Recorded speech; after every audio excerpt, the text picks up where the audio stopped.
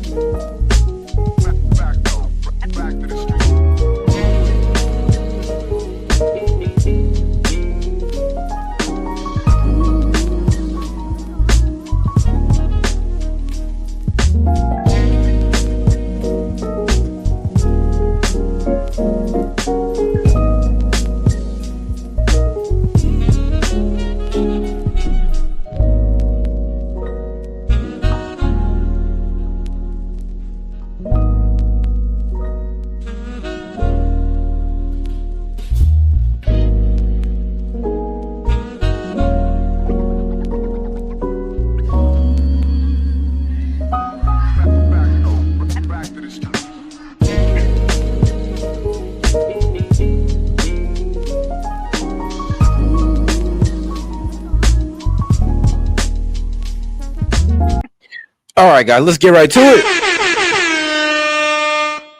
Yo, this is Set with S.E.T Media, guys, and I'm back with another one for you. All right, guys, we're about to get into Trump's press conference with FBI Director Kash Patel.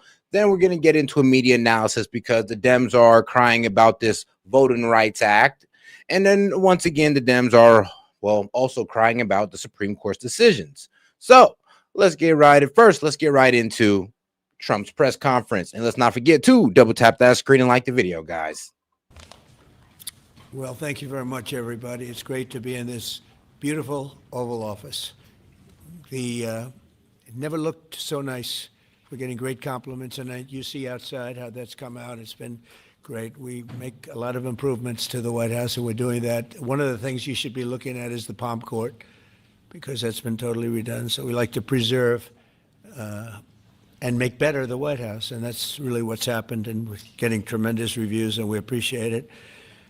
But we're here for a different reason. It's called Operation Summer Heat, which is an appropriate term in light of what we're doing. And early yesterday morning, I returned from the Middle East, where we celebrated a historic agreement to end years of suffering and conflict. Amazing. Every country came together. I mean, even the enemies came out and totally endorsed it. Everybody, I've never seen anything like it. Nobody's seen anything like it. Yeah, I mean, Arab nations, friend and foe alike, came together and said, you know what, Trump, you're doing good with this Gaza plan. Even though it's just phase one, I mean, like I said, it's an achievement that he was even able to get the hostages back. I mean, people were doubting him even doing that. Now, like I said, if he could just get to this Ukraine and Russian war and he could solve that, I mean, hey, he's a shoo-in for the Nobel Peace Prize next year, or maybe the year before that, or maybe the year after that, you know, if they don't play him. Like it. And just as we are forging peace and stability abroad, we're also restoring peace and safety and stability at home. And you see that in Washington, D.C., maybe better than any place, because we got there, and within 12 days, it was very good. And within 30 days, it's been as safe as any city in the country. It's been great. Took out 1,700 people, got them out. These are career criminals in many cases, and people that shouldn't have been allowed in by the Biden administration. Historically, the summer months have been a time when violent crime soar, as you know, but not under President Trump. Today, we're announcing the results of a sweeping law enforcement effort known as Operation Summer Heat. We were in many cities that people didn't know about. We kept it a little quiet, and it had a big impact, and you'll hear that in a second. But over the past few months, FBI offices... I mean, that's not the only operation we've been keeping quiet. That operation as well, the operation we're doing in Venezuela with the CIA. And I told you guys that the CIA was involved in investigating the cartel. I told you. In all 50 states made crushing violent crime a top enforcement priority. That's what they did, rounding up and arresting thousands of the most violent and dangerous criminals.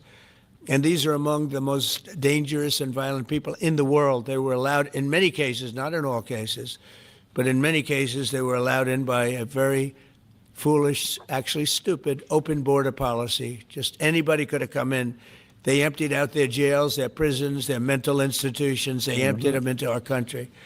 And the people behind me have done an incredible job because If we didn't have that administration, it would have been so much easier.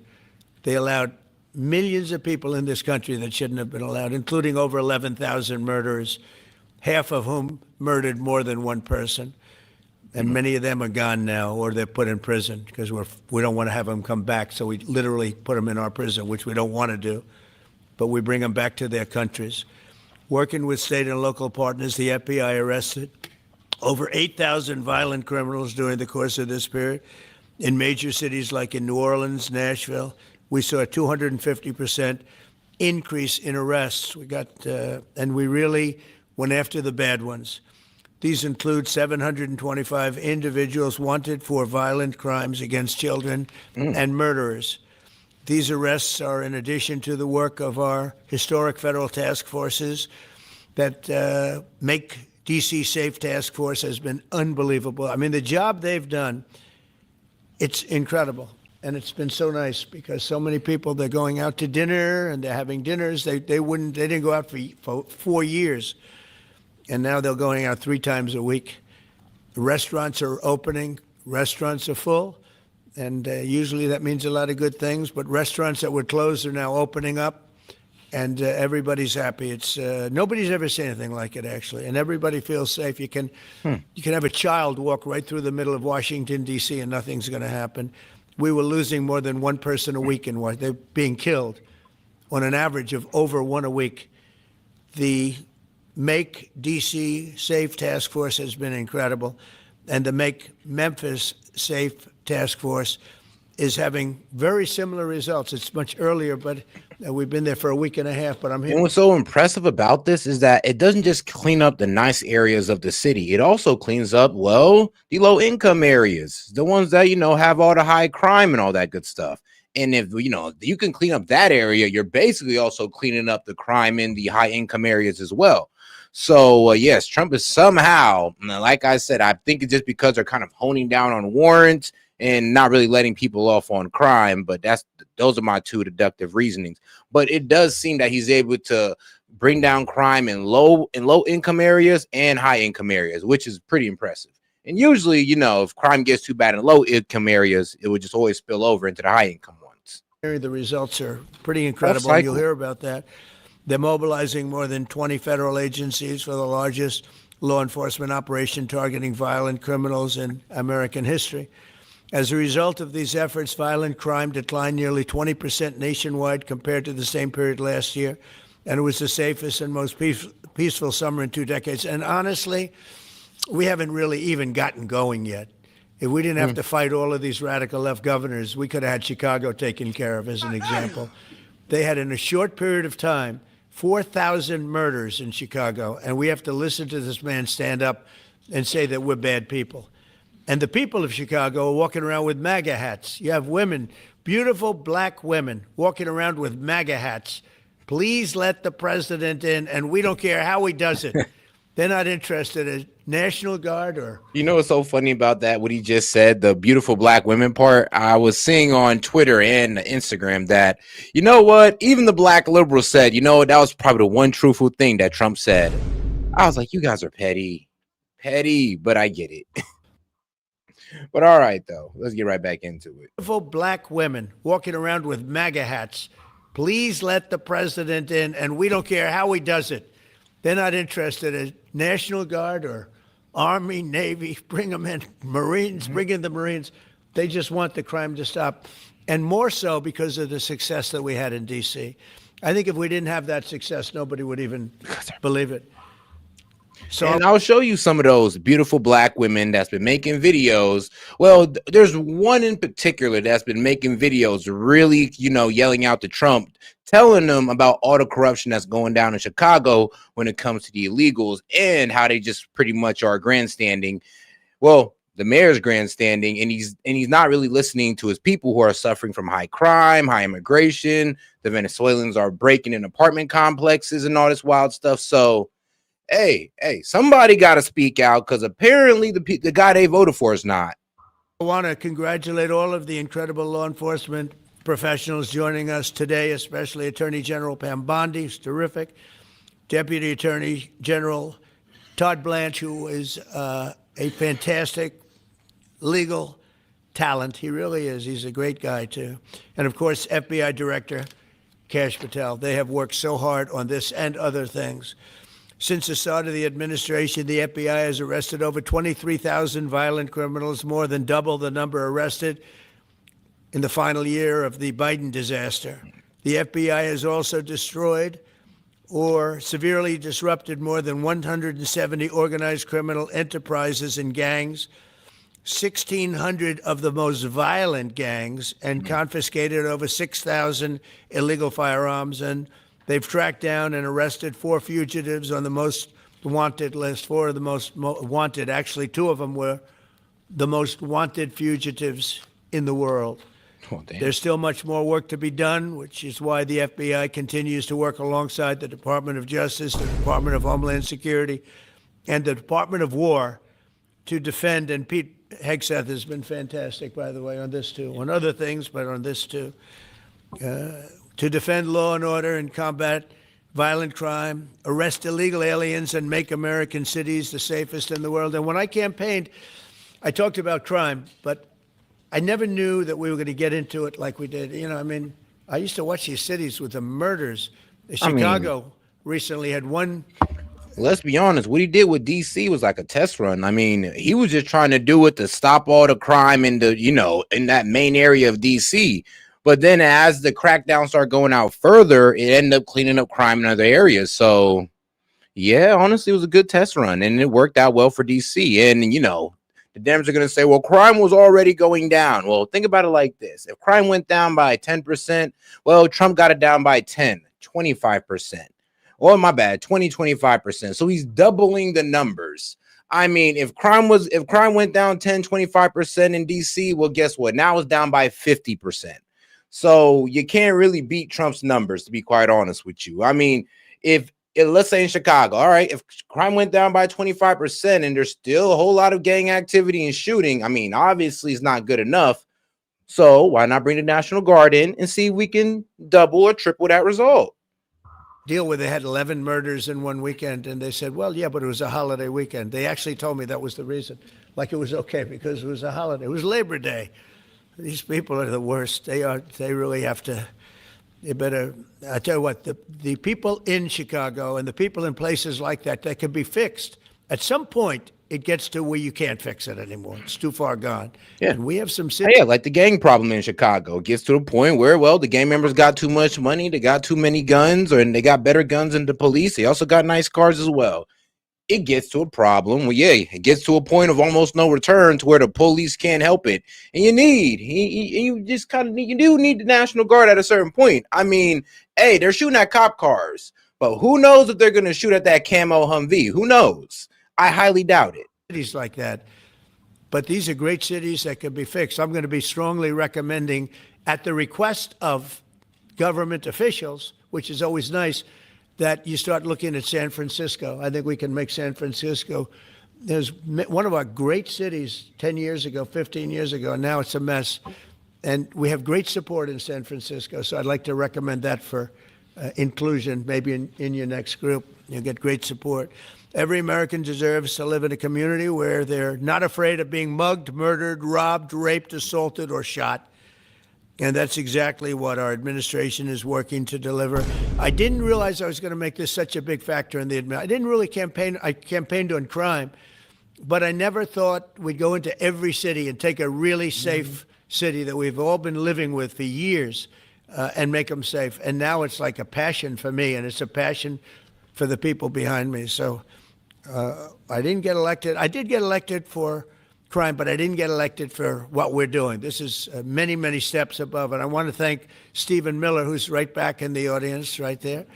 I'd love to have him. I love watching him on television. I'd love to have him come up and explain his true feelings, but maybe not his truest feelings. That might be going a little bit too far. But Stephen, thank you for doing an unbelievable job. And the people of this country love you, I'll tell you, and they love what you say about crime and stopping crime.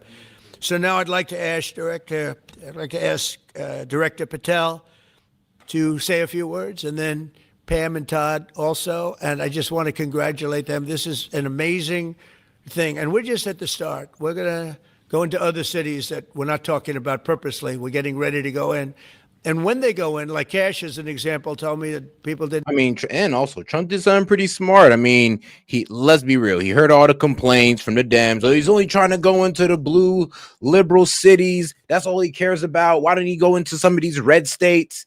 And you kind of know how they framed it from blue cities to red states.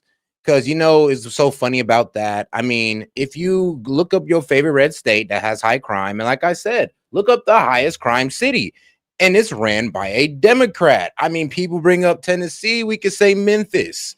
I mean, even in Ohio, we got Cleveland. Every single time, the highest crime area is ran by Dems. So I do like how Trump pretty much said, okay, cool. Well, we'll just go to another blue liberal city in a red state. That's perfectly fine. I don't even know. 5 months ago, they went into Chicago, and they started doing a lot of work in Chicago, and we brought the numbers down a little bit, and but that really was just preparatory work for what we're going to do with the surge. We're going to have a surge of strong, good people, patriots, and they're going to go in, they straighten it all out. So a lot of these cities we're already working on, but we don't do it with a big flavor. But in a little while, you're going to see some numbers that you're not going to believe. And I think you'll probably start with. Oh, guys, let's not forget to double tap that screen and like the video, guys. Let's get more people in the conversation by double tapping that screen. With Memphis, because I'm hearing the numbers are much quicker than we even thought possible. But again, D.C. it speaks for itself. Chicago is going to be okay. We're going to save Chicago. And I told you, and I told them, a very respected man, the head of the Union Pacific, said, "Sir, save Chicago. It can be saved." And the way he said it, it was like, can you believe it? We're trying to save Chicago. But I understood exactly what he wants, and that's what we're going to do. We're going to save all of our cities, and we're going to make them essentially crime-free, like other countries have crime-free. If you go all over the world, you go to the world, you hear Afghanistan, and you hear all these different places. Our crime in certain cities is worse than anything they can even imagine. And we're not going to have that any longer. It's going to stop, and it stops right here. Cash, please. Thank you, Mr. President. Now, considering in some Arab countries, you will lose a limb if you get caught stealing. Here, I mean, you'll spend a night in jail, you'll get a court date. But in some Arab countries, I mean, woo, it's a wrap for you. I mean, that'll be the last thing you ever touch. President, what I'd like to do is just highlight some of the outstanding work that the men and women of the FBI have been doing. And thanks to your brave leadership and the mandate you were given by the American people to not only defend the homeland but crush violent crime, you tasked us with our great partners at the Department of Justice and the Attorney General and the Deputy Attorney General to start making arrests and bring prosecutions and safeguard our cities. And you said it, this is just the beginning. In just 7 months, I hope the media takes a look at every one of these charts because these are the best numbers for fighting crime in U.S. history, and it's only 7 months in. And to do that, our vehicle to do it of choice was Operation Summer Heat, which the FBI architected to go after violent criminals. And in just a 3-month span, you had 8,700 arrests of violent criminals. You had 2,200 firearms seized off the streets permanently to safeguard our communities. You had 421 kilograms of fentanyl seized. Just to put that in perspective, that's enough to kill 55 million Americans alone.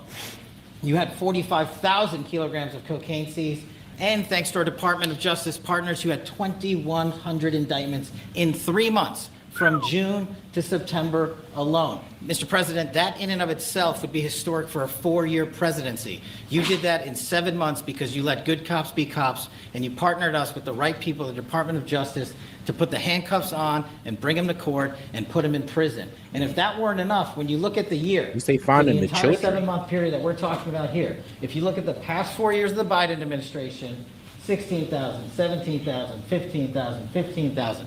That's the number of arrests year over year of violent felons in this country for the Biden administration. Mr. President, in 7 months, you have 28,600 arrests of violent felons in just 7 months alone because of your leadership and the dedication of the men and women at the FBI who want to go out there and do the job they were prevented from doing because that department used to be weaponized and politicized. And that's why Trump is cleaning up these, cleaning up liberal cities with the National Guard, because they're just arresting people who are actually committing crimes. Apparently, back in the day, I mean, you remember when it was, what was it? There was like a certain limit you had to steal past in order for it to be, in order for you to get charged for stealing. I think it was in California. So with laws like that, I mean, yeah, people were getting arrested less and less. Like there were certain states that let certain laws fly that allowed people to low key, I'm gonna be honest with you, commit crime. Just commit crime outright. So the fact that they're getting out there, they're locking these people up, and I'm not just talking about, you know, people who steal and all this good stuff. I'm talking about people who commit violent crimes and who are repeat offenders who continuously get let out and who are just pretty much skipping the court date. I mean, come on now, guys. You would be surprised how much people commit violent crimes or just straight out steal and all this wild stuff, and then, you know, we'll try to skip a court date. And we got to get those guys off the street. Why? Because they're repeat offenders, or they'll go on to do something more extreme. And this is what happens when you take out the fangs of weaponization.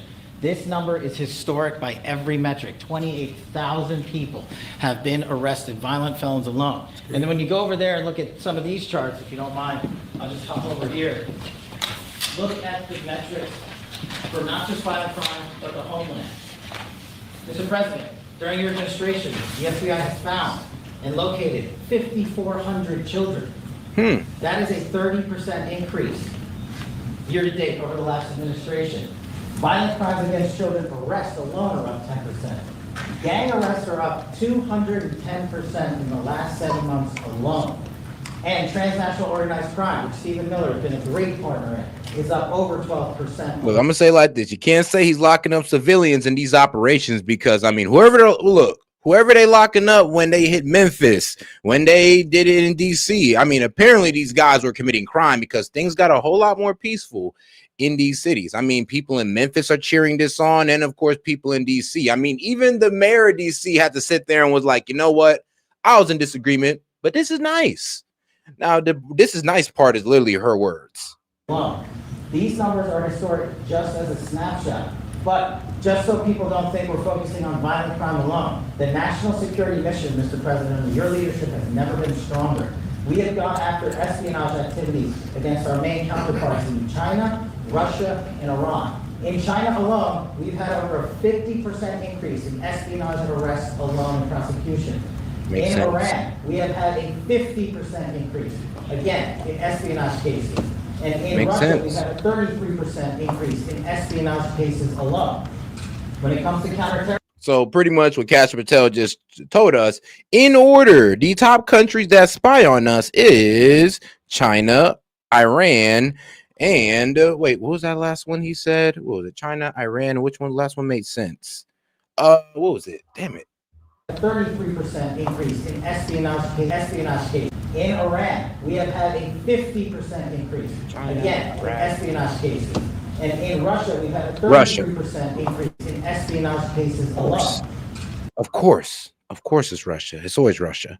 But yeah, China, Iran, Russia. You know what? I focus on China more because China is the guys who try to steal technology and then force people out the market. So I don't know. I focus on China also because, you know, they're the one building up their military, trying to have global dominance on rare earth mineral refinery. So I take care of China. I mean, Iran don't got, you know, economic pull really. And I mean, Russia's losing their economic pull by the day. So, you know, hey, priority should be China. When it comes to counterterrorism, year to date, we have 125 arrests this year versus 100 last year, year to date alone. And when it comes to the cyber criminal activities, which are some of the largest enterprises plaguing everyday Americans, we at the FBI have put out a mission to go after cyber criminals like never before. Last year, they had in total 191. This year, you already have 252 arrests. 52 arrests of violent cyber criminals who are stealing from senior citizens, who are violating our children's rights and freedoms, and who are violating everyday Americans. These programs are record. And two of the things I'll finish with that I'm most proud of, Mr. President, this FBI. Fentanyl. As you know, it's a scourge that's killing our youth, 100,000 plus a year. To date, the FBI has seized 1,900 kilograms of fentanyl. That's enough lethal doses to kill 127 million Americans alone, to date. And if that weren't enough, Mr. President, you said we have to go after the worst of the worst.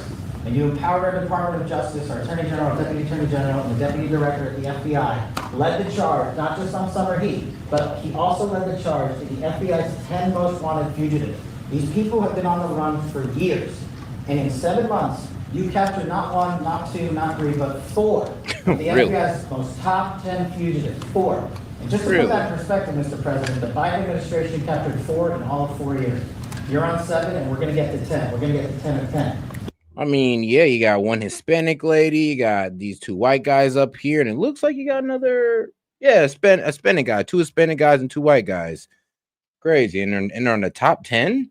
Huh. I mean, I can only imagine where they found these 2 at, the Hispanic ones. I don't even want to know where they found them at. This includes a lady who murdered her 6-year-old handicapped child. And fled. Damn. We got her in 2 months. This includes. How'd I know? How'd I know it was gonna be something bad? I could just see it in the lady's face. She killed her own kid. Like, how'd I know? Who murdered her 6-year-old handicapped child and fled Bro. to India. We got her in 2 months. This includes a narco trafficker. This includes a sex trafficker. This includes another first-degree murder and gangbang. These people were on the run because of the prior administration's reckless policies that destroyed our communities. And you came in and with a mandate said, go after the worst of the worst. This is just the beginning. This is what happens when you let good cops be good cops at the FBI. Mr. President, I just want to thank you for your incredible leadership, our great partnership with prosecutors who know how to bring cases and make sure these arrests stick. And that's what the Attorney General and the Deputy Attorney General have led the charge across this country. Because arrests without prosecutions are meaningless. We are deterring criminals from doing this activity. We are preventing criminals from coming into America, and we are absolutely crushing violent crime and gun reform and defending this homeland, sir. And not to mention, I almost forgot this one. It took you, sir, 2 weeks to get the Abbey Gate bomber. Joe Biden had 4 years to look for him. You got him in 2 weeks, thanks to the interagency effort by the FBI and CIA, went to Pakistan, and now 13 brave warriors who were sentenced murdered because of disastrous Afghanistan withdrawal. They have justice, their families have a peace of mind, and we're going to continue to find the others, Mr. President. On behalf of the FBI, sir, I just want to thank you. Thank you very much, Kash. Great job. Very good. Very impressive. Pam, would you like to say something, please? President Trump, the men and women of law enforcement say 2 things to me repeatedly. First, you have taken the handcuffs off them and let them do their jobs, and you let cops be cops. That's why all this is happening. The director, the deputy director are working around the clock. All of these great men and women in the FBI, they have families at home, and they are working during a government shutdown right now. Many of them have small children. No, AKA the Schumer shutdown, because, the Dems are the ones who want $1.5 trillion in Medicaid spending over the next 10 years. And then they also want what else? Oh, yes, they want an extension of the Obamacare health subsidies, which I support, which the Dems gave. I mean, not the Dems, but which the Republicans gave to them, a 1-year extension. But they still don't want to open up the government. Many of them, I was talking to an agent this morning, many of them have babies at home, and they are working around the clock to not only keep our country, but our world safe. And that's what Operation Summer Heat did. Thank you, Director, and to the Deputy Director for everything you did on behalf of the Department of Justice, and you're going to continue to keep doing. And they set the stage for what we're doing in Memphis. You're going to hear a lot more about that, our joint task force next week, but they set the stage for Memphis. And last night alone in Memphis, there were almost 70 arrests. There were 12 guns seized. And there was a 70-year-old man arrested as a result of our operation in Memphis who raped a child under the age of 3. That one case makes everything we're doing worthwhile. So thank you all for being here on behalf of both of us. Thank you, President Trump. Thank you. Todd, you want to say something?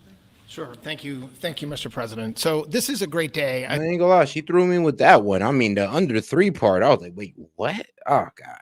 Well, I'm glad they're off the streets. And I think there's stats that the director talked about which are important, but I want to give 2 examples of what Summer Heat has done that actually will apply hopefully to everybody in this room. The first is for over 4 years during the last administration, there was a hotel in a town, the middle of a town in Alaska, that was being run as a drug den. There were over 1,000 calls to 911 over 4.5 year period. There were multiple violent crimes, drug dealers, overdoses, and murders at this one hotel, ruining a community. Summer Heat went in there. It's not only arrested all the participants that were controlling the hotel, but seized the hotel. And so that's one example of what summer heat means to everyday Americans that just want to live in peace. The second example is a large narcotics trafficking group that was. And for those of you who can't fathom a whole hotel getting, seized, yeah, when the whole hotel turned into a crime scene where, what was it? Most likely criminals were hanging out, illegals were hanging out, maybe kids were being trafficked through there. Yes, the whole building gets shut down and everybody in that building gets investigated, even if they are a U.S. citizen and even if it's by ICE. Selling fentanyl in the state of Washington. They were Which I don't shipping like to hear. fentanyl and using commercial aircraft, putting fentanyl pills and powder onto in suitcases, flying them from the southwest border, mostly Arizona, all the way to Washington. It had been going on for an extremely long time, and the entire organization was arrested. And I say those two examples because it's easy to look at the board and see 1,000 arrests. How much different is our communities now compared to the past 4 years? But there's actual life examples. Every one of these arrests means that our streets are safer, and that's because of the work of this administration, of President Trump and Director Patel. So I will tell you, Attorney General Bondi and I are together every day with Director Patel, figuring out ways that we can continue to do this work, and it's not going to stop. Like the Attorney General said, and like the President said, this is. I don't like Todd Blanche. I don't know. Todd Blanche, he's sus to me all of a sudden. Him and Patel. And the reason why is because, well, Todd Blanche went and gave Ghislaine Maxwell a very sweetheart interview, a very soft core interview. Well, a softball interview. And it killed me because I'm just like, you're supposed to do the softball interview and then you're supposed to come in there and give her a hardball interview, roasting her on all the lies. She told you guys once you guys got the facts. I mean, you guys got the files. I mean, you got more papers out. You got the emails that came out. And, that kind of proved Ghislaine Maxwell was lying. And we have not heard nothing else from that. This man went in there, interviewed her one good time, let her tell her story, and it did not go back. I mean, Todd, do better. Just the beginning or phase one or a start, whatever you want to say, but it will continue on. So thank you, Mr. President. Yeah, shout out Luna. Deputy AG is a snake. I mean, I agree. Something about Todd Blanche is just off to me. It's off.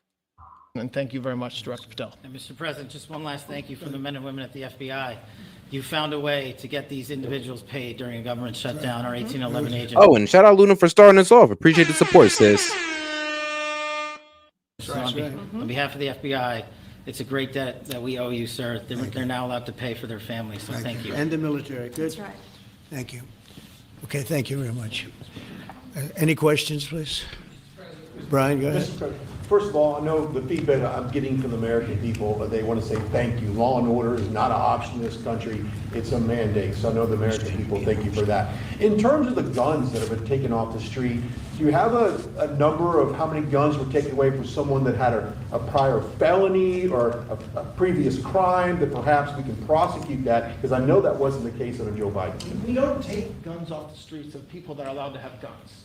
So every gun that we're taking off the street is because it belongs to somebody who is not allowed to have it. Could be a felon, could be somebody who hears illegally. There's all sorts of conditions. But if there's a gun taken off the streets by the FBI, it's because the person who has it is not allowed to. It's not somebody who's lawfully allowed to have it. So every single one of those guns were taken off of people that aren't allowed to have them. And not including the FBI, all of the other agencies. ATF alone since January 20th has removed over 25,000 illegal guns off our streets just since President Trump's been in office. I mean, the Dems should be happy about that one. If I could follow up on that, could there be any further conversation to have national concealed carry applied to actual DC? Like if you had a driver's license in Texas and you had a permit, of course you could drive. Well, as you know, they've been talking about that for a long time. It's an interesting question. A lot of people feel strongly both ways, but we are talking about that, Brian. Thank you. Mr. President, on Venezuelan boats, I want to ask you, why not have the Coast Guard stop them, which it is empowered by law to do? This way you can confirm who's on the boat and ensure that they're doing what you suspect. Because we've been doing that for 30 years, and it has been totally ineffective. Yep. They have faster boats. Some of these boats are seriously, I mean, they're world-class speedboats. I mean, bro, gang members get better by the day. I mean, they make more money. They throw that money into their operations by getting faster boats, bigger guns, bribing people, all that good stuff. I mean, at a certain point, you can't play fair with these guys. Well, because they don't play fair with us. It is what it is. That's why we designated them a terrorist group. Because, hey, nobody asked permission. We don't got permission when we bomb the Houthis, do we? We don't got to have permission when we bomb the Muslim terrorists. So we don't got to have permission when we bomb the Hispanic ones. Sorry, guys. Trust me. We can do it. We can do it when we want to, especially when we call them terrorists. Now, if they were still labeled a criminal organization, sure, we'd have to tackle them differently like the old days.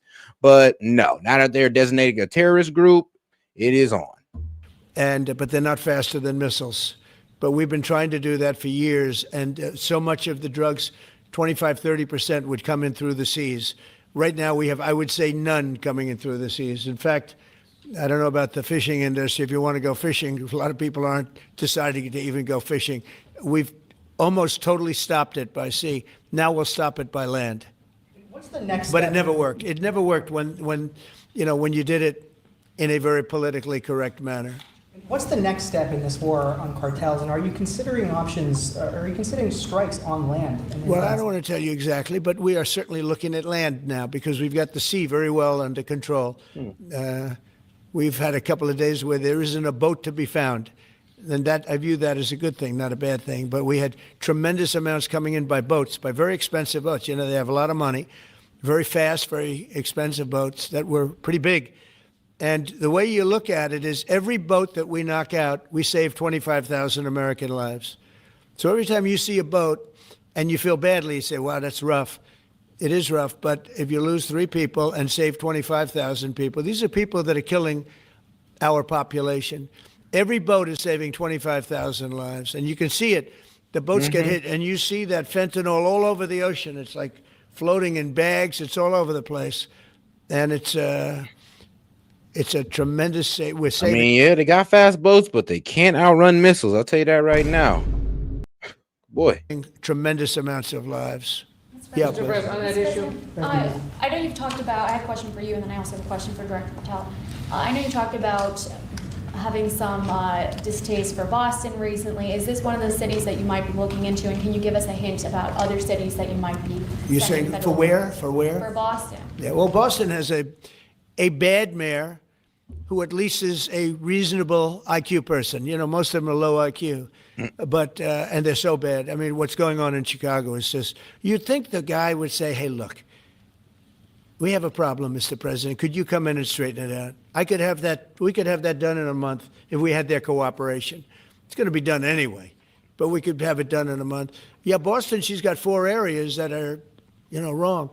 And, somebody said, would we think about taking the World Cup away from Boston if they don't straighten it out? And the answer is yes. We have the right to do that with FIFA.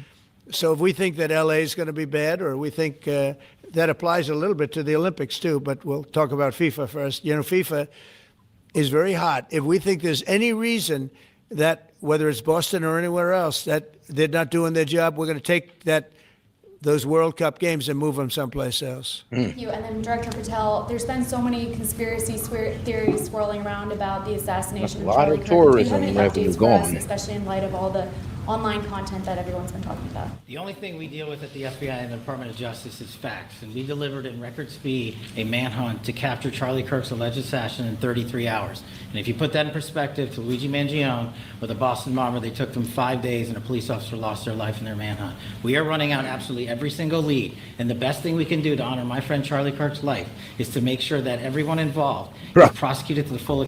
crying. He said, cocaine bear. How about zombie fence sharks? I mean, yeah, I was thinking about that too for some reason. I'm like, it is wild that they're just fentanyl now floating in the ocean. I mean, hopefully that don't hurt the fish. I mean, damn, what about the marine life? But hey, it is what it is, right? Into the law, and that's what we're focused on, investigating the facts, not trading in conspiracy theories. Okay. Mr. President, thank you so much. Thank you. In light of China's export curbs on rare earths, do you view India as a reliable partner going forward? And are you planning to meet Prime Minister Modi in Malaysia? Are you open to talks in terms of Yeah, trade? sure. He's a friend of mine. We have a great relationship. He just said that 2 days ago, as you know.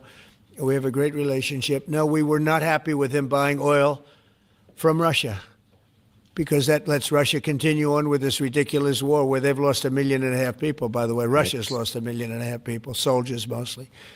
This is a war that should have never started, but it's a war that Russia should have won in the first week, and they're going into the 4th year. And I want to see it stop. So I was not happy that India was buying oil. And he assured me today that they will not be buying oil from Russia.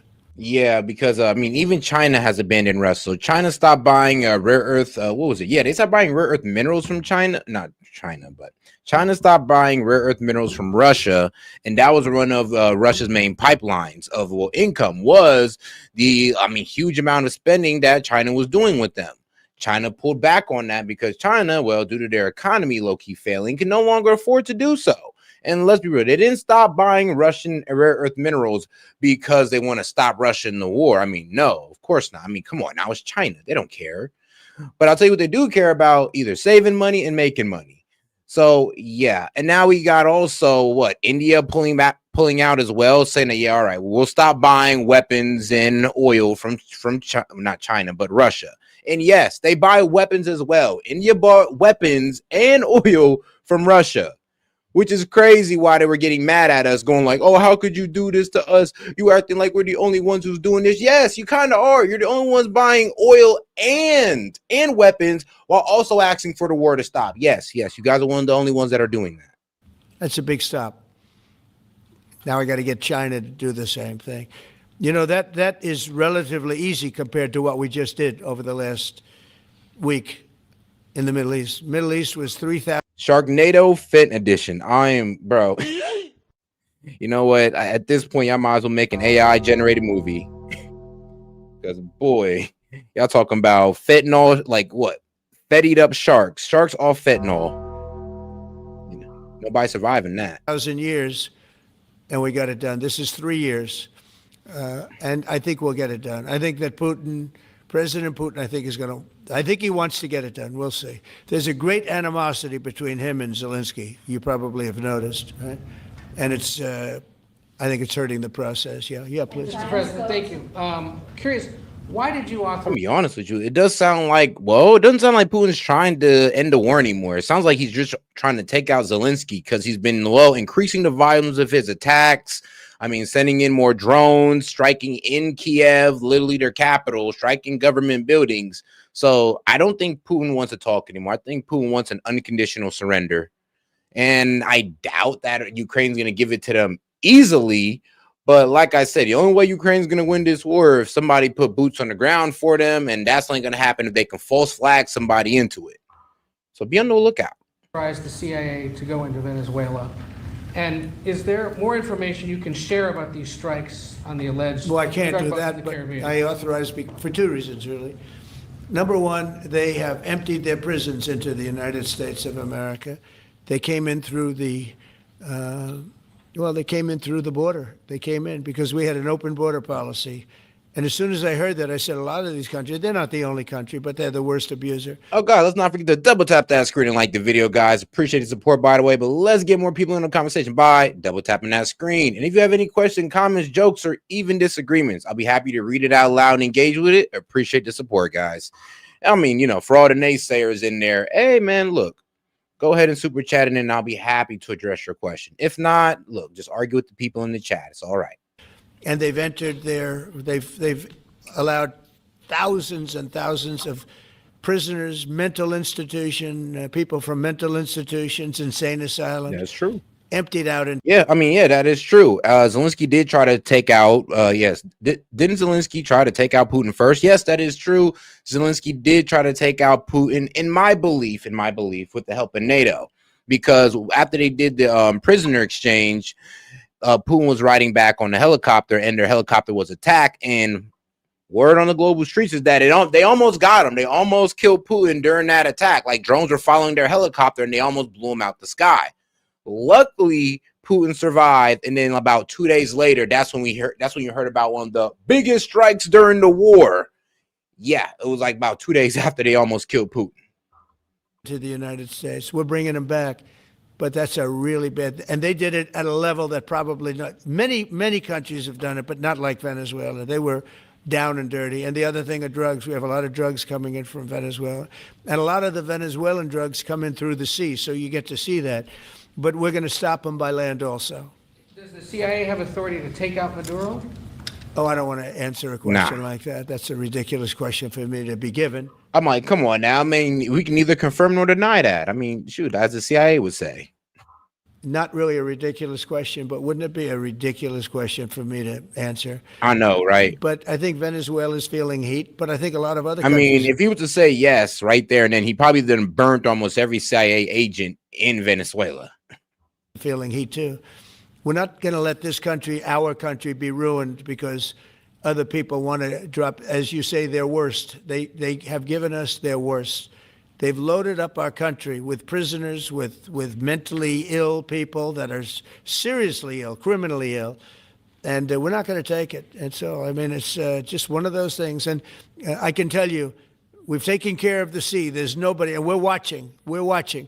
And if we see it, we'll save it. Yeah, please. On the ships, though, sir, there are Republicans and Democrats up on the Hill concerned that in the briefings they've gotten about those attacks, they're not necessarily getting information about who was on them and what exactly was on those ships. Can you ensure that at but least they are lawmakers given will be told that? information that they were loaded up with drugs, and that's the thing that matters.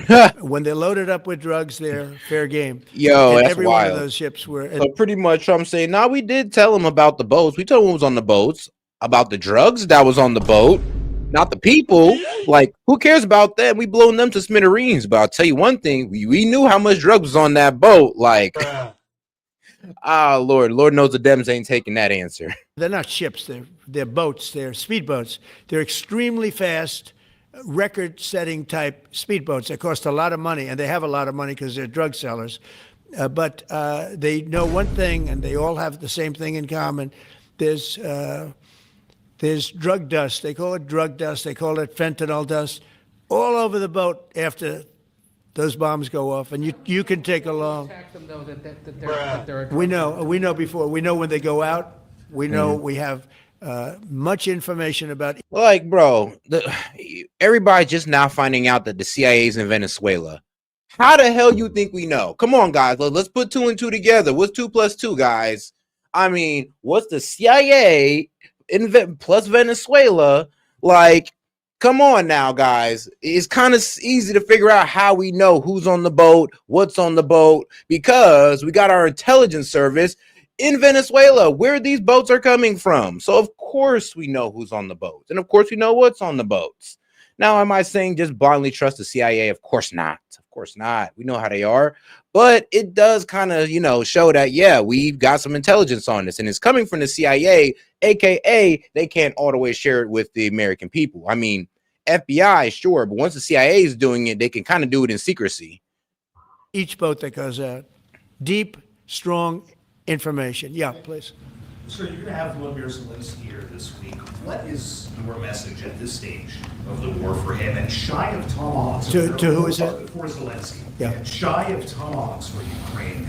Are you considering other options, and will you speak with Vladimir Putin? No, we're looking at other options. We are. President Zelensky's coming in. I'm sorry. I'm not a fan of the war. I'm sorry. Somebody said it's still an international crime, you pirate. And I'm just sitting here like, arg, there be fentanyl in the seas. Like, huh. War. I'm not a fan of the way it started. It should have never happened. It wouldn't have started if I were president. The election was rigged. And because of that, we lost a lot of lives have been lost because of that war. Not American lives, but if I can save a lot of lives, that's why I'm in it. I want to save lives. I've had 8 wars. The Prime Minister of Pakistan got up the other day, said so beautifully, says, you saved millions of lives. He told that to a group of people right in this office. He said the president saved millions of lives. And I think what he's referring to is the fact that that would have been with India nuclear war. That was getting very close. 7 planes, they don't talk about it, but 7 aircraft were shot down. In fact, we have the new ambassador to India right here. They're well represented. You better represent us, not them, okay? But Sergio's going to do a great job. He's going to do a great job. But no, we'll be talking about the war with him, and we'll be talking about, they want to go offensive. I'll make a determination on that, but they would like to go offensive, you know that, and we'll have to make a determination. Can I follow up a question? Given you have the FBI director and attorney general here today, Jim Jordan has asked Jack Smith to appear in front of the House Judiciary. You mean deranged, Jack? He's a deranged individual, yeah. He's asked him to. Well, they should. I'm surprised it takes so long. We're talking about violent crime. What about the crime against a political opponent? That's what we have to talk about, Mr. Jordan too. would like to understand the full extent to which the Biden-Harris Justice Department weaponized federal law enforcement.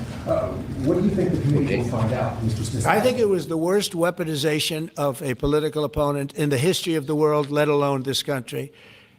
And I hope that everybody's, they're involved in it. I'm not. I'm the one that had to suffer through it. And He said that was just Trende Aguas, dandruff and lice. I'm like, come on. Hey, man, apparently we pirates out here too, man. We out here getting all the fentanyl in the sea, man. That and stealing cartel booty. So, oh, man, for the one time, shout out to CIA. Ultimately win. Which I can neither confirm nor deny has given us information. But what they did was criminal.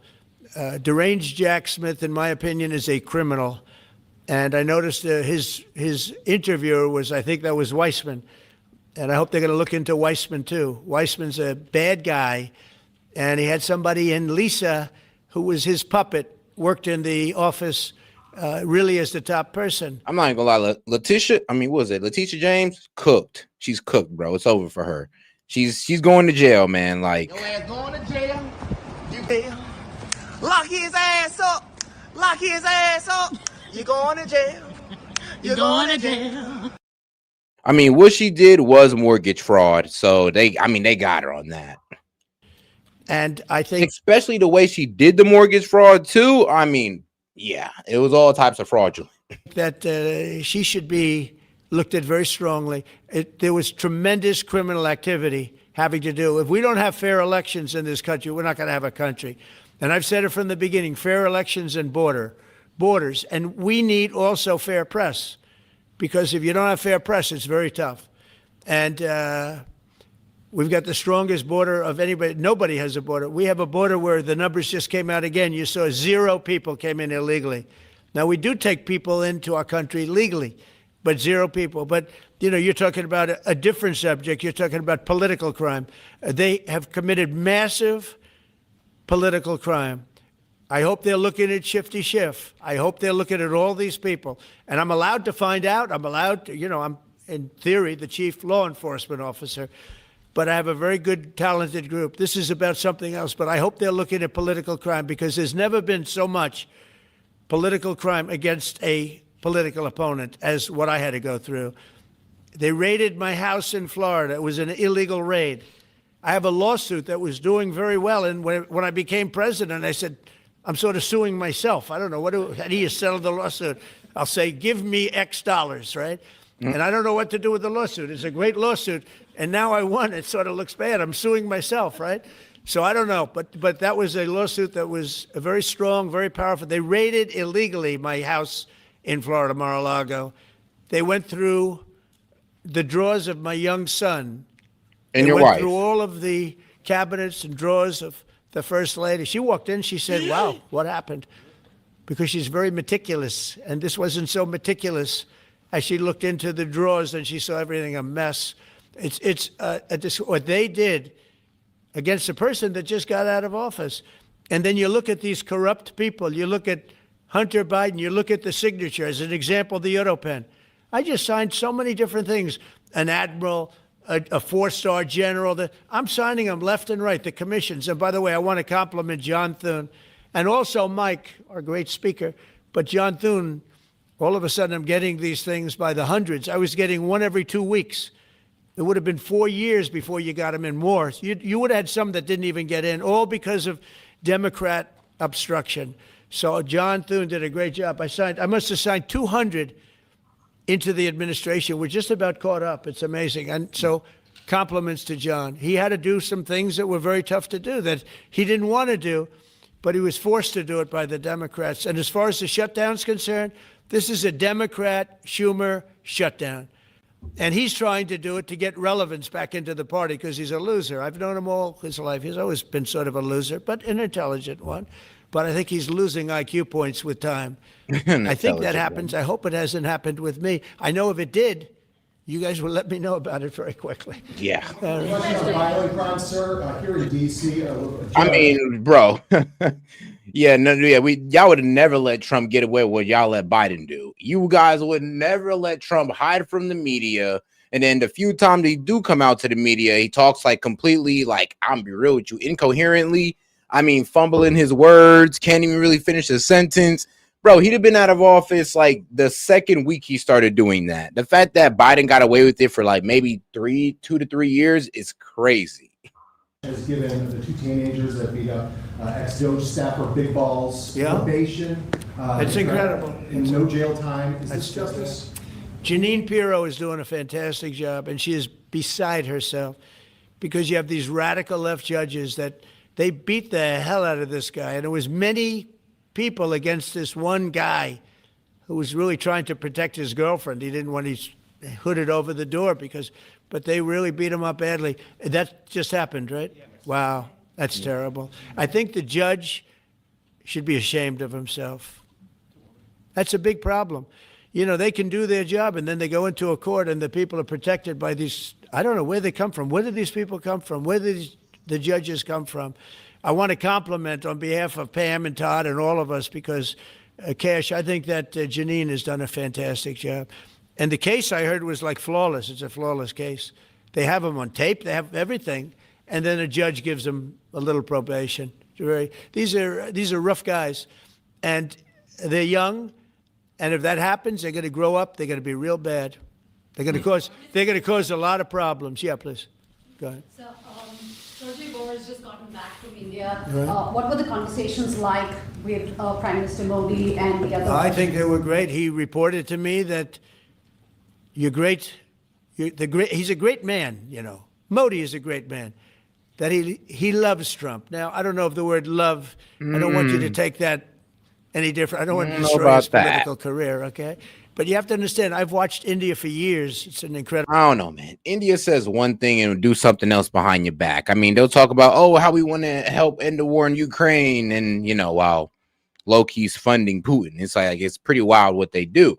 I mean, they'll also talk about, oh, we want free trade with the world. We want people to, you know, let in our products, so let in our citizens, but they won't let in other people's citizens, and they protect their domestic industries with crazy tariffs.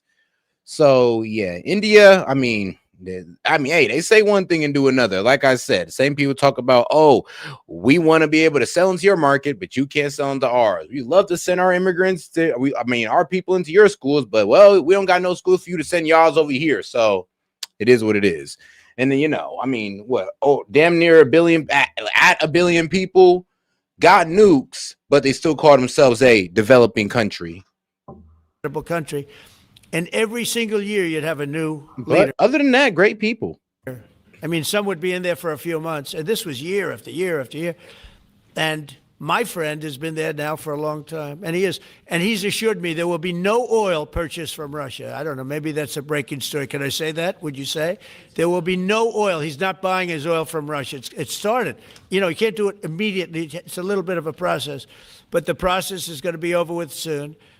And all we want from President Putin is stop killing Ukrainians and stop killing Russians, because he's killing a lot of Russians.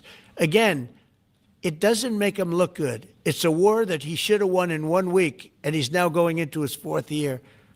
That does not make this big so-called war machine look good. But he could make a settlement. We're willing to settle. I thought we had a deal. The hatred of the two leaders is very, you know, it's an obstacle. It's an obstacle. There's no question about it. But I thought we had a deal 2 months ago. Who would think I created peace in the Middle East and can't get the two guys to settle. But I think we'll get them. But if India doesn't buy oil, it makes it much easier. And they're not going to buy. They assured me they will. We'll say it like this, man. Look, the problem is about Israel is that, well, we fund them, so we can stop the whole war just by stop giving them weapons and just let them, stick it out on their own. I mean, shoot, we could have did it like that and that'd have stopped the war. We can't do that to Russia. I mean, Russia, they can go to war on their own dollar at the risk of their own economy, but they can still go to war on their own dollar. Within a short period of time, they will not be buying oil from Russia. And they'll go back to Russia after the war's over. Jennifer? On the shutdown, sir, are FBI officials being paid right now? Are all the FBI employees being paid? And are all the Well, that's what I understand. I hope so. Thanks to you, everybody. Thanks to your great work, Mr. President. The 1811 special agents at the FBI are going to receive their paychecks. Got a lot of people paid, actually. We got the people that we want paid, okay? And we want the FBI paid, we want the military paid. We got the people that we want paid. And I'll tell you, the Democrats, they don't talk about this. We're getting rid of programs that we didn't like, but that were negotiated in, but we didn't like. We're terminating those programs, and they're going to be terminated on a permanent basis. And it's thousands of people, and it's billions of dollars. We're getting rid of a lot of things that we never wanted because of the fact that they made this stupid move. And they don't want to talk about it. They have their day coming up. I hear very few people are going to be there, by the way. But they have their day coming up, and they want to have their day in the sun. But they should really make a deal. So what we're doing, they call him Darth Vader, but he's... Yeah, Trump, let's be real. The Dems left Trump open, gave Trump the perfect opportunity. Even Trump said it. I can't believe the Dems is giving me this opportunity to literally gut out the deep state. Yes, all the Democratic bureaucrats that get in the way of policy and all this good stuff. Yeah, we can go ahead and get them out the way now because the government shut down. And the Dems literally gave that opportunity to Trump. And I don't think they really know what they did to themselves. He's actually a very nice person, Russell Vogt. Yeah, but Russell bad. Vogt is really terminating tremendous numbers of Democrat projects. There's not only jobs, the project in Manhattan, the project in New York, it's billions and billions of dollars that Schumer has worked 20 years to get. It's terminated. Tell him it's terminated, Jennifer. All right. On Hamas, sir, what is your understanding of the... And his guy did go out and try to, what was it? I think it's like 10,000 jobs that he ordered to get laid off. Yeah, but the judge dropped it. But the judge, there was a judge who temporarily blocked Trump's planned federal worker layoff, which was about to be 10,000 federal workers who were going to be laid off. But a judge temporarily blocked it. But, this is how the Dems try to stop Trump at every waking moment. And they always fail in the end because he can't fire them. I don't even know why they're even trying to stop him. Case of returning the deceased hostages, are you pleased? Well, they're looking for them. Absolutely. They're looking. So we have the living hostages all back. They returned some more today. It's a gruesome process. I almost hate to talk about it. But they're digging. They're actually digging. There are areas where they're digging and they're finding a lot of bodies. Then they have to separate the bodies. You wouldn't believe this. And some of those bodies have been in there a long time. And some of them are under rubble. They have to remove rubble. But there are graves, and some are in tunnels that died in tunnels that are way down under the earth. And the tunnels are like 3 feet. Can you believe it? 3 feet high. They lived like this for a long period of time. It's a horrible atrocity. At the same time, we, meaning Israel, but I knew everything they were doing pretty much.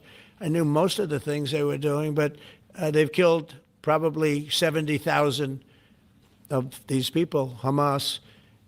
And I said, it's time now.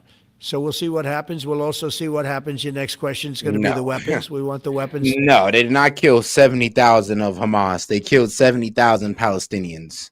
And be honest, we don't even really know how much of that is Hamas.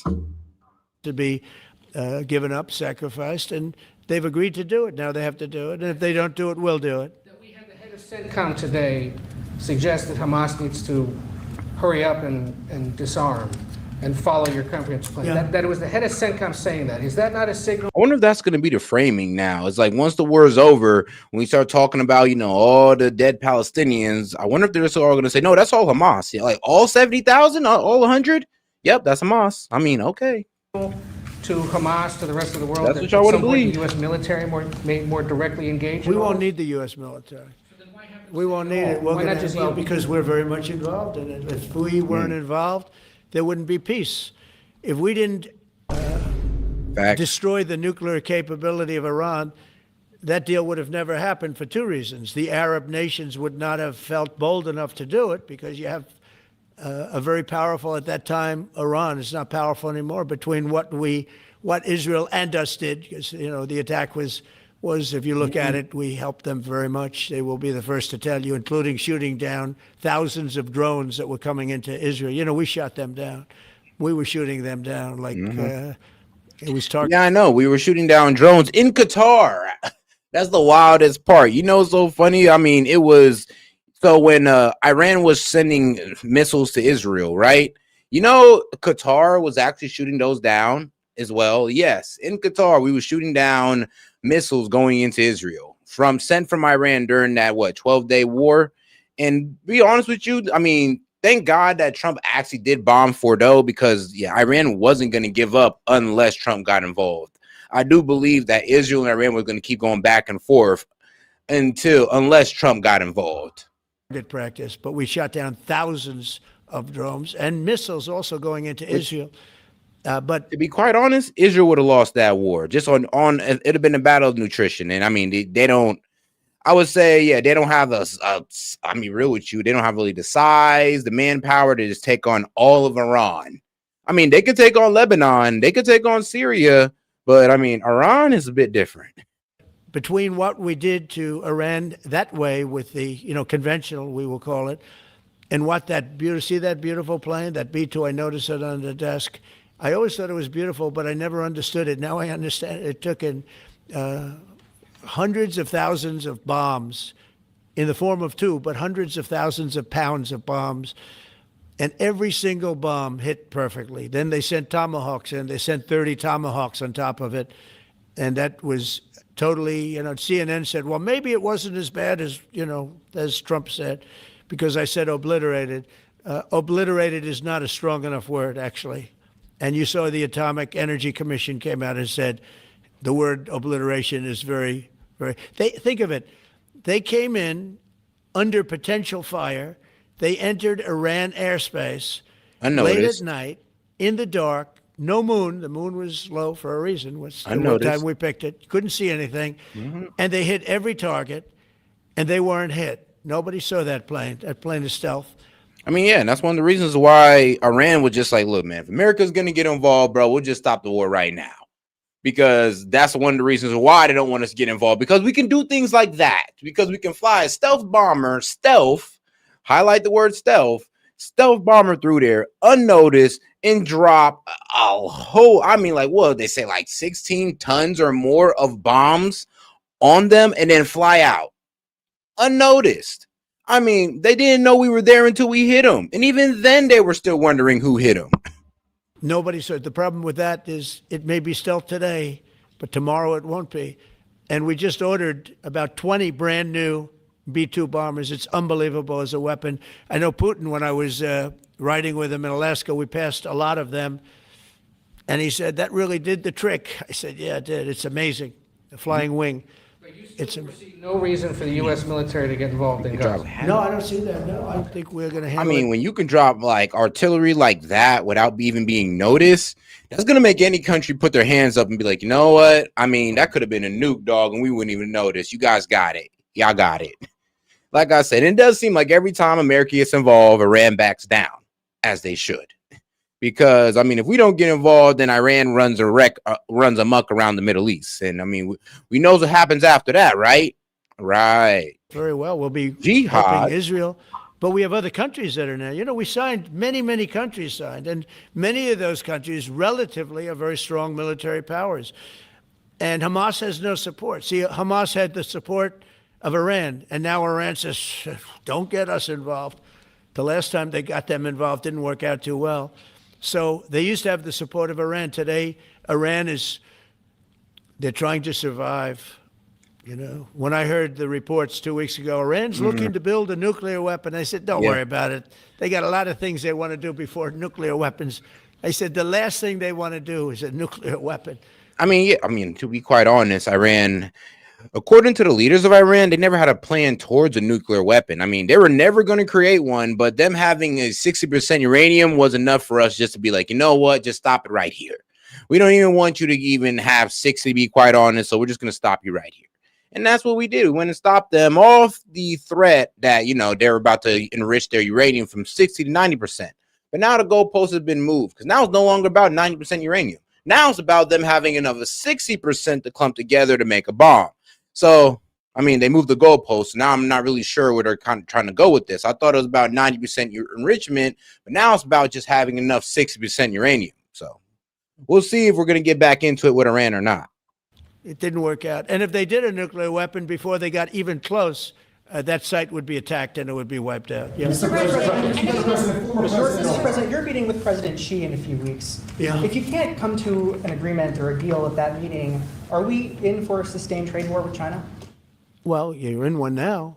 Look, we have 100% tariff. If we didn't have tariffs, we would be exposed as being a nothing. We would have no defense.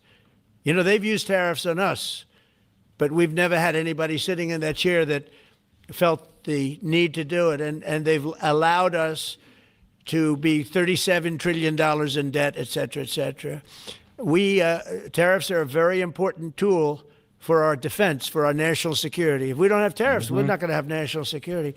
As an example, if you look at, he's right about that. Especially when it comes to bringing back pharmaceuticals, start doing rare earth minerals refinery, and getting some of our own minerals and oil. Of course, it's a matter of national security, and a lot of these companies aren't going to play along unless we make it unfavorable for them to, you know, produce overseas. I mean, with tariffs, we make it more expensive for them to produce outside the U.S., so therefore they bring it back inside the U.S.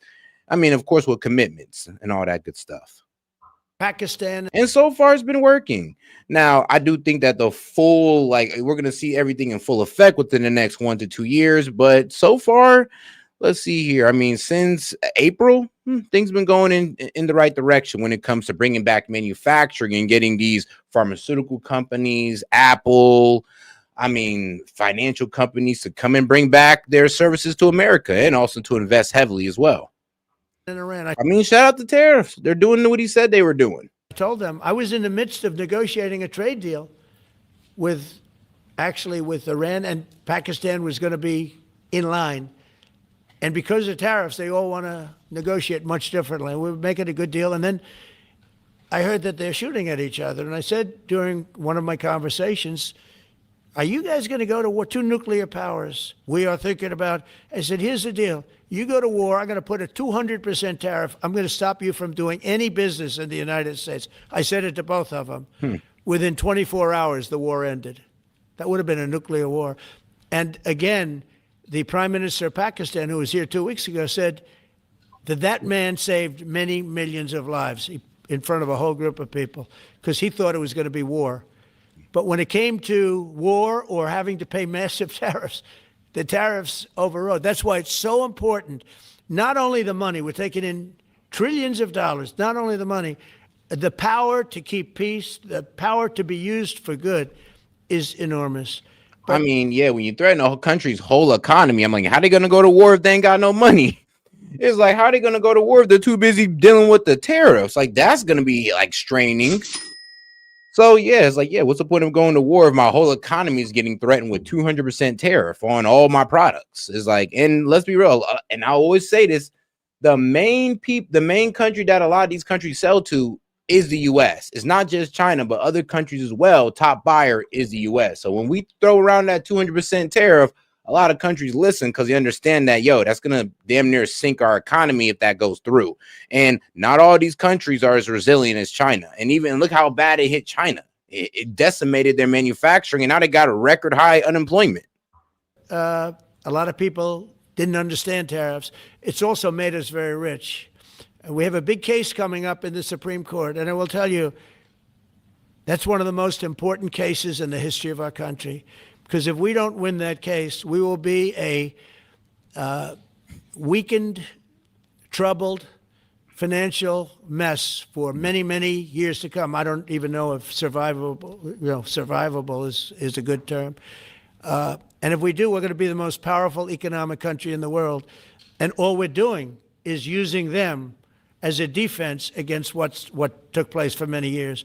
China would charge us tariffs. It was incredible, but we weren't allowed to charge. And we're allowed to do whatever we want. We just had. I mean, it is kind of crazy how people like judge Trump for placing tariffs on countries who tariff us.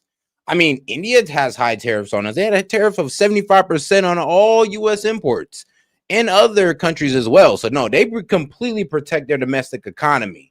So they're allowed to protect their domestic economy. China's allowed to do so as well. But as soon as we try to do so, like Trump gets framed as what? Trying to destroy free trade, trying to slap all of our friends or allies in the face.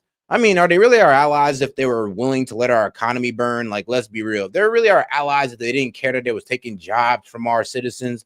Were they really allies? Of course not. Presidents that didn't want to do it for whatever reason. And it was nothing. But of the 8 wars, I was saying 7, of the 8 wars, I would say tariffs are directly responsible for me ending 6 of them, 5 or 6. Without the tariffs, you have wars raging all over the world. With the tariffs, other than Russia, we have no wars out there. And we've made a lot of good friends, too. Tariffs are so important to our national security. If we don't have tariffs, we don't have national security. Our country would suffer a level that, because they use so strongly on us. As an example, the European Union, they won't take our cars, they won't take our agriculture, they won't take anything, but they send their cars in, Mercedes, BMW, Volkswagen, by the millions. We don't send any cars. They don't take them. They were tariffing us out. Yeah, because tariff protects your domestic economy. I mean, if you got tariffs on imported cars, I mean, and there's no tariff on the cars that you make at home, what's more likely to get sold? The cars at home. I mean, that's just how it works. Tariffs definitely do protect domestic economies. I mean, and unless the supplier of the cars are willing to eat the tariff in order to try to have the same price or sell the same price as a Japanese car, but all the Japanese would do is just raise their tariffs on cars that are shipped inside, and they don't really ever got to worry about competition in their own market. I mean, that's really how tariffs benefit these countries, and it's how it's going to benefit the United States as well. And America was never a victim of tariffs. I mean, bro, when dog, yes, we have been. I mean, $1.2 trillion trade deficit. That's being a victim of tariffs, my friend. I mean, jobs going overseas because we refuse to put up tariffs to block these guys and make it more profitable for them to go overseas. That was us being a victim of tariff, my friend. I mean, just because you have surface level thinking, my man, like try to think a little bit deeper about it. Instead of just, I want to disagree with Trump, try to think deeply on how this helps the American people. Like really think about it instead of just saying, I hate Trump. Because some of y'all really don't make sense when y'all talk about tariffs. Especially say, oh, it goes straight down to the American consumer. It doesn't help anything. Then what are all these trade deals that he's getting done? Then how is he stopping wars with just tariffs? If it just goes straight down to the American consumer, then all of these countries would just be ignoring it. They wouldn't even care if it was just a tax on the American consumer. So, bro, off reality alone, what you're saying don't make sense. Agricultural product. They don't take our agriculture. They want their farmers to do it. I understand that. But it was very unfair, and they were tariffing our product. They're keeping out by using tariffs.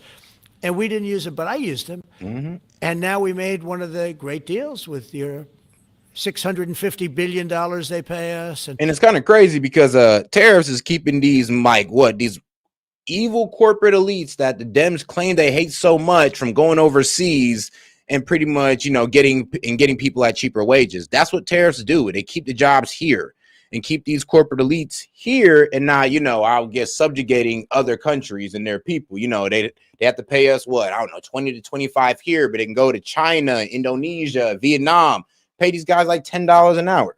I mean, hey, I would go out there too, but now if there's tariffs, it makes it a little bit more expensive. It's not even really worth it no more. I might as well just bring the jobs back here to America, and that's what Trump is trying to get these guys to do, is make it too expensive to produce outside of America.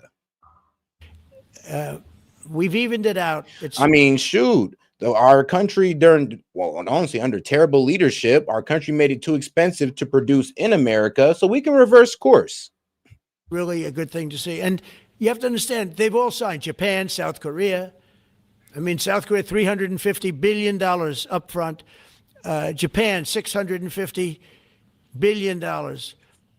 And they've all agreed to it. All right, let me correct them on that one. Japan is giving us $550 billion in loan guarantees. So not, direct money, direct cash to the treasury, but no, they're going to back up any loan that goes into, I believe, what was it? Tech, AI, and other, and what was it? I think mining as well.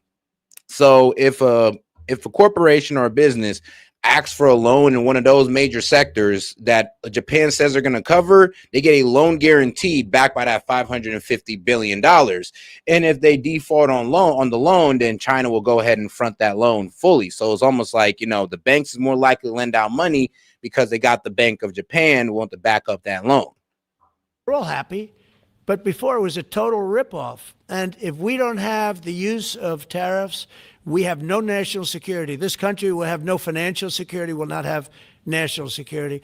And the people that brought the lawsuit are people that are aligned with foreign nations that are now being treated fairly as opposed to just ripping us off and ripping us asunder.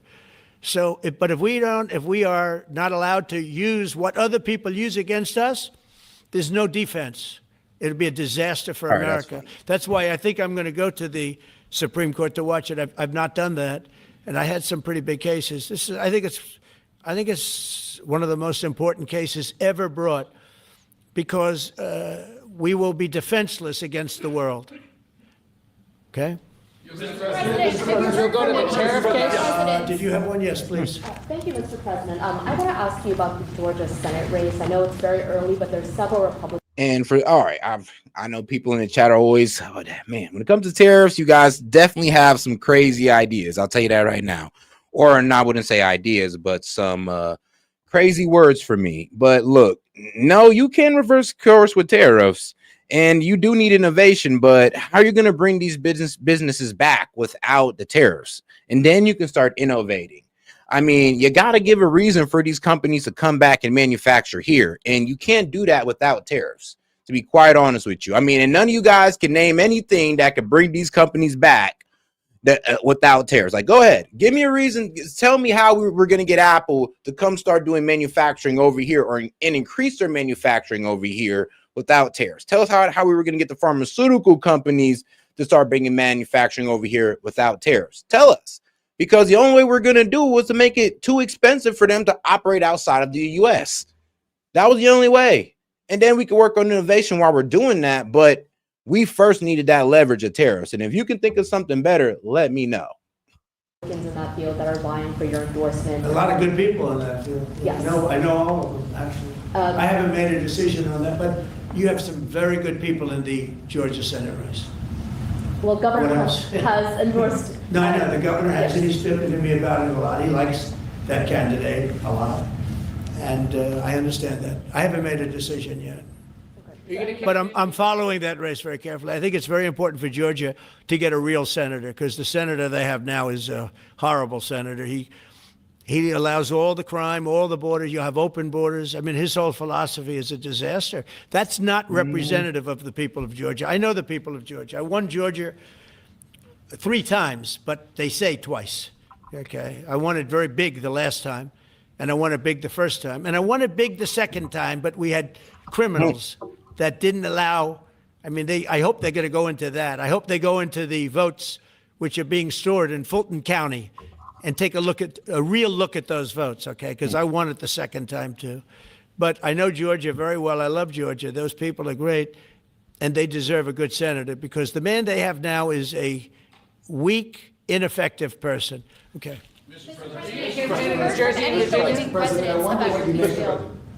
By the way, you won Georgia 3 times. Yeah, I agree. Do you agree with me? I And do. He's the media. For someone that He's the spends media. a lot of time in Georgia, I believe you won that. Yeah, okay. I really have a question about You know, the word believe isn't strong enough, right? Yeah, You I know. There you go. It's true. I know I won too. We have the great Newt Gingrich. Newt, you agree with us? Good. Otherwise, I'd have him dismissed immediately from the room. You know, his wife, as you know, is becoming an ambassador to a great country, Callista. So congratulations. And we're going to take a picture. And the only reason I'm doing it, he speaks so well of me. He said, I'll go down as the greatest president in history. And then he blew it. He said, I'm not sure if I put him above Washington or Lincoln. So I'm not that happy about that, dude. I've got a question about the weaponization of the DOJ. The media often says your department is weaponizing the DOJ. Yeah, that's Now, the opposite. It's the opposite. Todd, you represented President Trump and probably the greatest. Lincoln, that's bro. You see, you're not getting it because, dog, we need a stick in order to get them over here because these guys operate under a profit incentive. So you got to F with their profits. And I mean, bro, what profit incentive, what carrot could you awfully give these guys to come back to America? What are you going to do? Lower wages? Like, come on now. What are you going to do? Extremely lower corporate tax? Because you guys are against lowering corporate taxes. You guys are against lowering the income on the rich. So, I mean, what do? Oh, okay. You make it more expensive for them to operate outside of the U.S. with tariffs. I mean, you got to use a stick for some of these guys because they're profit incentive. Like, I know what you say sounds cute. It sounds sweet, but it means nothing. It's vacuous. And I'm going to tell you, well, yeah, vapious actually. It's lacking thought. Because I'm going to be honest with you, like you say carrot, but what carrot? There is no carrot for us to offer these guys. We got to hit them with the stick of tariff to get them to act how we want to. Because what carrot? The only carrot we got is our economy, and we can't utilize our consumer market, and we can't utilize that without a stick. Weaponization of the DOJ by Alvin Bragg. But cute, you though. know Cute. firsthand, if you can describe what you saw under the Biden administration and how they weaponized the DOJ. Well, I mean, I think it's hard to describe what happened in those last 4 years since President Trump. Alvin Bragg, a local prosecutor, his office staffed by somebody who goes, Jack Smith, fits as a special counsel, staffs his entire office with DOJ prosecutors. And then there are countless things that happen. All in writing, most of them on the docket, that require no explanation except a complete abomination of the place that the Attorney General now and Director Patel. So when people talk about this department weaponizing, it's embarrassing. Because there's no scenario in which you can look at what we're doing, restoring justice, doing the right thing in every single case, and say that No, Lincoln, no countries put out their stick. They comply. That's why we got all these trade deals. What stick do they have? What? All they had to do, bro, that's why the EU gives us zero tariffs. That's why Japan, South Korea is giving us zero tariffs. Because they really don't have a stick. We were just letting them take advantage of us. That's the main thing. We're letting them take advantage of us by letting them take the jobs for cheaper wages. And then they was able to still sell into our economy. I mean, bro, what are you talking about? It's like what other countries pulled out. They need us. If they don't buy from us, their whole economy's screwed. I mean, look at China. That's why all these other countries capitulated. Tell me, what other countries retaliated but China? Nobody. That's weaponization, and yet remain eerily silent about what happened for the past 3 years. I mean, you read these articles and giggle because it cannot be true that people really think that what they did to him, not once, not twice, I'm still counting 3, 4 times, but we're the ones that are weaponizing. So this man is not weaponizing the Department of Justice. We're not weaponizing the Department of Justice. It's the opposite. I mean, and also, nobody questions what I'm saying because it's true, because we all lived the past 4 years. So listen. They never want to bring up the details, but I watch the fake news, and oh, he's weaponized, and he wants to send them to prison. He wants all these. They indicted me like 5 times. I took a mug shot. Who would have thought it turned out to my favor? Because it was a good shot. But I had to take a mug shot. It's right out there on the door. New York Post, front page of every paper in the world. I had a mug shot. They wanted to send me, nobody says that. They say, he's acting very, very tough. He's acting unfair. Let me tell you, if they've been nice to anybody, it's to those criminals, because they are so good having to do with all of the things we're talking about today with violent crime. But if anything, I think this Justice Department has been so respectful of the law. Oh, and he said out my man Jay says, sorry, but America's stick is bigger. It doesn't matter. Yeah, sorry, but America's stick is bigger. It doesn't matter. I mean, and hey, that's the main point I'm trying to get across. And I don't know, like, y'all expected these companies to play nice with us? Remember, these companies are the same ones that left America to go overseas for cheaper labor. Like, what carrot can we give them? Like, there is no carrot. We got to give them the stick. What, you want to, like, what, you want us to award them for this? Like, for taking jobs away from Americans? Like, come on now, bro. That's what I'm saying. Is like, you guys aren't thinking like with common sense at a certain point, because y'all, it's just F Trump in y'all head. It's anything to go against this man idea. But I mean, let's be real. The tariffs is a really good idea when it comes to bringing back manufacturing, when it comes to raising money for the government. And you can't even say it gets passed on consumers, because the average tariff is 10%. And the consumer price index has not went up by 10%. Actually, really, there's been no product that's went up by 10%.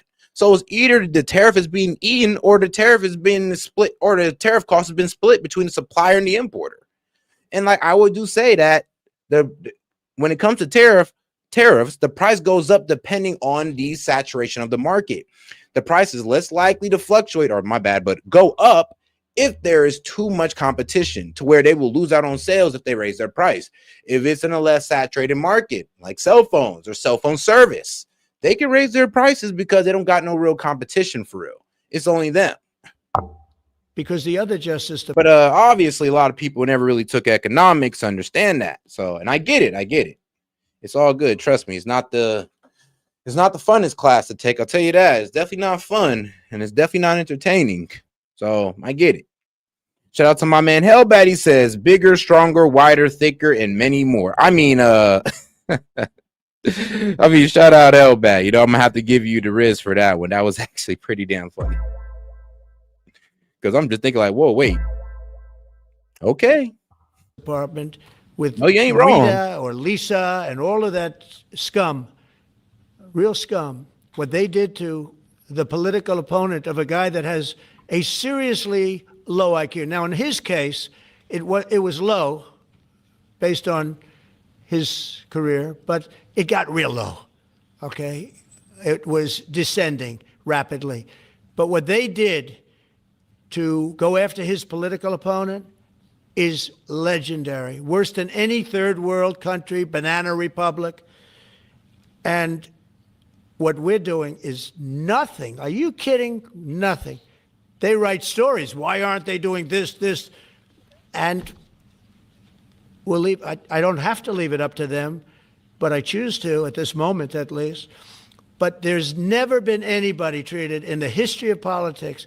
You know, they say the two worst treated presidents by the media, etc., was that man right there, the late, great Abraham Lincoln, and this guy right there, Andrew Jackson.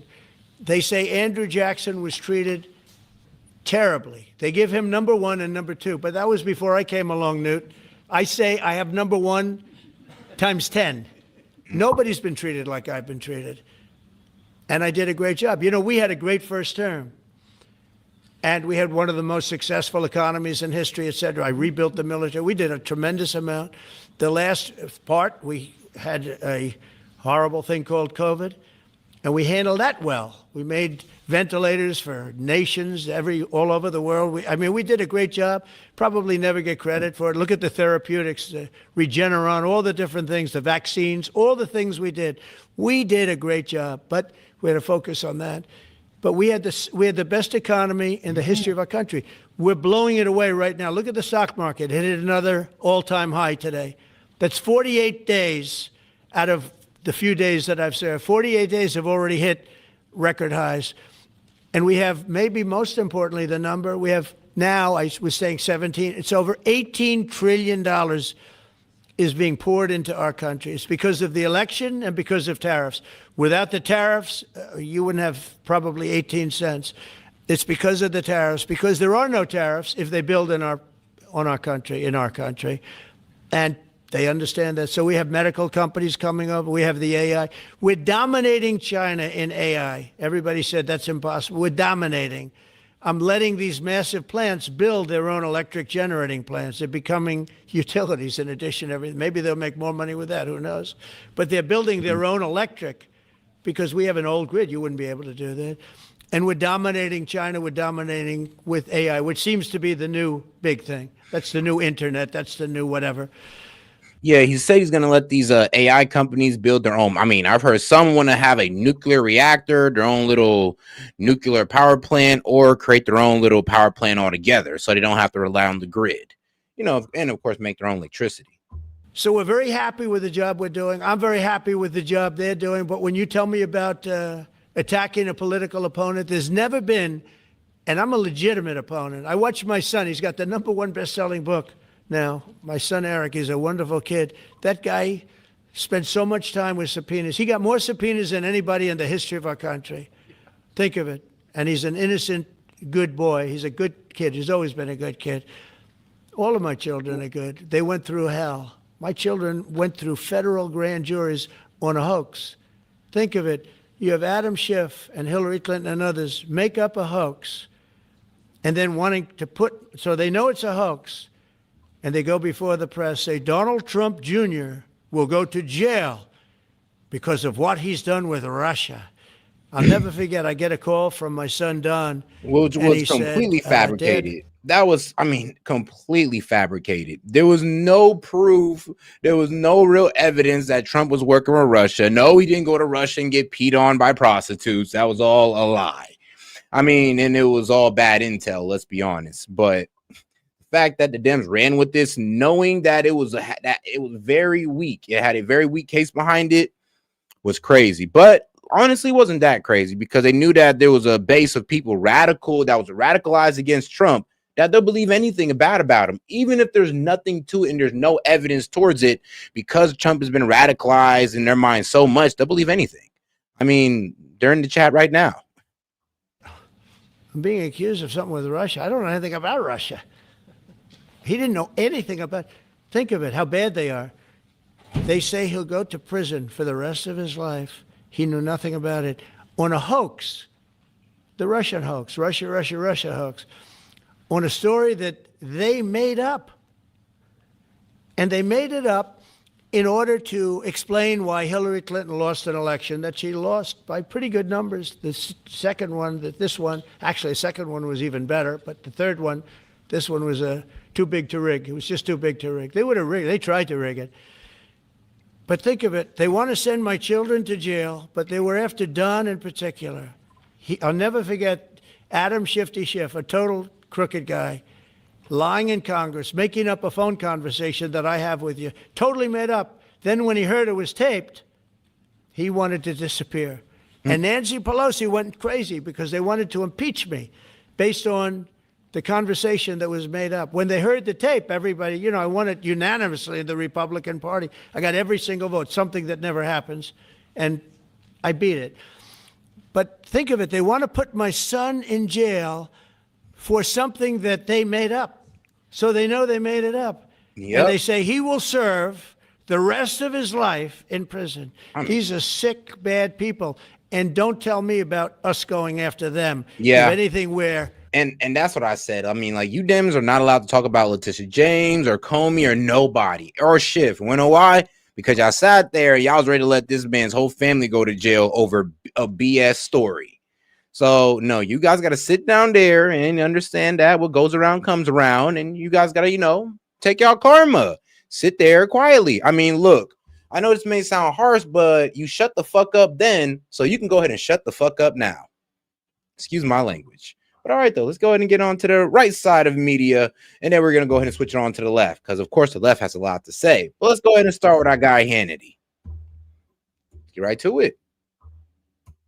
And welcome to Hannity. And tonight, the state of America, the Democratic Party is a nationwide embarrassment. Their policies, they are god-awful. They're terrible. Their views extreme. Their rhetoric disgusting. And their tactics are cringeworthy at best. And then to make matters worse, in this off-year election, they're sending in candidates that are woke, a joke, and they all want all of their constituents to be broke.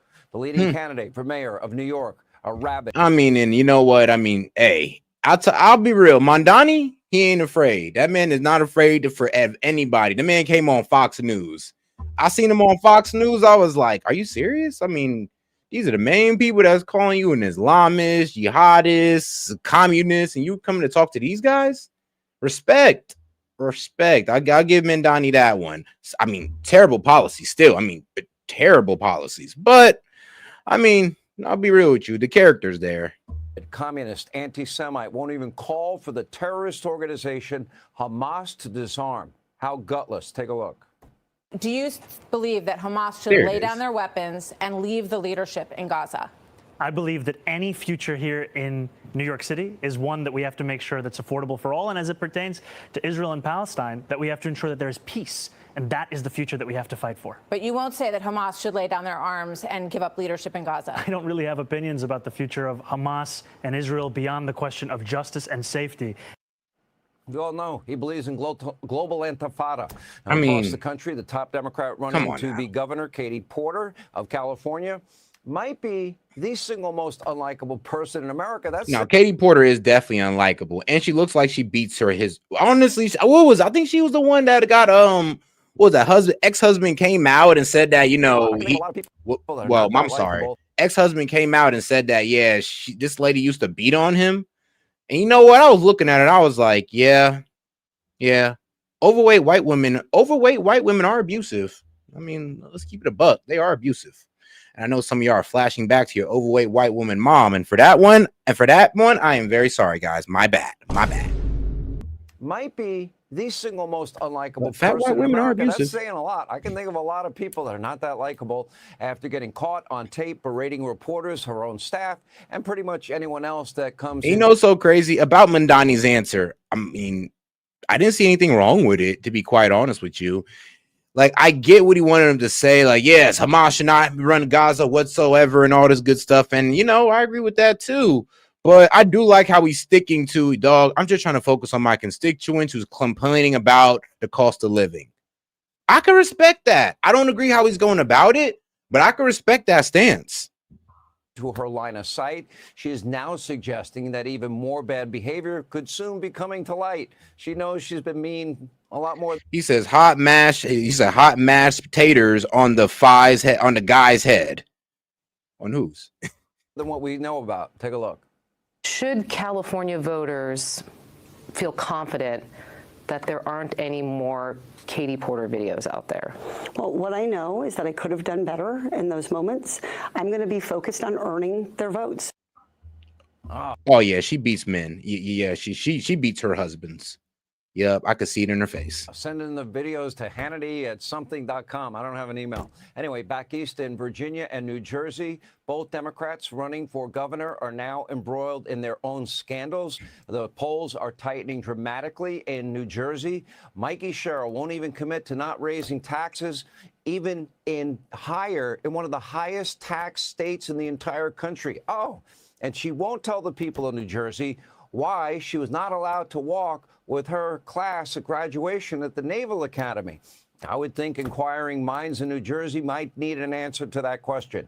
In Virginia, Democrats there are becoming, well, the party of death and misery thanks to their support for state-assisted suicide and their nonchalant response to their a candidate for attorney general. You know, the guy that... My God, they trying to do the state-assisted suicide like we're Canada or something. Like, no, guys, nobody's feeling comfortable with assisting with people committing suicide. I mean, it just don't feel... I mean, what are we, a death card or something? I mean, look, we're out here sacrificing babies on the altar so y'all can go out and fucking party. Now we're what? Signing up for suicide? Like, what is this, Futurama? Like, we're going inside the suicide box? Like, what's going on with it? What's going on, guys? Like, where are we going with this? Like, no, really, please let me know. Once called for his political opponents and their children to be murdered. And meanwhile, the Democrats' 2024 presidential nominee back on a book tour, reminding everyone why she lost in a landslide. Because she was so great. Take a look. Well, some people have actually said I was the most qualified candidate ever to run for president. You're a woman. I like the some people say. Very nice, but go ahead. I'm just speaking fact. Oh, really? Okay, coming up, we're going to have a full rundown of this dumpster fire now burning hot inside the Democratic Party. But first, let's turn our attention to the Democratic dumpster fire that is Capitol Hill. Last night, they filmed themselves making a lot of noise, heroically marching to Speaker Johnson's ceremonial office inside the Capitol. By the way, he wasn't there. Take a look.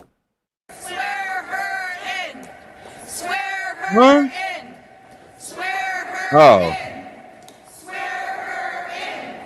Swear I mean, look, we got people on our side. We trying to swear in too, sweetheart. But you got to go tell Schumer to shut down this. To go ahead and stop, grandstanding on this health care.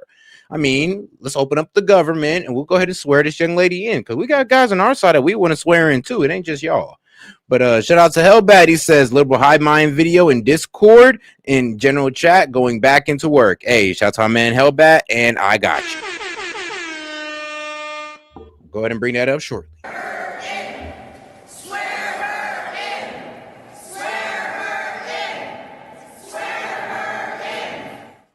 All right, other than a desperate ploy for attention, no one really seems to know what their goals were. Speaker Johnson, as I said, wasn't there. The House, they already passed a bill to keep the government open. In reality, it's Senate Democrats that are now responsible for the shutdown, hence the name the Schumer shutdown. And tonight, they are still blocking Republicans and other Democrats from getting the 60 votes they needed to pass a continuing resolution. I know the Dems will give you that BS position of, well, the Republicans control the House and the Senate. No, we don't have full control. It's not acting like we got full control. We don't need you guys. We only got like 53 guys in the Senate. Like, we need about 5 of you, okay? If we could just get 5 of you guys on board, this will all pass. We just need 5 sensible Dems. Do you guys not have 5 fucking sensible Dems? Excuse my language, but that is a little irritating. Like, we just need 5 of you bastards. That's it. But, hey, I guess it is F Trump all the way through the Democratic Party. Now, they certainly won't be opening the government before their radical base is taking to the streets all around the country for massive protests all weekend, like the summer of 2020. Why would the Democrats ever alienate what is now their extreme radical voters? They can't win without them. So they never would dare criticize them. That's why they didn't criticize them. They won't stop. They shouldn't stop. And we're not going to stop supporting the rioters, hurling bricks and rocks and Molotov cocktails at cops and killing people and looting stores and billions in property damage. But that's not stopping House. Nah, Link, I can't agree with you on that one. And they're the ones who have to make concessions. Now I got to be the Dems. The Dems have to make concessions. Like, whoa. Or I'm gonna be honest with you. The Dems, they got to work themselves down, because let's be real with you. They got the extension on the Obama healthcare subsidies. They already got that extension. Like, the Republicans said, cool, give you the 1-year extension. So, premiums won't go out of control. Now that was given, what's the argument? Now they're talking about, all right, well, we want $1.5 trillion over the next 10 years. All right, that's not going to happen, because Trump cut $900 billion from Medicaid. And now you guys want to put not just that 930 back, but about $150 billion more? And you guys thought that Trump was going to agree to that. I mean, you guys would have had better luck coming to Trump and being like, look, you cut 900. How about 800 billion? 800 billion, we put back 100 million, and we go about our day. Like, can we do that? Like, that's negotiating. Not saying I'm going to keep this government open unless you give us our 1.5 trillion. So healthcare corporations and pharmaceutical corporations could take advantage. And of course, healthcare for illegals. Minority Leader Hakeem Jeffries, he's really leader in name only, for waxing poetic about his noble cause. Take a look. House Republicans shut the government down. Then they ran out of town. And for the last 3 weeks, they're nowhere to be found. Yep, and shout out APAC Shakur. What more can I say? You deserve better. Oh, you deserve better. They actually had a vote in the Senate yesterday, and they already did it in the House. So we are clear. Here's a list put together by the Speaker's office detailing the Democrats' actual demands to open the government. Apparently, they will only reopen the government if they get a whopping $200 billion of your tax dollars I mean, $200 billion in healthcare benefits for illegal aliens.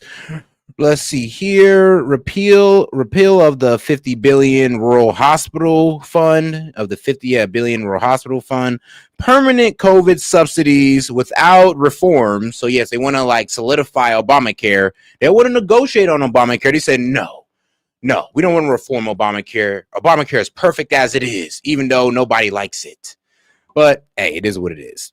And $500 million for liberal news outlets. I mean, yeah, they want to reestablish funding of NPR and PBS. They want to fund those again. $4 million for global LGBTQ plus awareness campaigns. Yeah, global. Add global on there because apparently the ideology of LGBTQ needs to be spread around the world on taxpayer money. I mean, I prefer not, but hey, the Dems say differently. The Dems think differently. And $2 million for feminist democratic principles in Africa. This is why African countries don't like us. I swear to God. That's why they don't like us. We put in $2 million, not towards feeding African children, not towards stabilizing, I don't know, certain places or regions. No, towards feminism. Like they fucking need feminism. I don't know. My bad, guys, for all the curse words tonight. Maybe I'm a little fed up with these guys. For health care benefits for illegals. They also want permanent emergency Obamacare COVID subsidies. Remember, they were supposed to be temporary. $500 million for PBS and NPR. $4 million to LGBTQ democracy grants in the Balkans. $2 million for feminist democratic principles in Africa. Not sure what that means. They want $1.5 trillion total in new spending to open the government for a whopping 7 weeks. And tonight, in order to get their way on all these issues, Democrats, they are ready and willing to sacrifice paychecks of our brave men and women in the military and millions of other government employees. Something that they said was so reckless and irresponsible many times. In fact, according to an Axios report, Democrats... Look, I'm not going off Mike Johnson. Let's be fair here. I'm going off of what Hakeem Jeffries and Chuck Schumer says. This is what they say they want to do. Like Hakeem Jeffries already came out on CNN, MSNBC, NBC. I mean, he came out everywhere and said, hey, yeah, I want the Obama healthcare subsidies. All right, cool. Now, they said that they wanted them extended. Now that the Republicans offered to get it extended, they're talking about, okay, now we want it permanent. And yeah, we also know that you went ahead and cut $930 billion off Medicaid. Well, we want to not only reverse that, but include more. I mean, yeah, how is that in good faith, my friend? How is that operating in good faith? Like, let's be honest. And they know they're trying to go against Trump's big, beautiful bill. And they know that Trump's not going to concede on that, especially on letting back all that spending in. That's why I said, I'm like, why not act for just $100-200 billion and call it a day? Why are you trying to add more spending on top of there and then being the same guys that was bitching about spending during the big, beautiful bill? Like, let's remember, these guys were the same people that was crying about overspending. And here they are trying to overspend. Democrats are calling Trump's efforts to pay our troops during the shutdown illegal. Okay, make no mistake, Democrats have totally lost the plot. In an effort to resist Trump, placate their radical base, they champion what? The men's rights to play women's sports and be in women's locker rooms, so-called rights of illegals like Abrego Garcia, over your family's safety and security. They still cling to this defund, dismantle, no bail idiocy. Oh, and reimagine the police. They voted for the largest tax cut in the history of our country. Rather, they gave us the largest tax increase in history. Now, this is not just my opinion. Nope. Democrats are now hemorrhaging support ahead of the midterms. And when their own liberal networks and supporters are, blaring sirens, maybe they should pay attention. Take a look.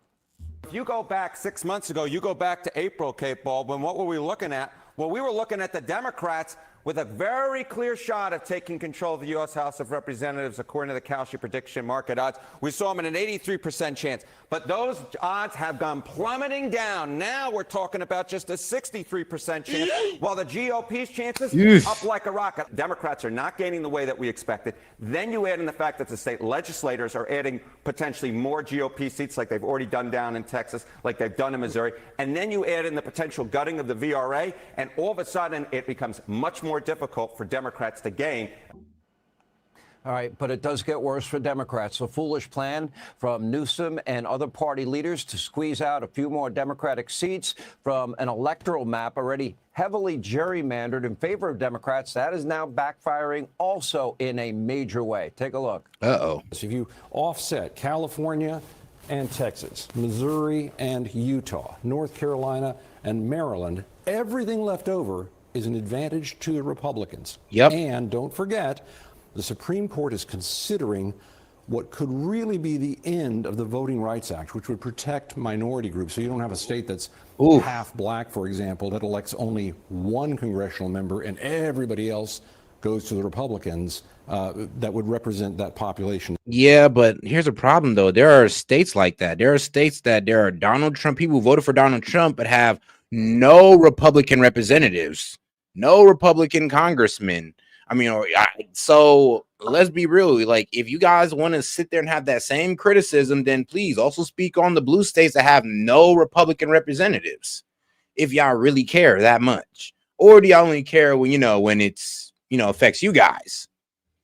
So, hey, shout out to the Supreme Court. If they got that Voting Rights Act, 19 seats the Dems could lose that they never really earned. In some ways. So if that is gutted, Democrats could lose 19 seats. This would be a huge amount.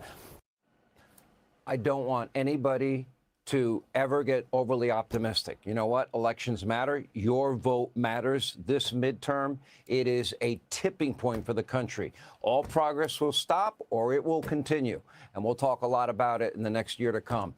The numbers don't lie. Cringeworthy political stunts, they're not going to save the Democrats from themselves.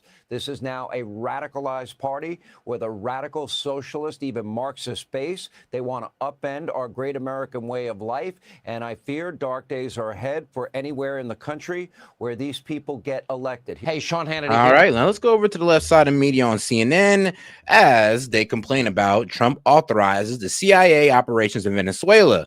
CNN, trust me, you're a little late. Trump been did that. He just ain't did it in front of all of our faces. It's the CIA. Remember, it's Mr. I can neither confirm nor deny. Breaking news, President Trump hinting at a major expansion of American military action in Venezuela, saying one day after 6 people were killed in another strike of a ship near Venezuela's coast, that he is now open to land strikes as well. Yep. So much of the drugs, 25-30% would come in through the seas. If they can't get it through the sea, then they're going to try to foot it through the jungle. Or yes, they're going to try to foot it through the jungle or whatever they got all through Latin America. They're going to try to foot it through there and get it in there. And they're going to try to use like coyotes or smugglers. They're going to go back to trying to force people over the border, even though the border is locked up. So we'll see how that works. Honestly, I wonder what the cartel is going to do. They're going to have to get pretty damn creative because the southern border is completely locked. So they're going to have to take the most craziest trip all the way up to the northern border just to try to get some of these drugs in. But it's the cartel, so they'll find a way. They always do somehow, some way. But that's why, when Trump designated them a terrorist organization, I was like, yeah, that's a smart move because, these guys are a little bit too innovative in what they do. And they always find a way because we're just treating them as just a criminal organization when they need to be treated like a terrorist one because they got more money than certain terrorist organizations. They got more money than ICE, in my opinion. They have way more money than ICE. Like, the cartel got money. Bro, that boy Pablo Escobar, an old member of the cartel was damn near the richest man in the world. You don't think they're still moving like that? We've almost totally stopped it by sea. Now we'll stop it by land. Are you considering strikes on land? Well, I don't want to tell you exactly, but we are certainly looking at land now because we've got the sea very well under control. It's a very significant statement, and here's some context. Look at this map. Open source flight data reviewed by CNN tonight shows that 3 B-52 bombers took off before dawn from a U.S. Air Force base in Louisiana and flew off the coast of Venezuela today for more than 4 hours. As of now, the Trump administration has confirmed at least 5 strikes since the beginning of September against Venezuelan targets. Pentagon correspondent Natasha Bertrand is out front. And Natasha. All right. Yep. Like I said, when you're designated a terrorist organization, we could treat you like we do them boys in Yemen, like we do the Houthis. We just bomb them and hey, nobody can really say anything about it. Let's be real. Nobody says anything when we bomb the Houthis. So you can't really say anything now that we bombed the cartel because they now are a terrorist organization, just like the Houthis. This comes as you are learning more about how people who would make these decisions about what is allowable, what is legal, those top legal voices are being sidelined about how the American military is being used. What more are you learning? Yeah, Aaron, so we spoke to more than a dozen current and former defense officials, including half a dozen JAG officers who are the uniformed lawyers inside the Pentagon and throughout the military. And many of them told us that these strikes that the administration has been carrying out in the Caribbean, they do appear to be patently unlawful under international and domestic law. And that is part of the reason why we're told there have been a lot of concerns raised within DOD's Office of General Counsel by several of these international legal experts inside that office about these strikes, raising questions about their legality. And in fact, we're told that the top international law expert in the Pentagon's Office of General Counsel has actually been reassigned out of that office altogether and has been cut out of those very important discussions. Now, DOD at this point, we're told, is relying pretty much entirely for these strikes on opinion that was produced by the Justice Department, and that which gives the president really sweeping, broad authority to carry out these kinds of military attacks in the Caribbean that frankly has made a lot of people inside the Pentagon, including many of those lawyers, deeply uncomfortable. Now, I should note the Pentagon, in a statement to us, they denied that there was any opposition to these strikes in the Caribbean, and the White House as well told me that these strikes are going to continue because the president has deemed narco-terrorist organizations as a direct threat to the United States, and that these strikes are not going to stop. Aaron? Nope. Natasha, thank you very much. And joining me now, Ryan Goodman, our Outfront legal analyst, who, of course, Especially when you put the word terrorist, next to them, it's kind of a wrap after that one. spent a lot of time at the Department of Defense, in the legal department, looking Can't really over say. what is legal and not legal on drone attacks and strikes. So you know exactly what we're talking about here. And this is crucial, especially in the context of the Pentagon trying to restrict reporting on what is actually happening as opposed to what they want people to know about what is happening. Is there a legal basis for strikes on these strikes, especially now that we see these B-2 bombers taking off and flying off the coast, and the president saying that land strikes are on the table? Oh, shit. I can't see any legal basis for it. I understand why lawyers inside the Pentagon can't either, as being reported. And there are a number of different issues. When we move from the high seas to land strikes, then that means striking. I mean, here's the thing. Was y'all looking for a legal basis when Trump strike the Houthis? Were y'all looking for a legal basis then? No. I mean, when we strike terrorists around the world, there's no legal basis to be searched for. You guys just, I don't know why, but like, there are, I don't get it, but it's everything this man does is being challenged for some strange reason. And what you guys don't understand is as soon as he designated these guys terrorists, he has the right to treat these guys just like he treated the Houthis and recklessly bomb them now and mess up their operations or any plans to transfer drugs into U.S. or to expand their operation throughout Latin America. He can do this now. I mean, I'm not sure where the confusion is or where you guys are looking for legal precedents at. Like, they're terrorists. There you go. End of story. I mean, you're kind of searching for, like, I see they're trying to dig for something, but they're not going to find anything in this. You're not going to find any legal wrongdoings because, well, they're terrorists. Inside the territory of another country. Sovereign country. That's right, which is very different. It would have to be in response to an armed attack against the United States. It would have to be necessary. It would have to be proportionate. It would have to be authorized by Congress. None of those things, none of those boxes are checked off. If anything, there is a War Powers Act which requires the termination of such military operations. See, the problem is, though, there are certain war powers that was awarded to the president through Congress that the president can utilize. And remember, he is the commander-in-chief. He is the commander-in-chief of the military. Top guy in the military. So let's not forget that either.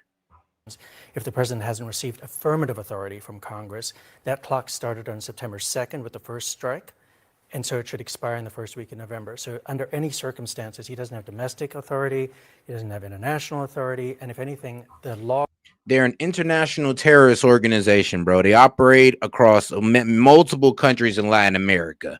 I mean, and they even work with the Chinese triad. You can't sit here and say that he doesn't have any international reason. And they're a terrorist group. It's like, I don't even know why I even got to drill that in. It's like, they're a terrorist group, my man. You can't sit here and say, oh, there's no international presidents. Yeah, there is. Yeah, there is. They're a terrorist group that's linked to a dictator. What else do you need? Laws that I think that they're looking at are murder laws that apply if you strike and try to kill people who are smugglers, which are civilians. Okay, so in the context of this, No, they're no longer civilians because they are now narcos. They are now part of a terrorist organization.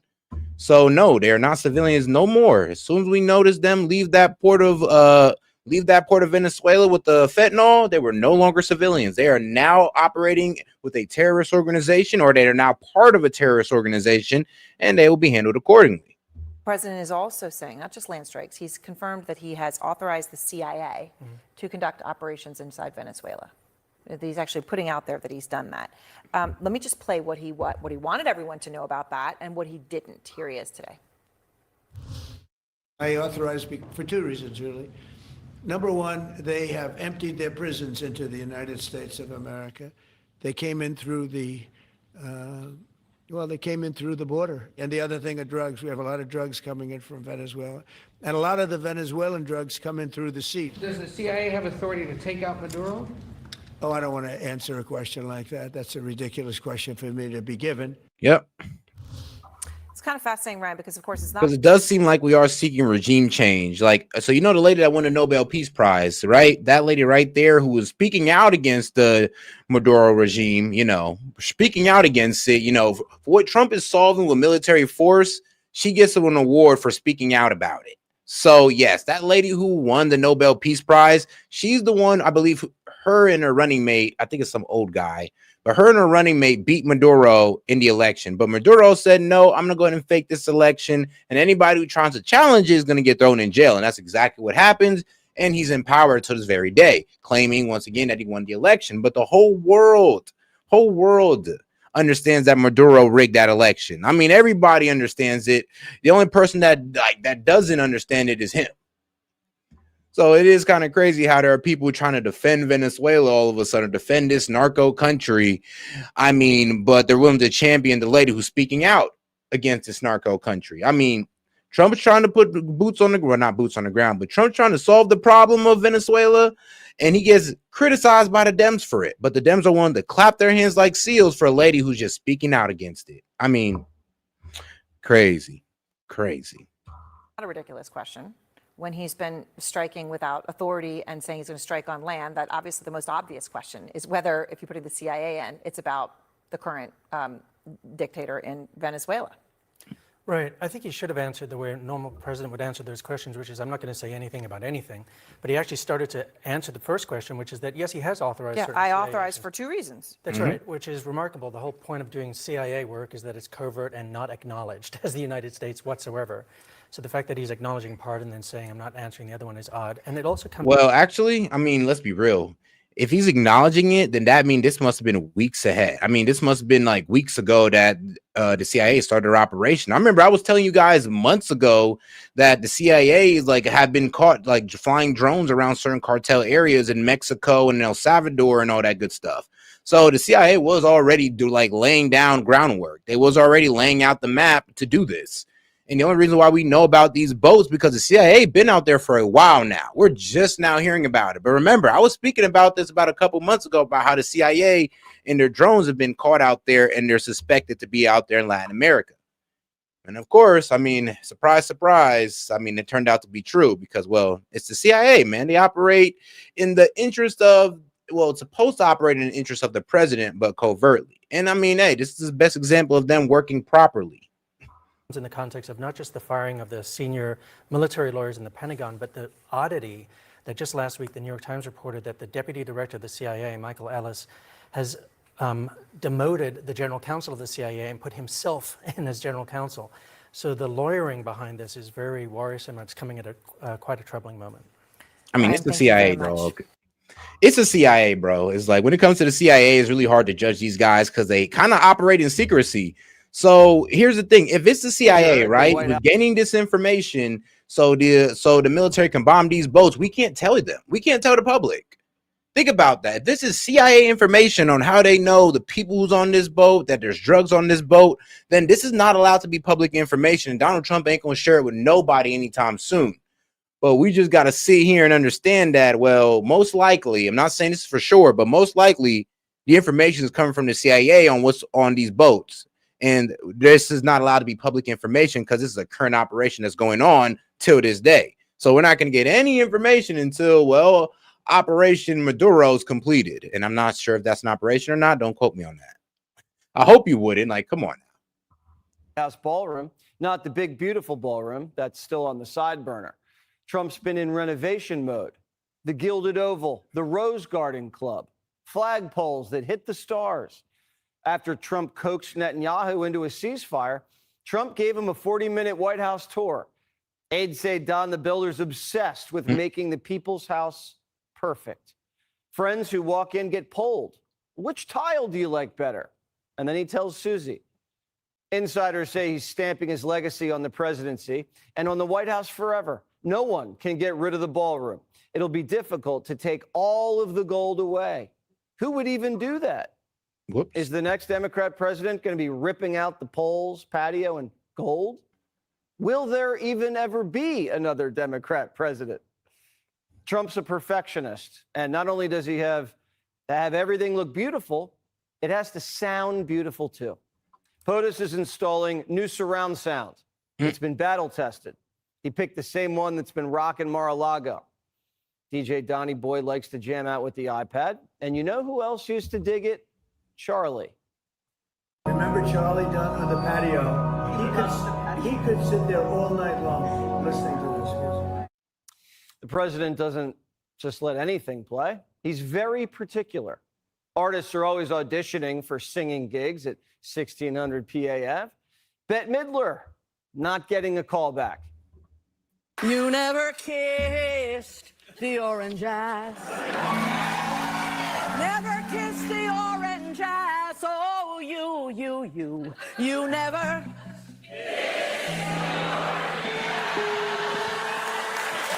Sorry, Okay. Bette, the White House needs something with a little more class. And Democrats aren't class acts. And you wonder why we don't take y'all seriously. Trump's built beautiful architecture. Huh. What Wow, have it's Democrats built? interesting. Besides 7 car charging stations for $7 billion. Have Oh. you seen Yeah, well- Obama's library? Later in the show, we'll have an analysis.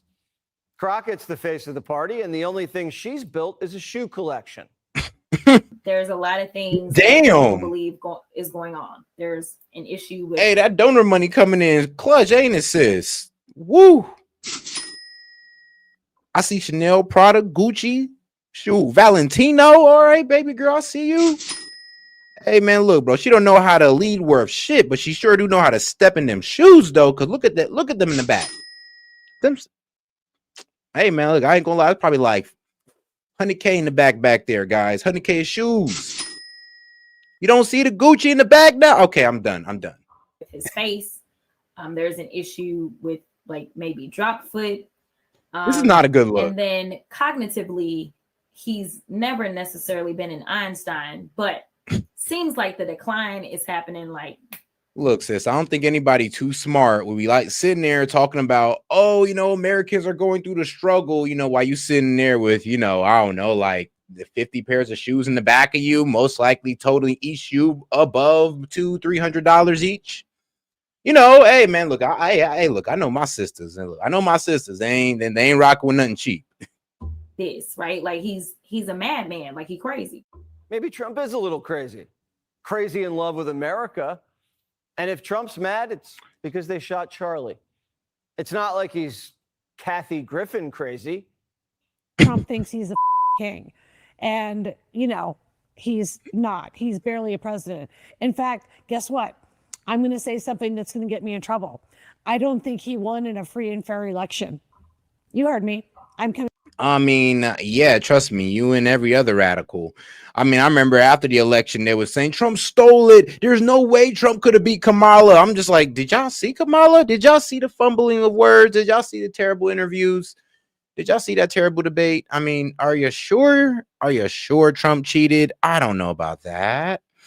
And shout out to my man Jet. He says, I see Miss Crockpot's big pharma funds have came in. Exactly. I'm like, bro, you see all them shoes? Like, she's definitely making money. And it ain't for being a politician, I'll tell you that. I mean, boy. But shout out my man Dr. Luke the Goat. He said, "Set, you were on a wild one." Yeah, he said you were on a wild one tonight. Haha, I like it. Hey man, I appreciate that, Dr. Luke. Appreciate the support, guys.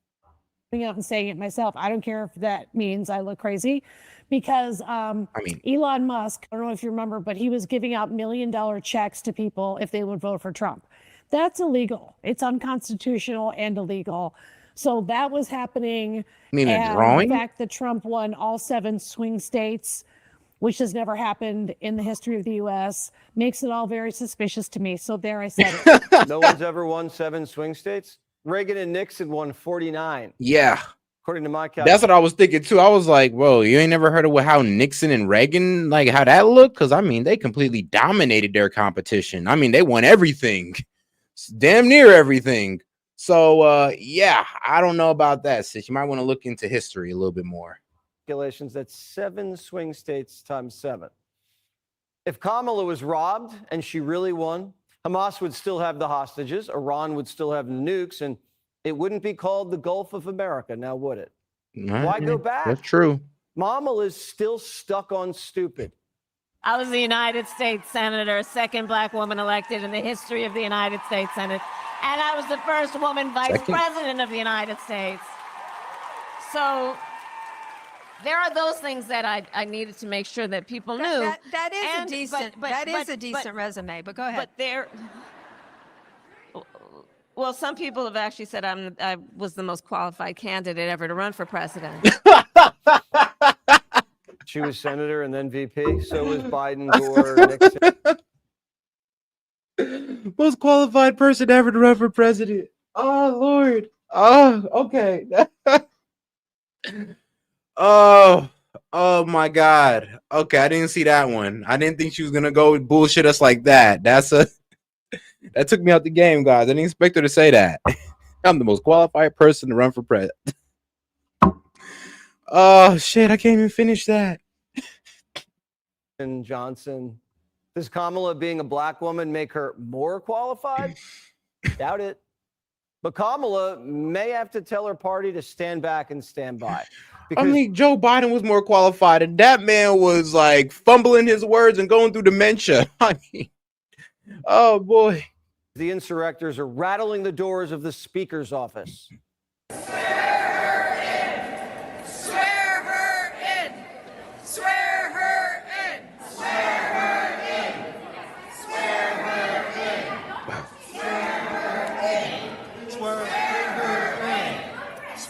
Democrats. Y'all members of Congress. Outside. That's funny. The person at the beginning said, but y'all are members of Congress. I mean, what's going on here? Yeah, you are members of Congress. And I mean, let's be real. If y'all can get those 5 sensible Dems to vote for the CR, hey, we'll be over to swear her in. Don't worry. We got you. We hear y'all loud and clear. Trust me, when a bunch of women come together and say something in unison, trust me, get stuck in our head, and not for the reason that y'all think. It's because it's highly annoying. So it's like, you know what? Maybe we might need to swear her in to shut them up. Maybe we need to go ahead and get that solved. But we're not going to give y'all 1.5 trillion in Medicaid spending. I'm gonna tell you that right now. That's not happening. So I mean, if that's what y'all waiting on, y'all gonna be saying swear her in until the end of the year. Like Johnson's door. Swalwell's roaming the halls looking for him. Any Republicans in here? I don't see any. That's the House floor right now. Those doors are closed. Anyone want to work? Anyone around? Crickets. Well, they're not there because the Schumer shutdown wants free health care for illegals. Hips isn't singing mariachi anymore. It's hip hop. House Republicans shut the government down. Got bars then now. They ran out of town. And for the last 3 weeks, they're nowhere to be found. Bars. Hips is moving his lips, but he voted against no tax on tips. I mean, can we get some snaps in the building? My man was just snapping right there. That was just pure elegant poetry right there. Best thing I ever heard all week. Wow. I swear to God, bro. It's like Akeem Jeffries, bro. He's so performative. It's hilarious. At this point, he's probably the most performative Dem. Is Schumer rhyming and stealing? We hope not. Trump's worried Chuck has Biden brain. He's a loser. I've known him all his life. He's always been sort of a loser, but an intelligent one. but I think he's losing IQ points with time. I think that happens. Yeah, Kamala will be the reason no woman will be president for the next 80 years. Yeah, she's the reason why no woman will be a president for the next 80 years. I'm be honest with you, because I'm just like, y'all do tend to lean heavily left. I mean, I don't know what it is, man, but Kamala, she was tripping. Kamala was tripping. I'm not even gonna lie. Like, her tax policy was crazy. She liked the plagiarized policy. She was too afraid to get out there on the front stage, because you could tell she's not really a good speaker. And you could tell she had no real ideas of her own. Honestly, she was just going off, the radical left. She was just going off the energy of the radical left, and it's just F Trump. I have no real policies, but that Trump's a fascist. And that's what she was hoping was going to get her in office. If she says that, if I say Trump's a fascist enough, maybe that'll get me inside the office. And no, it didn't, because the American people are looking for policies and not, bastardization of Trump. I mean, we get that enough. We like to hear more policies. I mean, you're just doing what all the other Dems do. I mean, do something different and give us some good policies. I hope it hasn't happened with me. I know if it did, you guys will let me know about it very quickly. Oh, yeah. And somebody said in the chat, and the picking up of Tampon Tim. I mean, if she'd have went with Josh Shapiro, she might have had a chance. But Josh Shapiro would have stole the thunder from her. She'd have everybody would have been wondering why Josh Shapiro went the presidential candidate. So I do believe it was like an insecure decision that Kamala made to pick up Tim Walz. She found a candidate less popular than her. The only deal Trump's trying to strike is with amazing, so that he can keep his job. Since no one's in charge, the party's getting riled up and taking everyone down. The climate mobs are coming for Kamala. Kamala Harris, you are a right-wing war criminal! You are a right-wing... How? You are a war criminal! You sold out the youth! You sold out the climate! Shame on you! I mean, people don't like to mention how that entire conflict started under Joe Biden. So while all those innocent Palestinians were getting bombed like crazy, the Dems ain't had nothing to say until Donald Trump came in office. That's what the disgusting part about it was. Like, y'all didn't want to mention what was going on in Palestine. I was mentioning it during the election and all that good stuff. I was mentioning it before the election even started. I mean, as soon as Trump's in office, now you guys want to talk about the kids getting bombed in Palestine. Now you want to do it.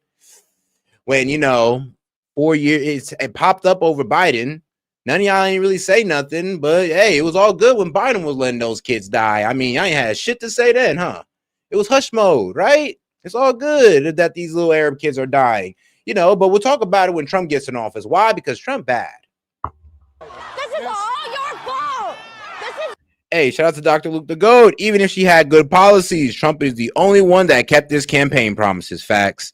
That too. Even if she had good policies, it'd have been really hard to trust the Democratic Party, because it's just like, everything with Biden didn't really work out so well. I mean, the Inflationary Reduction Acts, CHIPS Act didn't work out too well.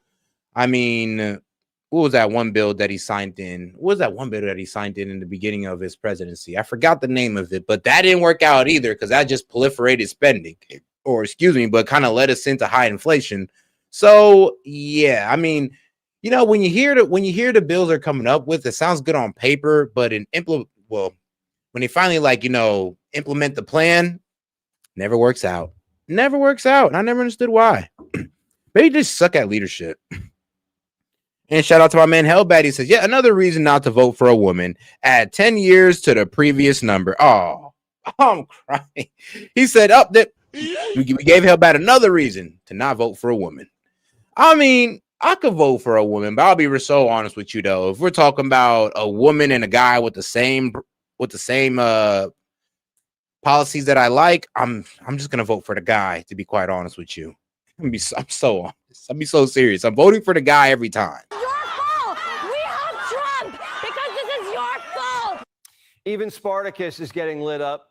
Corey's getting called a Nazi sympathizer by Bravo TV hosts. And he's just taking it. I feel like the opposition needs to be no across the board. We're not giving you a centimeter. And I think there's been a lot of capitulation. I think there's been a lot of Neville Chamberlain type appeasement from Democratic leadership. And you're one of them that's kind of been disappointing to me. Wow. Ooh, the longer this goes on. Wow. I'd have told her, I'd be like, ma'am, I mean, you want me to fight these people at the risk of the American people? I'd like, bro, some of y'all Dems need to grow some fucking backbone and stop letting these white liberal women cuck you guys. Grow a backbone and tell her what it is. I'd have told her straight up, first off, lady, that people elected me, not you. I got to make sure what's best for the people. Shutting down the government is not best for the people. Just because you want to go against Trump, guess what, lady? You're not a government worker. If this shit shuts down, you still get paid. My constituents don't. Shut the heck up, acting like you know something. Like, y'all need to stand up to these people because they're low-key making y'all look stupid in front of y'all constituents. And let's be real, some of y'all constituents don't want y'all to fight. They just want the government to be open and y'all negotiate on healthcare. Like, this is the problem. You can't say that you're negotiating in good faith when you want a permanence on the Obamacare health subsidies when there are supposed to be reforms that's supposed to be negotiated when it comes to Obamacare. Like, how are y'all negotiating when you're already trying to make what we're trying to reform permanent? Like, make that make sense. And yes, like I said, y'all need to stand up to these ladies, tell them what it is, and be like, yo, y'all don't understand the consequences of what you're asking for. We can't just do everything off the fuck Trump initiative. That can't be the game plan every single time. The more their odds sink. Well, we were looking at the Democrats with a very clear shot of taking control of the U.S. House of Representatives, according to the Kalshi prediction market odds. We saw them in an 83% chance. But those odds have gone plummeting down. Now we're talking about just a 63% chance, while the GOP's chances up like a rocket, up like gold. And it just sunk a little bit more because Democrats want trans shot putters at the Olympics. My question is whether you think they should compete in women's sport in the Olympics. Cook Because yourself. it's coming to LA, so it's relevant. I think transgender female athletes are women athletes, and they should be able to compete. Really? Bruh. Democrats want dudes competing against. Think yourself some more. Like, bro, why can't y'all stop? Like, you think that's what I'm saying. That's why y'all lose. That's why you guys will lose. And every time a Dem says, oh, it's like a 1% issue, there's not even that many trans women in the female sports. The problem is that just one trans woman in any female division takes opportunity away from every female in that division. So just because there's only one trans in that sport, well, guess what? Hundreds of thousands of females have been affected by that. And the fact that you're using that asinine argument of, oh, just 1% of trans that are taking away hundreds of opportunity, or taking opportunity away from hundreds of thousands of women is crazy. And it's crazy how women even vote for y'all having that stance. Kind of shows how much you guys really don't cherish women, or would it be, or the sacredness of it, of being a woman, or at least the biology of it. Like, come on now. I mean, these guys ain't going through no period. They don't got to bleed once a month and go through cramps. I think, like, bro, being a woman is easy in my eyes. But it's a bitch with the whole period thing, right? And other things, of course. I'm sorry, girls. I'm not trying to belittle y'all lives. I'm sorry. But to sit there and not have to go through the pain of being a woman, but get the claim to be a woman is unfair. Nah, unless you guys can go ahead and feel the pain of a period too, monthly for about a week, then you can go ahead and try to claim yourselves as a woman. But right now, y'all women with a cheat code. Y'all women without the period and without the vagina. So really, y'all unwanted women that are cheating. So yes, stop disrespecting women. Unless you guys want to go ahead and find a way to give yourselves a period too, you're disrespecting women. Women in the Olympics in LA. They want men playing rugby against women, men playing basketball against women. They want men swimming against women. You're going to be able to see everything in that suit. I mean, at that point, bro, just cancel women's sports at that point. Like, what's the point of women's sports? Like, you might as well just cancel it. Like, women, y'all just don't play sports no more. F it. If we're going to just play y'all sports, there's no such thing as women's sports no more at that point. This woman's running for California governor against potatoes. Eddie Boy might win. These people have to grow up. They're even praying for the resurrection of the cross-legged Messiah. Come on, Jet. Come on, give me a break on that. Of course I'm going to sit there and trash female sports because nobody watched the WNBA. Like, I'm not wrong, but but come on, I'm not wrong. But you're never going to see me sit here and defend a man playing in the WNBA because they'd be taking opportunity away from every female on the court and in the lead and anybody in college who's trying to make it to the league. So, yeah, I can sit there and bash female sports while also agreeing not to let men in female sports because female sports do kind of suck in a way. I mean, Actually, what is one good female sport? I'm sorry I'm being such a sexist tonight. I'm sorry, women, but like, what's one entertaining female sport? Like tennis? Oh, okay. Female boxing and female UFC. Those are the two ones. I don't know. I guess when females are fighting, that's always fun to see. Barack Obama remains our LeBron James. He's our closer, and he is our most important elected official in recent history today. Now, obviously, I worked for him, and so I'm kind of in the tank in terms of his ability, but I still think he's our star. Haven't you heard? There's a new GOAT, Donald J. Trump. J stands for Jordan. Even the Ragin' Cajun says 47's walking on water. You know what? He did it. And I think. See, like, it doesn't matter. Just one trans athlete playing in the female division takes opportunity away from hundreds of thousands of women. What don't you understand about that, dog? It's not about how many women are in women's sports. It shouldn't be at all. Even if there's just one, it shouldn't even be one, bro. That's what you're not getting. It's like, bro, I'm not understanding what you're not getting about that. It's like you're trying to play semantics on the wrong side. The problem is that there are people who have daughters who invest heavily into their daughters, who put their daughters through sports, right? Can you imagine being one of those heavily invested fathers whose daughter's opportunity being taken away and your money being thrown down the drain? But you should really focus on your daughter's opportunity. But think about that. All that being thrown away because some dude want to wear a wig. And you just got to sit there and take that? And it's just one person.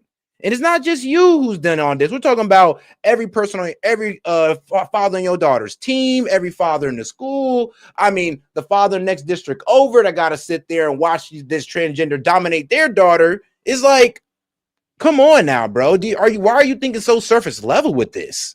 Like, do you really care about women? Or like I said, is it about Trump being wrong? It's like, do you want Trump wrong? Do you wish for Trump to be wrong that much where you're willing to turn a blind eye towards your own women?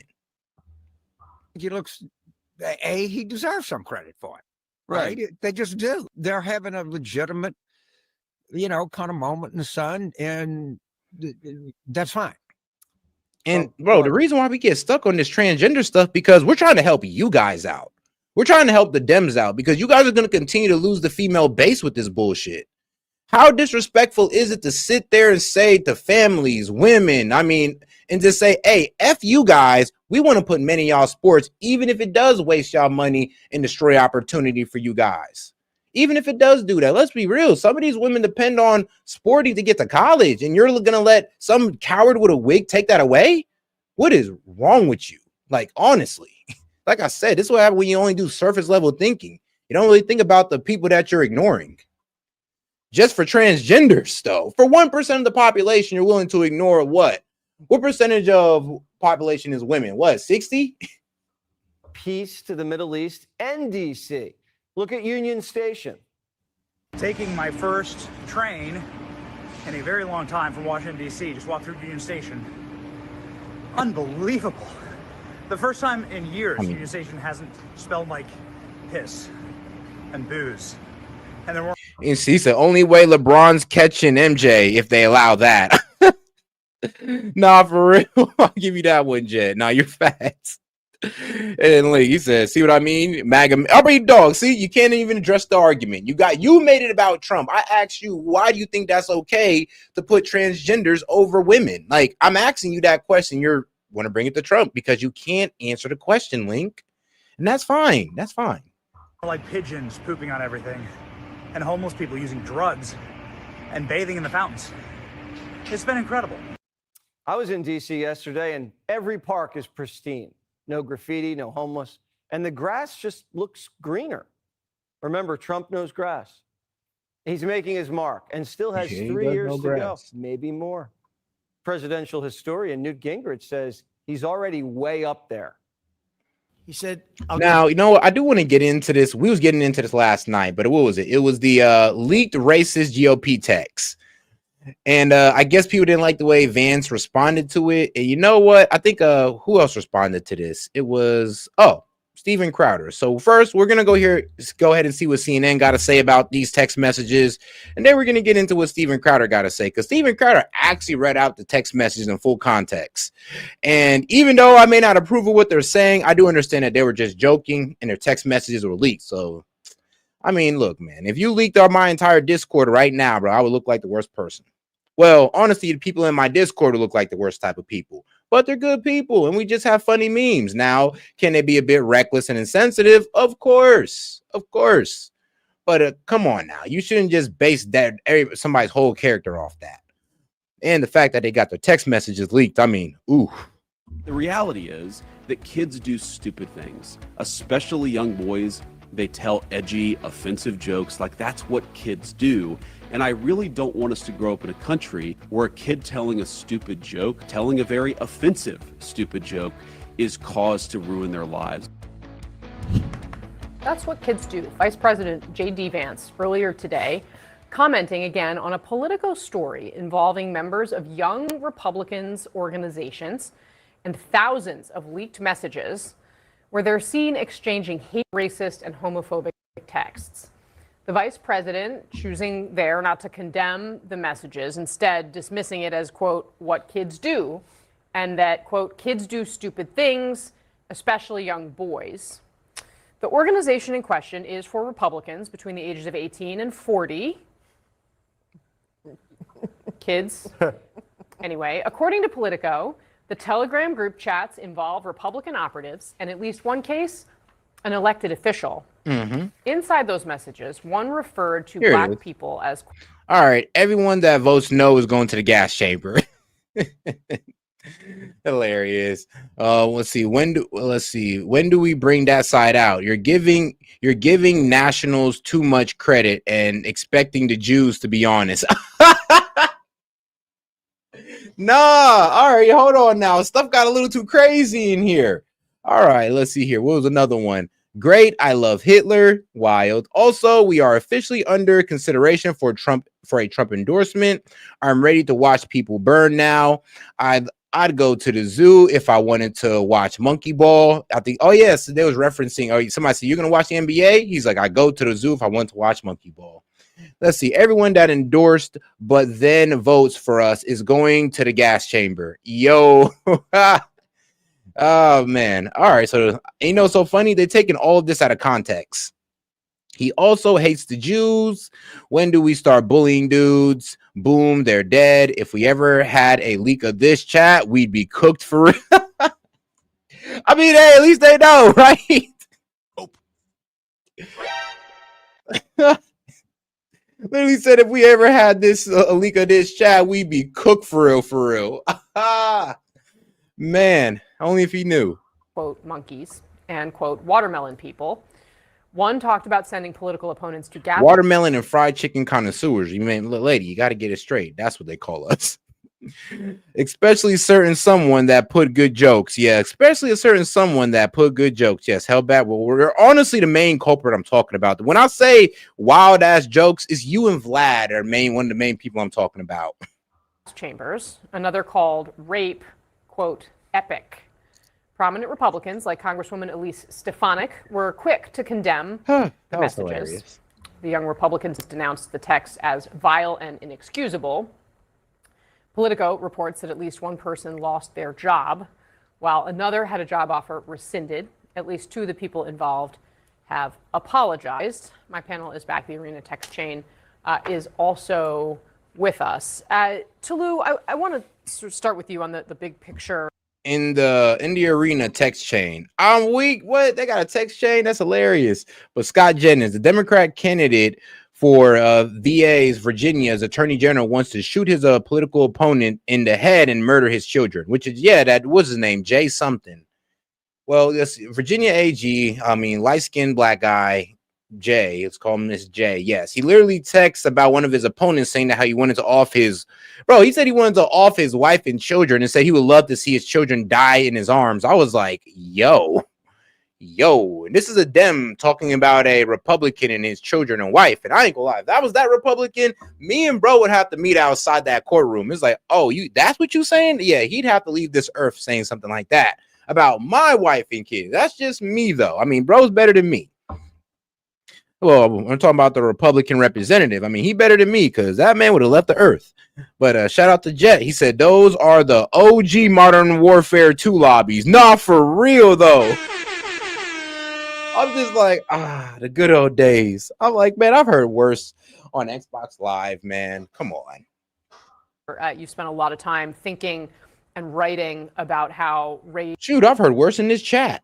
and politics intersect here, and the coarsening of the discourse that is seen on display in these texts. He said, I like give a fuck, leak them, I don't care. Yeah, he's like, I'm like, yeah, I don't give a fuck, leak them, I don't care. I'll tell a crowd I'm crying. He said, man, he said, go ahead, leak the Discord. I'll tell the whole crowd what I said.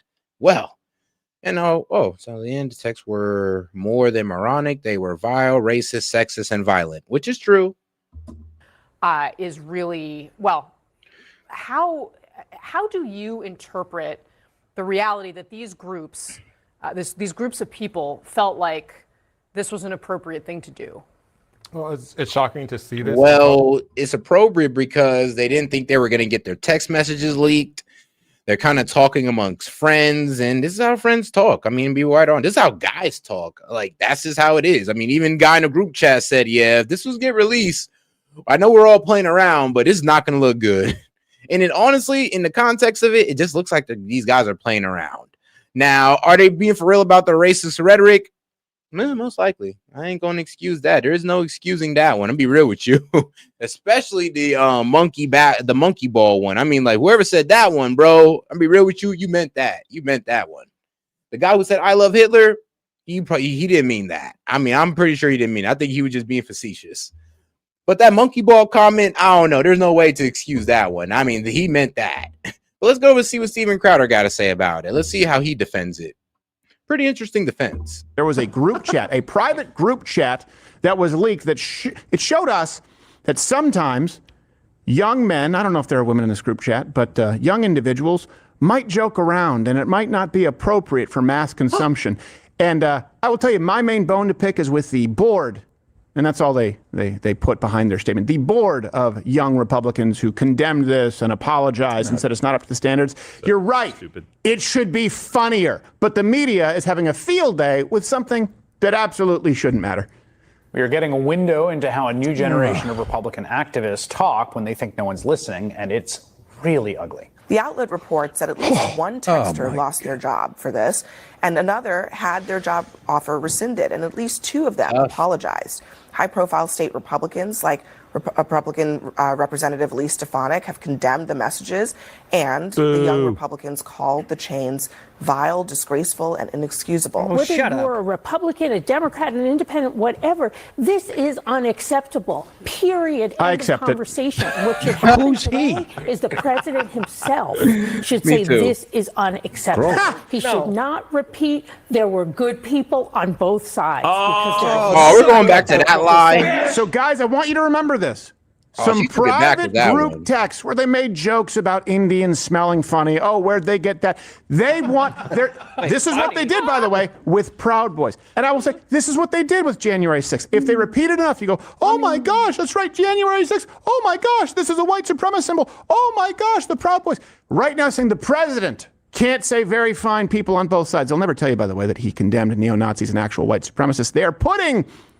They're kind of folding it into their previous lie, trying to make you believe that kids joking around in a private group text are also white supremacists who should be condemned. Who, by the way, Donald Trump did condemn. I know it's really hard to follow. It's time for media malpractice. Politico. And I'm going to try and read all this with a straight face. It's just so funny to me. They have to take this seriously. I know. This is the article, okay, titled, I Love Hitler. I love you too. I love Hitler.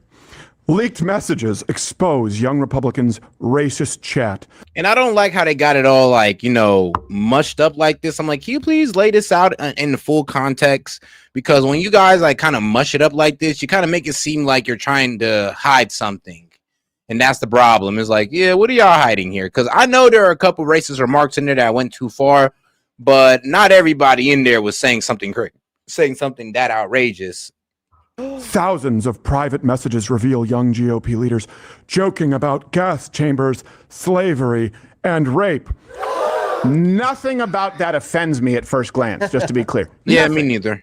Because you said the word joking. Yeah. So let me tell you, let me give you an idea as to what's in. Yeah, they said joking. So if they're joking, I mean, it's all good. I mean, it's better than the AG, what he was doing. That man literally said, yo, I want to kill your wife and children. I want to see you hold your wife and kids while they dying.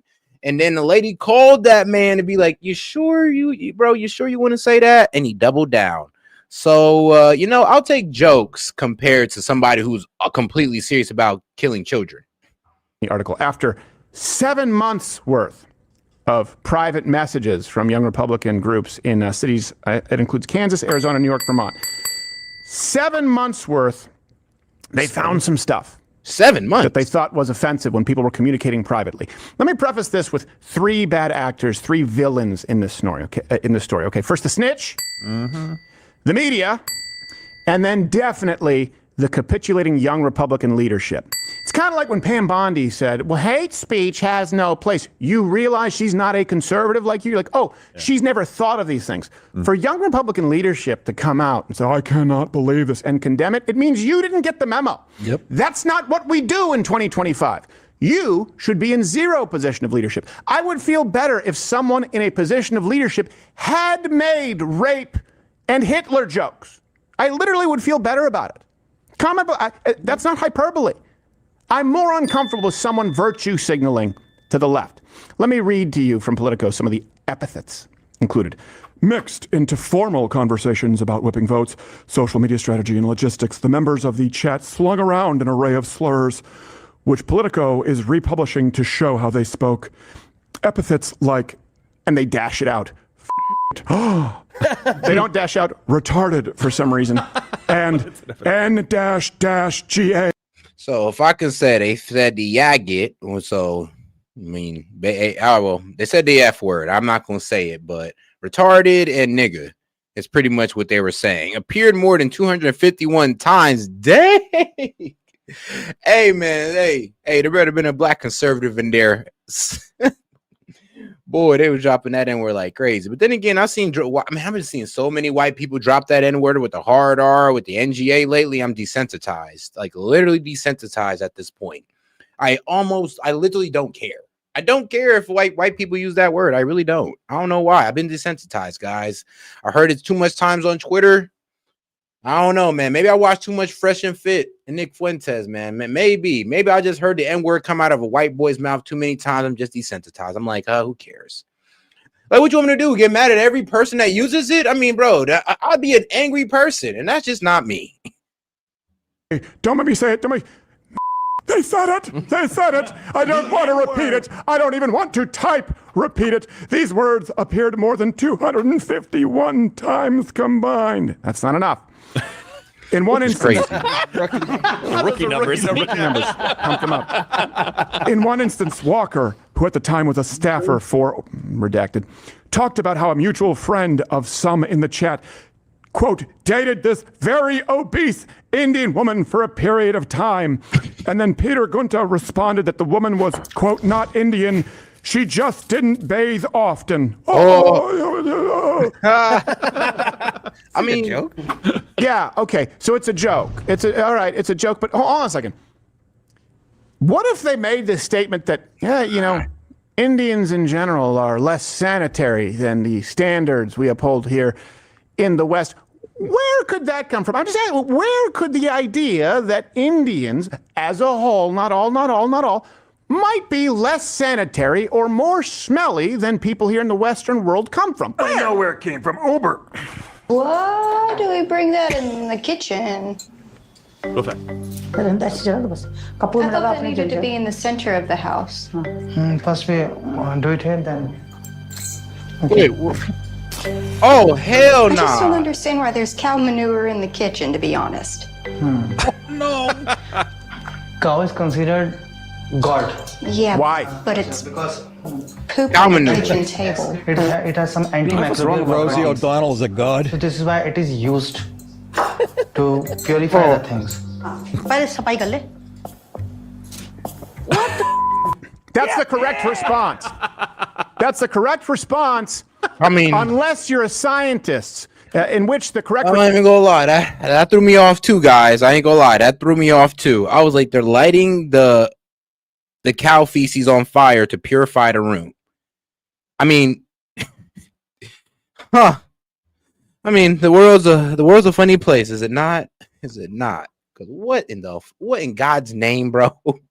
As soon as somebody did that, I just leave. Actually, I'd have left the whole country. If I went to India and I seen somebody do that, I'm leaving the whole country. It's over. I just threw the whole country away in my head. Put me back on the plane.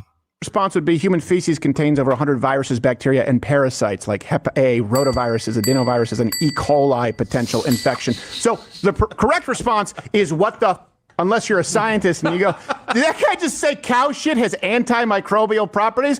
It's the opposite of that. And also that the cow is God. Why? Okay, so that's fine. So the excrement of God is to be worshipped. It's literally called waste. Right. Yes. Yeah.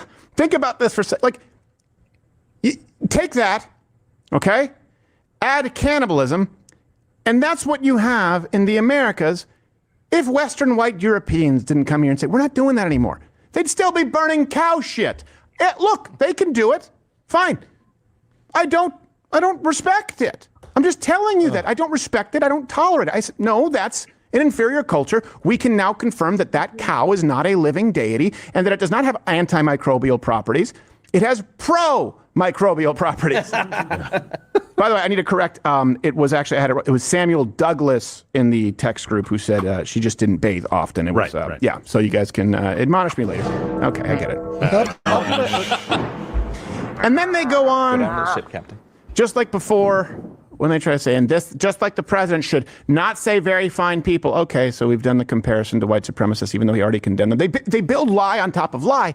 In this instance, they now compare this, because we've all established these people are Hitler, very similar to Charlie Kirk in the Politico article. It says, if your, they wrote, meaning they're reading these texts. So in the text said, if your pilot is a she and she looks 10 shades darker than someone from Sicily, just end it there. Scream the no-no word, Gunter wrote. And then this is the editorializing from Politico. Gunter's line on a darker-skinned pilot, for example, echoes one used by slain conservative activist Charlie Kirk last year when he said, if I see a black pilot, I'm going to be like, boy, I hope he's qualified. Kirk was discussing how diversity hiring invites unwholesome thinking. They just couldn't help themselves. That's not what he was saying. He was saying what we all know. DEI makes you unsure of the qualifications for the hire. Yeah, you don't know if they're there because they're qualified or they're there because of their skin color or their sexual orientation. I mean, that was the problem with DEI. It made you doubt people who might have honestly been qualified, who are honestly most likely qualified. And you know that or DEI wouldn't exist. I mean, think about it like this. I could turn it around and say, oh, well, if I see a black pilot, when they say black pilot, right? All right, cool. This is my version of it. All right, when I go on to a plane and I see a white girl on there and I'm going like, man, can I get a white guy with like, I don't know, gray hair who look like he flown in, I don't know, like World War II or something, look like he flown to Vietnam. Can I get that guy, please? If I can't get that guy, I'll just take another flight. I mean, cause I don't trust the white girl there. Come on, all y'all do is hire a white girl just to hire a white girl. Like, come on now. Like DEI is on the run. I can't risk my life. Before that, we had qualifications. Then we added one, DEI. And people go, well, what happened to the resume? Well, yeah, you still take the resume into account. You just take DEI into account more. My pilot on the way up here, I'm not kidding you, I was taking off Savannah, he comes on the speaker. We're going to have a smooth ride. I got my co-captain with me. I was looking for a black elbow. I was looking through the door. Is that like a different version of English? Yeah, it's called plane go down, boom. Oh, we had that in Germany too. Did he then say, let me ask you a question. What's the difference between miles and knots? It's good. Hey, put a D on it. It's not a T. This fucking shit leaks into, excuse my language. You know what? No one would have thought of this. Meet the press. Not for DEI and affirmative action. You go, oh, okay, pilot. It would just be like another pilot. And I know, so when he had to do it because everyone was racist. No, it's pretty clear to us now that you, the left, are trying to keep this alive because no one believes that jokes make someone racist. We just don't buy it anymore. They also wrote at Politico that these people were Hitler lovers. Jeez. In another exchange, Dwyer, the Kansas chair, informs Gunter that one of Michigan's young Republicans promised him the group, quote, will vote for the most right-wing person to lead the national organization. Great, I love Hitler, Gunter responded. Please, I'm just the messenger. Then Dwyer reacted with a... Okay, in context. Okay, in context, okay, that doesn't sound as bad. It's like, oh, all right, so we're gonna vote for the most right-wing person. He jokingly says, oh, all right, funny, I love Hitler. I mean, all right, then, okay, I see the joke. How desperate are they to be pulling this rot? Even if there was an actual Hitler supporter in the chat, and it wasn't clearly said tongue-in-cheek, it wouldn't matter. It would be impossible to tell because according to the left, everyone, including yours truly, everyone in this room and Charlie Kirk, are in fact already Nazis. I mean, come on, man. We didn't even got a Nick Fuentes by saying that Hitler's base or something crazy like that. Shout out to my man, Dr. Luke the GOAT. Could they at least make plane crashes safer before DEI hires? I mean, low key though. I mean, can they like low key enhance the chairs and all that? So just in case there's a crash, there's more comfort. I don't know what you could do about that, man. Shoot, maybe reinforce the plane a little bit to make the crash less severe, and then go ahead and hire as much transgender women pilots as you want, as much as you want. Go ahead and go buck wild. Just make sure you make the planes a little bit more safe. Trump and the MAGA Republicans represent an extremism that threatens the very foundations of our republic. Republicans who have given in fully to the fascist elements of their base are gaming to take the House, the Senate, and as many states as they can in order to nuke democracy. Do you think Donald Trump is a fascist? Yes, I do. Yes, I do. The words that Donald Trump used today, enemy from within, I mean, that's Hitler-esque. That is right out of Nazi Germany. Are Republican members of Congress going not only to roll over to Donald Trump's will, but to roll over our democracy and allow him to take over Who's the black this linebacker? Country as a fascist dictator? Yes, Donald Trump is a textbook fascist. For the first time in our nation's history, the Republican Party won that race and got the first fascist. I mean, it's so crazy how y'all call this man a fascist, but not one of y'all in the gulags yet. And let's be real, though. If we were a fascist regime, I'm gonna be real with you guys. Y'all have been in the gulags already. I mean, he'd have been in the gulags. I mean, Link, you'd have been in the gulags. I'm just playing. Don't worry about it. I'd have broke you out. You my dog. But most of y'all would have been in the gulags already. So y'all keep saying fascist, but y'all not in the gulag. Y'all not in a concentration camp. How about this? Use it appropriately, because y'all not in a concentration camp. You're not in a gulag. You're not even in a confinement center. I mean, can y'all at least wait until one of those before you start throwing around the word fascist? Because then you're just overusing the word. I mean, wait till he does something Hitlery, okay, man? Like, come on now. Like, y'all just using fascist, y'all kind of watering it down. Dictator who could possibly take office. Donald Trump is also very old and Take off your shirt. a racist and a neo-Nazi. They understand that we have a Timothy Hitler in the White House right now. I mean, if he was a neo-Nazi, I don't know. I feel like Donald Trump would have way more tats if he was actually a neo-Nazi. But it is what it is. Donald Trump is a fascist. The man who said neo-Nazis in Charlottesville were fine people. People. I'm glad he was able to pronounce neo-Nazi, though. That's he's making progress. Yes, he is. Not bad for a... Those in the left, do you get it? You've thrown around the word Hitler so much, it's lost all meaning. Yeah, low key though. I mean, you can't blame these kids for joking about Hitler when you guys call us nothing but Nazis. I mean, really think about that. Like, you're upset that a kid said I love Hitler as a joke when that's all you guys call us as Nazis. I mean, we might as well embrace it like I am. I mean, bro, why aren't y'all in the fucking gulags yet? Like, why? Why are y'all still out here running around spreading this leftist ideology? I want you guys in the gulags. Remember, I'm a fascist. So let me play the part. Why aren't you in the gulags? Why aren't you in the concentration camps? What, do you need me to start building them or something? Because I will. It's like, we can get real fascists in here. Why not? For the fear of Donald Trump, I'm willing to start putting you guys in gulags. Since y'all want to start say fascist, might as well play into it. I'll be sending in your gulag information tomorrow. Make sure to report to the site. See why everybody has such a problem with us. So many problems. Yeah. We're not all bad. No. We have other good qualities. Like, for instance, bro, we're very punctual. I think your phone. Yeah. Yeah. It's going off. Your phone's going off. Is it? Yeah. Sorry. Oh, that Larry David is such a funny Juden. All right, okay. it's a gift. But there's other things. Right. You know, we're punctual.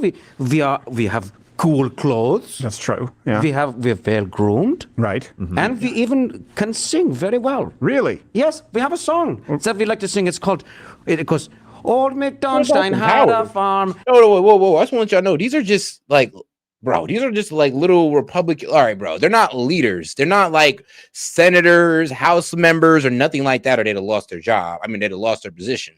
But no, these are just kids that are part of an organization. Like, they're not real leaders in the Republican Party. Like, I don't even know these guys. Like, think about this. We don't know who they are. They just call them young Republican leaders just to make it sound bad. But they're not leaders, though. They're just chapter.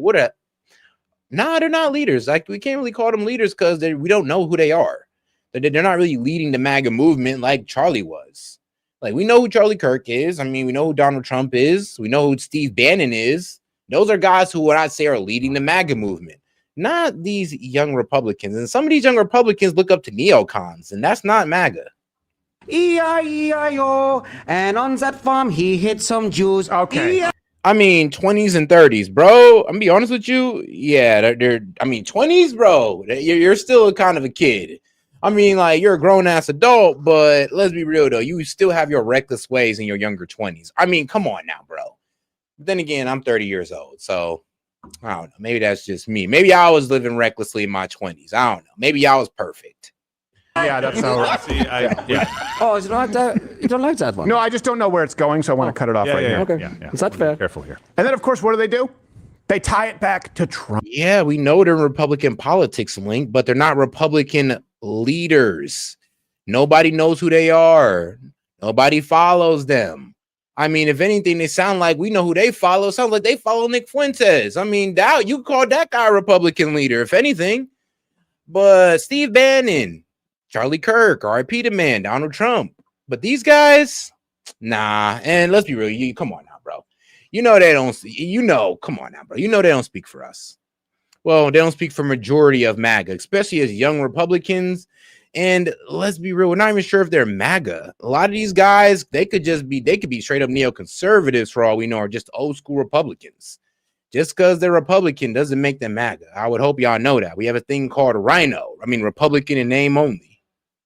Trump, the man who. But I'm be honest with you, due to the way they're texting, I would say, honestly, yeah, it sounds like they're groypers. But I'm not even going to put this solely on the groypers. They are Republicans, though. I'll be honest with you. They're Republicans, but to be quite honest, I'm not really taking their words too seriously. It's not like they're a AG or something. Not like they're a Republican AG who's sending death threats to Democrat candidates' families. Not like they're doing that. I mean, bro, could you imagine, bro? Can you imagine that, bro? Could you imagine a Democrat like actually sending threat? I'm actually saying that they want somebody's like a Republican's family to die. Can you imagine that happening? I mean, this is bad, but that's like 20 times worse. But can you imagine that, guys? Raised neo-Nazis. By the way, this is the one thing you know about Donald Trump is that he's not racist because you have a very, very long track record, right? He was friends with Don King. You look at the circles he ran in with in boxing. Arsenio Hall won Celebrity Apprentice. So at Politico, though, they still try and tie it to him because neo-Nazis, actual Nazis, equal Donald Trump. Donald Trump equals Charlie Kirk and young Republicans. They wrote this. They wrote, Art Gibson, a professor at the University of Dayton who specializes in white racial extremism. I've already checked out. Yeah. I've already checked out, Politico. I don't care. Surmise the young Republicans in the chat were influenced by Trump's language, which he said is often hyperbolic and emotionally charged. Yeah. I mean, that's wild. So some professor in Dayton, which is like 45 minutes from me, who specializes in white racial extremism. I mean, okay, bro. I mean, wow. But let's see here. It was influenced by Trump's language. Wrong. Bro, Trump, are you serious? Trump's language? Bro, Nick Fuentes, sure. Paul Miller, sure. I mean, but that's far from Trump's language. I mean, let's be quiet. Let's be real here. I mean, that's how I know these guys don't know the Republican Party or MAGA in general. Because, like, bro, there's like subsections of us. I mean, bro, there's the Groypers, there's MAGA, there's the Republicans, and like that are basically neocons. So yeah, there's like 3 sections to us. I mean, to sit there and say that that's how Trump's language, I'm like, nah, that ain't MAGA. That's Groypers. I mean, they're the one that's so racial about everything. But hey, though, they lump us all together. So I guess we do kind of got to take that hit. We got to take the hit, guys, because they lump us all together. I mean, Dems will never do so. I mean, look, man, I jokingly pointed out the fact that, yeah, well, what do you guys say about the Democratic Attorney General? That's actually a politician. That's because remember, we're talking about young Republicans who are not a senator, congressman, hold no position in government. But and you guys are getting mad over racist jokes. But there's a Democratic AG, a Democratic Attorney General who literally sat there in text and said, I would love to see my opponent's family members die. Really? And here's the thing, that came out before this. Do y'all even know about that story? Or do y'all just look out for anything that makes Trump look bad? Like, come on now. Do y'all even know about the Democrat AG that went out there and text, yo, I wanted to see my opponent's families dead, or I want to see his children dead? Do you even know about that? Or do you just know about this? Because I'm gonna be real with you. If you know about that and you have any judgment for this, then let's be real, you're a hypocrite all the way through. And you have a crazy double standard. Because you can't be mad at this and then while also not being outraged by the Democratic AG as well. Like, you can't. It don't make no sense. And that's the thing. Like, I can't be offended by these jokes because a lot of these kids are joking. Maybe a couple of them are actually serious racists. I'm not going to sit there and deny that. But I do hate the fake outrage that the Dems ploy or that they try to say they have over these text messages. But none of y'all have really condemned that Democratic Attorney General in Virginia. Like, is it okay to sit there and say, oh, I want to sit there and see my Republican opponent's wife and kid die?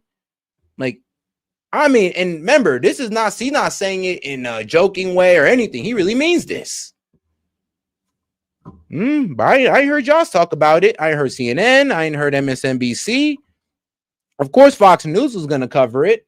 But it's crazy how CNN, MSNBC didn't cover that, but they had all the time in the world to cover this. And guess what happened first? Yeah, the Democratic AG sending those threats, or not threats, but pretty much wishing death on children. That's what came first. But for some reason, I know the Dems, y'all heard about this first. Am I right or wrong? Be the first president. Hopefully I'm wrong. Oh my gosh. I'd be the first president who is emotionally charged. Trump's persistent use of hostile, often inflammatory language that normalizes aggressive discourse in conservative circles can be incredibly influential on young operatives who are still trying to figure out what is that political discourse, Gibson said. No, young men, in this case it's mostly young men, like joking around. They bust your chops. That's what they do. You can go back and look at any. Was Richard Pryor influenced by Donald Trump? Robert Klein, George Carlin. Go back through look at any era of comedy. Look at any era of what. Hey, yo, shout out Wayne. He says, bro, what part of Ohio are you from? Columbus, Ohio. I'm close to Toledo. If the internet was around in my 20s, the worldwide, the world view hatred of me. And you was a Dem back then? Yeah, I was a Dem back then, bro. Columbus, Ohio? Yeah, I definitely was a Dem back in the day. So yeah, I was a Dem back in those days, especially back in my college days. I went to school in Dayton at Wright State University. So, you know, I was in a White State University, as they like to call it. But yeah, trust me, I was definitely a Dem back in those days. Fun times. I mean, hey, bro, you already know that liberal lifestyle, a whole lot of partying. But yeah, definitely. Hey, yo, shout out to my man Wayne, and shout out to Toledo and Akron. Hey, man, we got the real Ohio guys in here. But hey, shout out. All right, guys, let's go ahead and move on to our guy, Speaker Johnson, saying this is absurd. Well, let's see what's so absurd. Trust your office. Because trust me, a lot of absurd things are going down right now, especially revolving around this government shutdown. Maybe your absurd requests. Very absurd requests. Let's go with that. Hey, Cincinnati. Right now, voting underway in the Senate floor as Republicans attempt to reopen the government for a 9th time now. The vote expected to fail, just like the previous 8. Meanwhile, House Democrats digging in their heels and getting more aggressive. A group of them was seen trying to rush their way into Speaker Johnson's office yesterday. And here's how they react. No, hold on, Link. Let me ask you this question. If you have a website with a daily newsletter and you have multiple websites and you got the word .org, so RoseCityAntifa.org, you're telling me they're not organized? Like, think about how that don't make no sense whatsoever. If they're not organized and they're decentralized, then what are they doing with a website, a daily newsletter, and like, come on now, bro. Like, how does that work? I mean, they got social medias and all this crazy stuff. So what do you mean they're not organized? Like, come on, bro. That's like the definition of organization. I mean, they kind of snitch on themselves when their website got the .org at the end of it. Acted when our Aisha Husni tried to ask Speaker Jeffries about and they got a handbook at a news conference this morning. Listen here. I couldn't believe it. Oh, and shout out my man T Benke. T Benke. He says a private chat filled with jokes isn't bad at all. I don't care what they were joking about. It's facts, especially if it was leaked.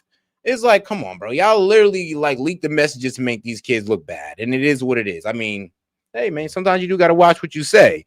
But in all honesty, though, I see what they were doing here. I see what they did. And they literally came up with this story and put it out their ass because they had to do something about that Virginia AG saying that stuff to that Republican man, or saying that stuff about his children. They had to come up with something. They had to come up with something because, I mean, like, damn, we just can't be sitting here looking like the guys who wish death on children. I mean, shit, bro. Somebody go find some Republicans who are talking crazy in a group chat and send it to us. We're going to sensationalize it. And we're going to try to make everybody forget about the fact that one of our own just threatened children. And don't worry, our base is stupid enough to let it fly. So you ain't even got to worry about intelligence. I'm joking, by the way. Sorry, man. Leader Jeffries. Leader Jeffries. You can come over here and... Hey, yo, and shout out to my man, Wayne. He said he ain't had too much to say. Just want to show some support. Hey, man, appreciate the support, Wayne. And T. Benke says Antifa has paid membership in chapters. Literally, they have a Rose City chapter. They have other ones. Rose City is just the one that comes off the top of my head, but they have multiple websites for Antifa. .com, .org. I mean, shoot, next thing you know, they're going to have a .edu where you get an education in being Antifa. So, I mean, what else do they need? They already got websites. They already got a newsletter, email, social media. I mean, come on now, bro. The problem is Antifa's never been investigated. They haven't been investigated to the extremes to find out where their money comes from. Like, not like gangmen, not like the Bloods and the Crips. I mean, shoot, not like the Proud Boys, not like any other gangster, not like any other criminal organization. They never got that investigation. So it's not because we looked into them and we found nothing. No, we never looked into them and we just told you, oh, well, they're not organized. How do you know? We don't know. We're just going to tell you that they're not organized because we never looked into it. I mean, that's all they can really tell you. Tell us how you feel. All right, let's bring in House Speaker Mike Johnson for more on this, Mr. Speaker. Good to spend time with you this afternoon. I do want to point out, though, that when the Democrats rushed your office, it was in support of having Adelita Grijalva, the new congresswoman-elect from Arizona, sworn in. Here's what she said during that melee. Let's just be really clear. If I were a Republican, I would have already been sworn in. Right. That's right. And that is not acceptable. They're afraid of me signing and being the 218th signer to the S.E.T. So she says, lady, we do not care about that. That is not it. It's just because the government shut down. Do not make this about you because you look stupid. There are Republicans also fighting for the Epstein files to be released. I mean, what was it? Rohanna and Tom Massey. Those two right there. It's a tag team effort on the right and the left to get the Epstein files open. So this has nothing to do with the Epstein files. Y'all are just being childish. You're afraid of her being the 218th signer to the Epstein petition to release the files, that if she were a Republican, you would have sworn her in. What do you say? I say, bless her heart. She's a representative-elect. She doesn't know how it works around here. We're going to give her the oath of office as soon as we get back to regular session, as soon as Chuck Schumer and the Democrats vote to reopen the government. We've got a lot to do here. They're the ones holding it up. What Rep. Grijalva doesn't understand is that there's a certain tradition and process that we engage in here to administer the oath. My colleague, Representative Julia Letlow from Louisiana, was elected in a special election under very similar circumstances, and Nancy Pelosi was Speaker at the time. She took 25 days to administer the oath to Julia Letlow. Nobody threw a fit. Nobody, engaged in a publicity stunt, because Nancy Pelosi was doing that on the legislative calendar. I'm doing exactly the same thing. It has nothing to do with Epstein. That's absurd. It's a moot point. The House Oversight Committee is digging into the Epstein files and releasing the documents almost in real time, 34,000 documents so far. You got some of the biggest bulldogs in Congress, Republicans and Democrats, who are dialed in on that. And that work is going on around the clock, even while Congress is closed, the government is shut down because of Chuck Schumer's antics. Speaker Johnson, it is Sandra. Good of you to be here with us today. President Trump yesterday said that he's going to have a list on Friday of Democrat programs that will be cut as a result of this. Listen. We're closing them up, and we're not going to let them come back. The Democrats are getting killed, and we're going to have a list of them on Friday, closing up some of the most egregious. I mean, Trump is literally now able to cut out the deep state. I mean, the Dems then gave this man the perfect opportunity to cut out all the bureaucrats. And I mean, who would ever would expect the Dems to do this? We didn't think they would literally leave themselves open to this, but I mean, in their efforts to spite Trump, I guess they spited themselves. I mean, what's the saying? I mean, what was it? Take off your nose to spite your face or something. Scratch your nose to spite your face or something like that. I forgot the saying. But pretty much they're shooting themselves in the foot just to spite Trump. I mean, or they left themselves open for an attack, for a major attack, just to get one punch on Trump. Socialist, semi-communist, probably not full communist, we're saving that for New York, but semi-communist programs, and we're closing them up. So is it fair to say, Speaker Johnson, that the longer this shutdown goes on, the more President Trump and Republicans get what they always wanted anyway? Well, that's an objective fact. I mean, I was with the president for 2 hours in the Oval Office last night. We talked about this at great length. I mean, the longer this goes on, the more he's able to cut in their into their NGOs, to the spending programs that they like. I mean, cut out some of their favorite Democrat bureaucrats, or save their favorite government employees. Just start hitting them where it hurts. I mean, when they get back to work, they got less staffers. It is what it is. He's in an unenviable position, and it's not one he relishes, right? He wanted the government to stay open. I was in the Oval Office with Chuck Schumer and Hakeem Jeffries and Leader Thune weeks ago when he pleaded with them not to do this. But since they have made the choice, they have handed the keys to the kingdom to the president, and he is going to look with the lens that he must to evaluate what are the most essential programs, policies, personnel in the federal government. We're going to look at that as limited government conservatives very differently than, say, a Joe Biden or Kamala Harris would. But that is Chuck Schumer's decision. He is the one that is exacting all of this, and by the way, causing great pain to the American people, paychecks being withheld, services not being provided, and all the essential things that we've talked about. But Mr. Speaker, there is every I think, belief that opportunity to shrink government and cut programs may not go too far, because a federal judge in San Francisco, Susan Ilston, a Clinton appointee, said at the opening of a court case this morning that was brought by employee unions, federal government employee unions, that she is inclined to grant a TRO against those what are called RIFs, reductions in force. So is that going to blunt the effort by the White House and the president to cut staff? I don't think so. You lost me at federal judge in San Francisco. Obviously, we're not going to get a fair hearing there. It will be appealed, and it will be on a rocket docket, I am sure. The White House is dug in. They will do what is required of them, and that is to triage federal spending, because Chuck Schumer and the Democrats decided to turn it off. We had a press conference this morning, you all saw on your broadcast, where we pointed out, for example, the troops, they would not have been paid today, except that President Trump made heroic measures in the executive branch to help us cover them. Chuck Schumer and the Democrats had already voted to that point 8 times to block the paychecks of troops. And by the way, Capitol Police, who are up here defending them without pay. It is so frustrating and so unnecessary, and they need to stop it. Okay, so this was Hakeem Jeffries, just a short time I mean, ago. right now, the Dems are in free fall, and they have this, well, honestly, maybe it's not a delusional belief, but they have this belief that, it don't matter how bad things get. We know they feel for sure that the Republicans are going to be blamed for it. So they don't care how bad it gets. They don't care that they know they're the ones that's holding up the government, because they can always have a base that'll believe anything. They have a base that will literally deny history, deny the facts, all that to sit there and blame Trump. So, I mean, when you got a base like that, you really don't have to worry about how you move or how things look, because your base will always be ready to blame Trump and never hold y'all accountable. I mean, bro, I always say what a blessing it must be to be a Democrat. Like, y'all don't ever have to answer for anything. I believe our team just cut this, weighing in on the layoffs of federal workers. Let's play this out and we'll get your reaction. It's disturbing that they're using hardworking federal civil servants as political pawns to continue their toxic approach to undermining the ability of the federal government to deliver services effectively and efficiently to the American people. I'll get your reaction to that, as I also note that just came across our desk, Mr. Speaker, that you have agreed to a debate with Jeffries on C-SPAN. Really? At an unknown date and time. Is that true?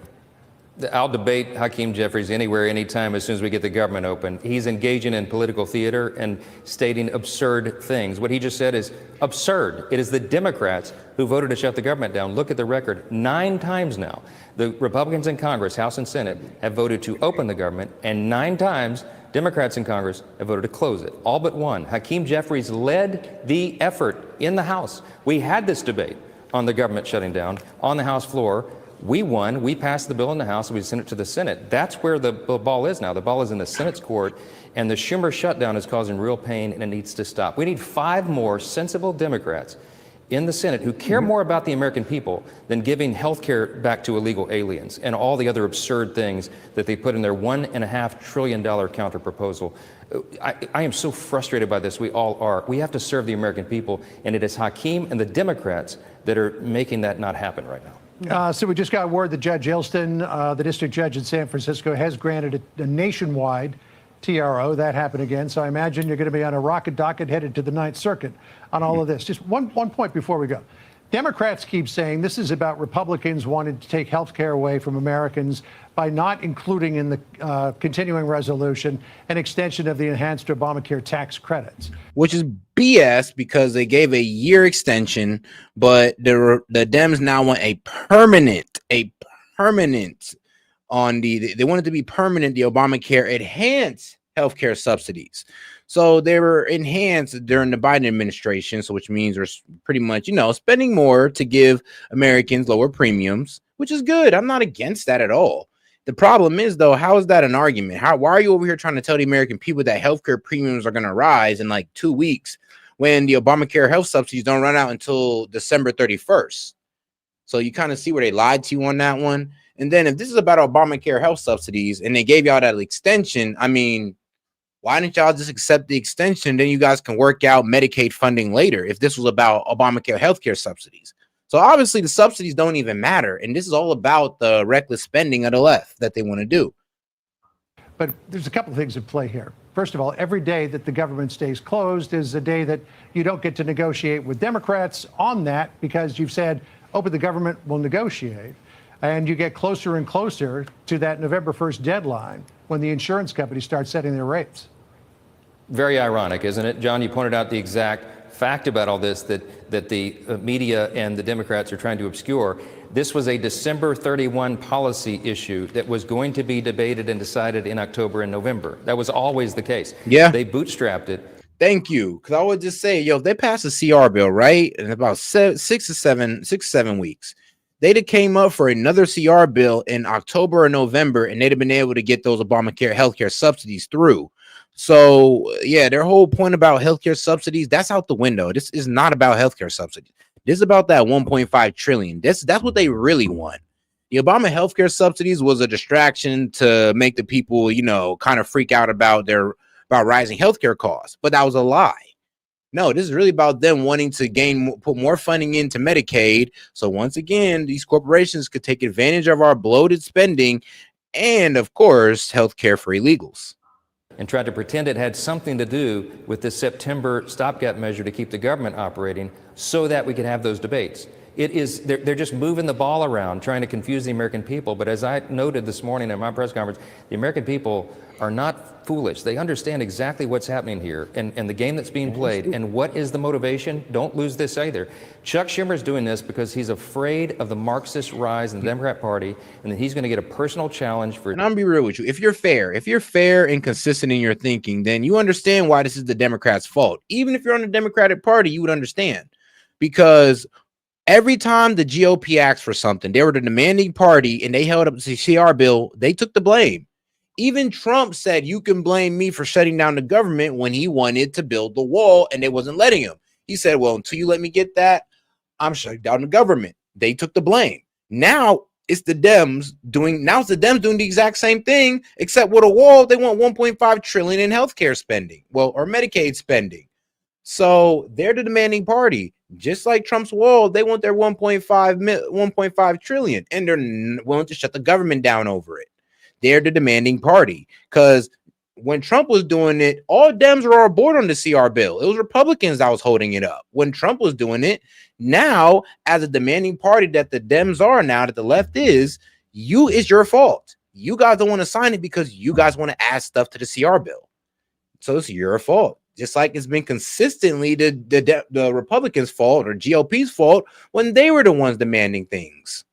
Senate reelect. That is 100% what this is about. He did a 180-degree about face from what he voted on in March of this year, just 6-7 months ago. Can you make he's doing it for himself. Can you make a 5-second prediction here for us? How long does this go on? I hope it ends soon. I don't think it will end before the Hate America rally on the mall on Saturday, where all the Marxists and Antifa people and all the people who hate Trump and hate America will be there.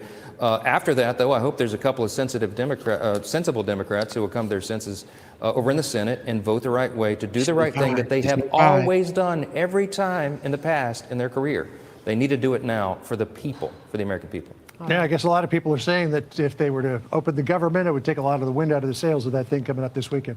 Speaker, as always, thanks for spending time. Yeah, it would take a lot of wind out of the No Kings rally, because, bro, and this proves that this is the Dems' fault. They're literally using this as a rallying point for the No Kings rally. Oh, we're going against Donald Trump. We're shutting down the government to stop this dictator, to stop this king. We're doing the right thing by shutting down the government. Then why are you guys defending, or why are you guys acting like this is Trump's fault when you guys are championing the government being shut down? Like, you guys see this as a winning position. You guys are using this as a rally cry for the No Kings rally, and it's not your fault. Right? Is anybody else believing this? Does anybody else believe that? With this, appreciate it. Thank you. Thanks so much. All right. Hey, it's Will Kane. Click here. But all right, though, let's get over to our man Mandani on Fox News. Yeah, let's see what he got to say. On to New York. You want to be the mayor of New York City, which, last night I ChatGPT'd, where is the capitalist and global finance center of the world? And it said New York City, which made me feel good as someone who loves New York City. Is that a moniker that you're proud of and one that you want to continue for this city? We should be proud of it, and I will also say that that's one thing you have in common with Andrew Cuomo, because he also uses ChatGPT to answer many questions, including how to actually resolve the housing crisis in this city. And It's time that we are not only proud of us being the financial capital, the cultural capital, but also we should make it a capital of where working people can afford to live in this city. Because right now what we're seeing is that 1 in 4 New Yorkers are being priced out of the wealthiest city in the wealthiest country in the history of the world. That's absolutely true.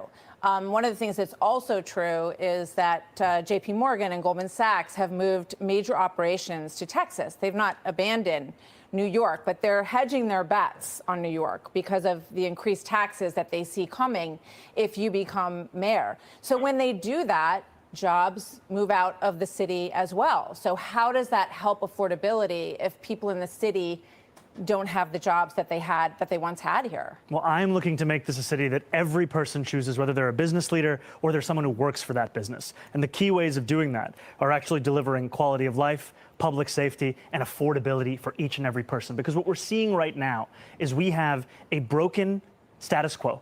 We have a corrupt political system. and we have the politicians that sustain that. That's really what's on the ballot, is whether New Yorkers want to continue that or whether they actually want a city they can afford. That's what I'm going to deliver. So, Governor Hochul, you would have to get approval from the legislature to raise individual taxes, income taxes, and also corporate taxes in New York, which you've said you would like to do in order to pay for the free buses and the free childcare and the different programs, the government grocery stores and the like. She says no new taxes in her governor's race. So, I mean, yeah, because New York is already being squeezed enough when it comes to taxes. So Mondani coming out of nowhere going like more taxes. I mean, bro, the people of New York is like, wait, what? I mean, y'all already squeezed enough money out of us. If anything, y'all should be lowering taxes. But here comes Mondani talking about, look, man, here's these social services, but it's going to be built on the back of you people, of the rich. And I mean, here's a problem. You're going to make the rich leave. And then when the rich start leaving and you don't got enough money like coming in, then what? Then the whole city sinks under bad leadership, because instead of depending on capitalism and trying to, I don't know, bring down crime, try to bring in more economic opportunity into New York, not make it such a fast food job haven. Let people be able to get real jobs. And that they don't need a overly fancy degree for, because that's just the way New York's job market is built. But if you could do that for your citizens, that help affordability by bringing, jobs to the economy. But it does seem like Mondani is not only trying to run away investments, but jobs as well by raising taxes. And that's all it does is send jobs out of states. And when we raise taxes, it send jobs overseas. So, hey. That's all it's got to say, man. Like, y'all talk about tax the rich. I'm about to tax the rich right overseas, and they're going to tax your ass out of a job. what are you going to do if she won't allow taxes to be raised? How will you pay for these programs? I've said time and again that I believe these are the most straightforward ways that we can actually fund universal childcare, making buses fast and free. And I've said that the two clear ways to do so, raising personal income taxes on the top 1% by 2%, and raising the corporate tax to match that of New Jersey's corporate tax of 11.5%. Now, if there are other ways to raise this money to fund this agenda, the most important thing is that we fund the agenda. Hey, and shout out to my man Lincoln. He says, man of my word. Hey, shout out Lincoln. Well, dog, come on now. I never doubted your integrity, even though you could be a bit stubborn, even though I don't know what you're talking about, but I do got to give you a congratulations on the baller alert. So shout out my man Lincoln. Apparently, I guess y'all, and we are about, I would say, like 14 away from opening up the call-in line. Still think that these are the most important and clear ways we can do it, and I'm thankful to have Some of Governor you guys Hochul's up here support in this race, and the fact that she said we have a shared commitment to delivering universal childcare for New Yorkers across the city. I think that's great. I think everybody would love to have free health care and free buses and all these things, but the question is, how do you pay for it? The city's already in debt. The governor says no to new taxes. Like Margaret Thatcher said, socialism's great until you run out of everyone else's money, other people's money. Well, what Andrew Cuomo said is that if he had $959 million, he'd give it to Elon Musk in tax credits, because that's exactly what he did. And I bring that up to you to say that it's often a question of whether you have the willingness to spend that money to benefit working class people, not where that money is in the first place. So what would you cut? What would you draw from to do it? I don't think we have to cut. I've spoken about raising taxes on the wealthiest. And frankly, this is an issue that we have here in New York City, and frankly, even across this country. When I've spoken to Trump voters right here in New York City, Hillside Avenue in Queens, Fordham Road in the Bronx, they've told me it was cost of living that drove them to vote for Donald Trump. They've told me it was a promise of a lower whether it be cheaper groceries, whether it be childcare, whether it be rent. Right. And what we're seeing time and time again is we're more focused on the question of billionaires and the most profitable corporations than we are on people who can't even afford to make ends meet in this city. Well, we know affordability is an issue, and I think that all politicians are getting to an understanding of that, and I think that you've done a lot, actually, to bring people's attention to that issue. Let's take a look at the free buses issue just for a moment, because I know you said that the pilot project that you did was one of the biggest accomplishments of being an assemblyman. The Washington Post said this in an editorial about this. Quality inevitably declines when a service is offered for free. Vagrants and drug addicts would camp out all day on New York's buses, especially in the winter. Parents would go afraid to let their children ride alone. Wealthier residents would find another way to get around, but poor New Yorkers who depend on the bus would suffer the most. Yep. What do you say to that? Do you agree with that? And it'd also be competing against the rideshare industry that's in New York, like Uber, Lyft, I mean, shoot, man, they might even mess up the city bus, Dakota. So having free buses, I'm not sure if that's the way, my man.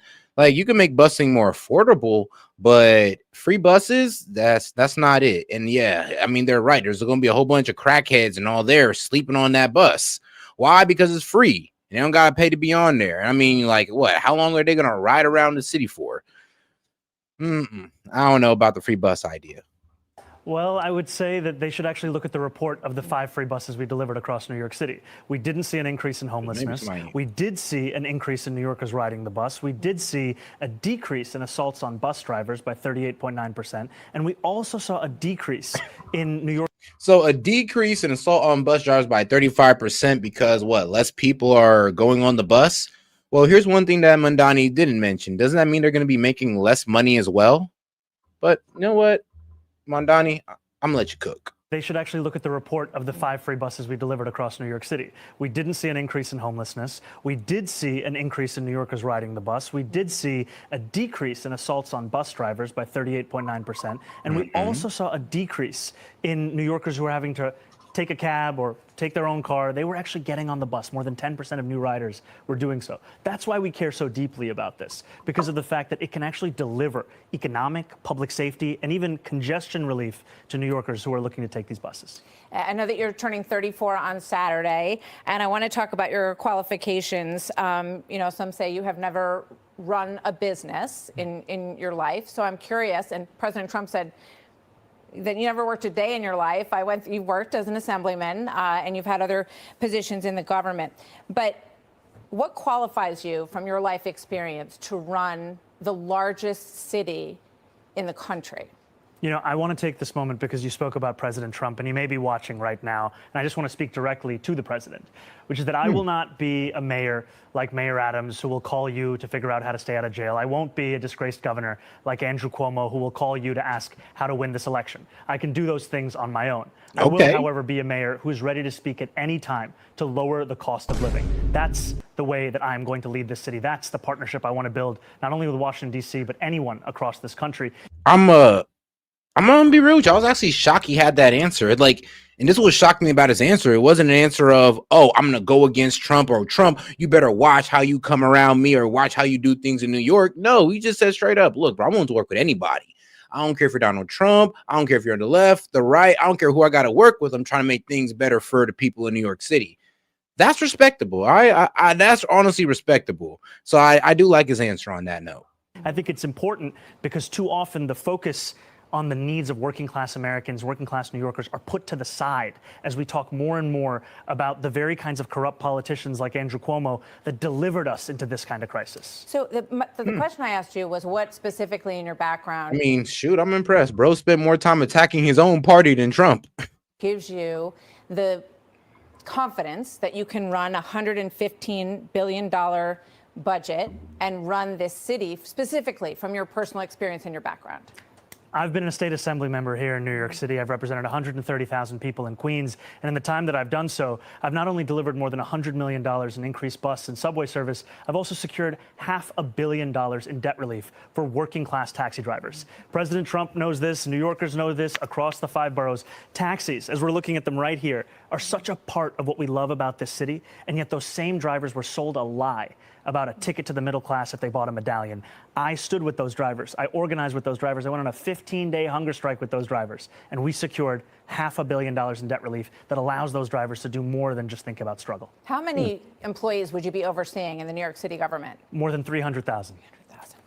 That's a lot of people. But thank you for answering the question. I know that you want to stimulate small business in the city, and we all walk around the city that we love, and we see a lot of empty storefronts. So give me your plan on how you would do that. You know, I've spoken to a lot of New Yorkers for whom their aspiration, their dream is in that small business. And I've told them that we are going to make it easier to not only open it, but keep it open. We're going to cut fines and fees by 50%, because as you said, we have a city government that has a $116 billion budget. It's not funded by charging a restaurant $25 a year for the right to sell a frozen dessert. We're going to streamline the regulations and rules that these small businesses have to adhere to. Because today, if you want to open up a barbershop, you have to fill out 24 forms, go to 7 agencies, 12 in-person activities.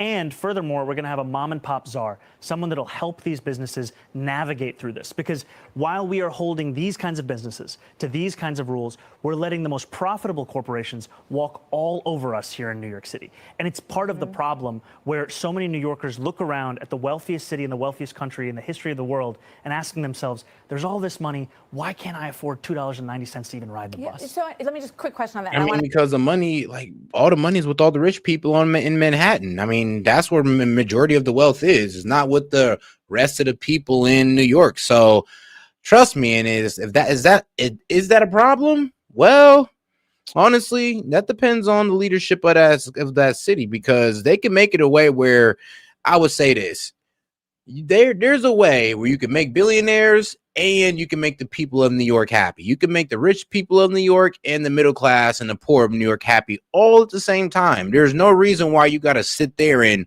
I would say, overly tax the rich and possibly make them leave that state. And that's not going to help the middle class or the lower class. So I just don't understand that strategy of like trying to overly tax the rich and then assuming, it's always the assumption that they could pay more.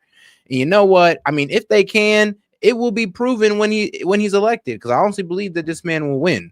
I mean, he's up in all the polls. So we'll see. I'm not going to sit here and say that his plan is going to be a complete failure, because honestly, it sounds like it won't even be implemented, because, I mean, the governor's telling him no on raising taxes. But let's say he does get it through.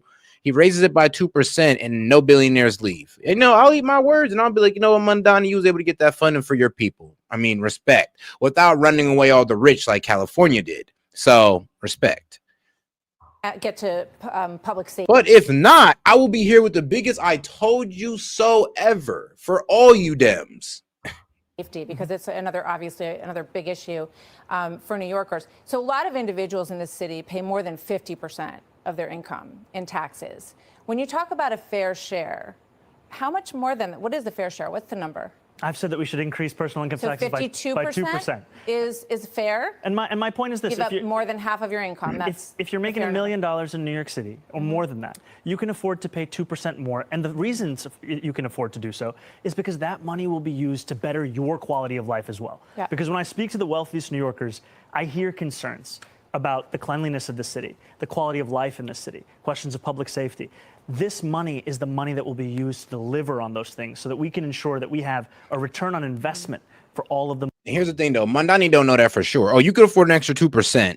I mean, yeah, sure about that? Because you adding an extra 2%, even she said you want them to pay like half of their money in taxes. I mean, how are they going to reinvest into their companies and all that good stuff? How are they going to grow their brand, or, like I say, grow their company, create a franchise? Like, how are they going to do that? And they're getting taxed out the ass. Like, that doesn't work in their reinvestment strategy. That's why the rich people like lower taxes, because they get to reinvest and grow their business quicker. When there's higher taxes, it takes longer to reinvest and make grow their business quicker and make it more efficient. But hey, if it's planned to get that 2% out these rich people and they're able to do what they can and they don't leave and they're paying over half of their income, and New Yorkers get what they want, shit. All right, then. Y'all can have it. Y'all got it. Y'all got it. I highly doubt it's gonna work. I'm really 80-20. I'm like 80% is gonna fail, 20% it could work. Money that we are raising and spending right here across the 5 boroughs. I want to talk to you about public safety and your relationship with the police. So just in terms of public safety, I want to go to an example first, because I hear from people that they don't feel safe walking home at night. There's drug addicts on the street, right around the corner here. You can walk around the corner and see people shooting up. A lot of garbage on the streets right now. The subway is something that people are really concerned about. Last week, 64-year-old Nicola Tanzi, who was a church leader, a pillar in his community, was brutally beaten to death. I tried to watch this video. Oh, shout out to my man Hellbat. He's like, was this after Trump said if Mondani tried to go full socialist, he will restrict the money flow to there? Yes, actually. Let me see when this was. I think this was released maybe 15 hours ago. So I know this released today. This was today. So yeah, I do believe this was this was right after. This was after, because Trump did his early in the day. in preparation. It's very hard to watch in a subway station in Brooklyn. 25-year-old David Mazarregos had a 20-inch sword. He's the suspect in this case. He was out. They lowered his bail so that he could get out. He was already waiting a trial for attacking someone in Chelsea. 33 past arrests. You were in favor of bail reform. Does that make you want to change your mind or think twice about reversing that? This is a horrific incident, and it's the same video that I saw. And it's one that horrifies New Yorkers across the 5 boroughs, and it's completely unacceptable. And what it makes me think about is the necessity of providing public safety in our New York City subway system and across the 5 boroughs. Yeah. And also, how do we end the revolving door? Because when you look further into the case of whether this individual or so many individuals, especially those suffering from mental health issues, what we and here's the thing, guys, like, I mean, let's take this into, well, him talking about mental health. I'm gonna get to that. But when it comes to taxes, raising it 2%, you do remember that these companies, I mean, they already got a big tax bill. I mean, they got to pay federal, they got to pay state, city. So it's just like, dang, dog, you sure they can even take any more? I mean, they got to pay the city, state, and the federal. You sure that they got any more for you, dog? I mean, maybe you should support Donald Trump bringing down the corporate tax and taxes even further, because now you should be able to tax the rich just a little bit more in your city. Actually, Trump did do that. He did do that and give tax breaks to the rich and Americans, regular Americans as well. So our taxes went down by, what was it? If you make between 30 and 80K, your taxes should have went down by 15%. So, yeah, everybody got a tax break across the board. So, you know what? I'm actually starting to hear the idea of maybe Mondani's cooking. He might be cooking, because we did give our billionaires and millionaires tax breaks. So, can they afford to pay an extra 2% in city taxes? I'm just saying. I make it. Now that I'm thinking about it, it could be possible. But let's be honest, though, at the same time, they are stacked when it comes to taxes. I mean, state, federal, city. I mean, that's a lot to deal with. Is so often the only mental health system that we have that's functioning in the city is Rikers Island. 40% of the incarcerated population there are suffering from serious mental illness. Why was he on the street is the question. No, why was he on the street? Because we have a broken system. They lowered his bail. He had a bail he couldn't pay. Then they lowered the bail, and then he could pay it. Imagine if you're this family. I mean, and they look at 33 prior arrests, and why? Why was this man on the street? What would stop him in your administration from being on the street? Because what we would do is actually address the systemic problems that would ensure that someone who goes through the system this many times. So you're pretty much saying, well, look, bro, what we're hoping, what you were saying was, look, we got to lock them up the first time and then, work with them, but we do got to make sure that they're off the street, and instead of keep on releasing them until they, let's be real, commit a heinous crime. So that's what we were hoping for. But bro kind of sounds like he's leaning more towards the whole socialist police idea that he's been preaching on, you know what, we need to help them with their mental health and all this good stuff. Mondani, some of these guys, it's too late. You got to lock their ass up, dog. You got to lock their ass up. It's too late for them. There's some of them you could help, but there's a lot of them, it's just too late. You cannot have that approach with them. You cannot have that, we just need to work on their mental health approach. It's like, no, you can do that when you lock their ass up, but you can't just keep letting them out talking about, what we're trying to work with his mental health. It's like that does not work. But shout out my man T Benke. And how you been, brother? He says, I love how Dems talk about a revolving door, referring to prison and jail when they install the door. I mean, literally. No, thanks. It's like y'all are the reason this is happening. But hey, keep it up though. Keep up that high crime rate that y'all like to say y'all are bringing down. Is actually his issues are addressed. The services are provided. Right now, all we have is going in and out, especially when it comes to mental health. I'll give you an example. Where would he be in your world? Where would he be? In a mental institution? He would actually be getting services from the first time that he was arrested, as opposed to having to go through them 33 times. If you look at the New York Times, they did an investigation on 1,000 different incidents of violent crime in the city tied to mental health episodes. Yeah. They found that so many of those same New Yorkers were failed by the interactions they had with the city when they went for help, for mental health assistance. And that failure is a blight. It is a stain on our city, and it's a failure that I'm looking to fix by actually transforming this with the only comprehensive plan for public safety of any of the candidates. Because what we are going to do is put out a plan and a proposal that we have shared with New Yorkers to create the Department of Community Safety that would bring together all of these pre-existing silos that address mental health crisis, that address homelessness into one department, provide it with the funding necessary, and actually address this Where do crisis. these people go, though, is my question. Are you going to put them in a mental institution so they can be taken care of? Or Bring are you back going to leave them at asylums? home on medication? What's the plan? Leave them all home, drugged up on medication with an ankle monitor? Are you going to put them in jail or I don't know, start back the insane asylums, start trying to help these people out without the electric therapy, of course? There is a plan right now that allows for involuntary confinement, which I think should be a last resort because of the fact that when you look at the actual results, this is something that so often doesn't actually have what has been spoken about.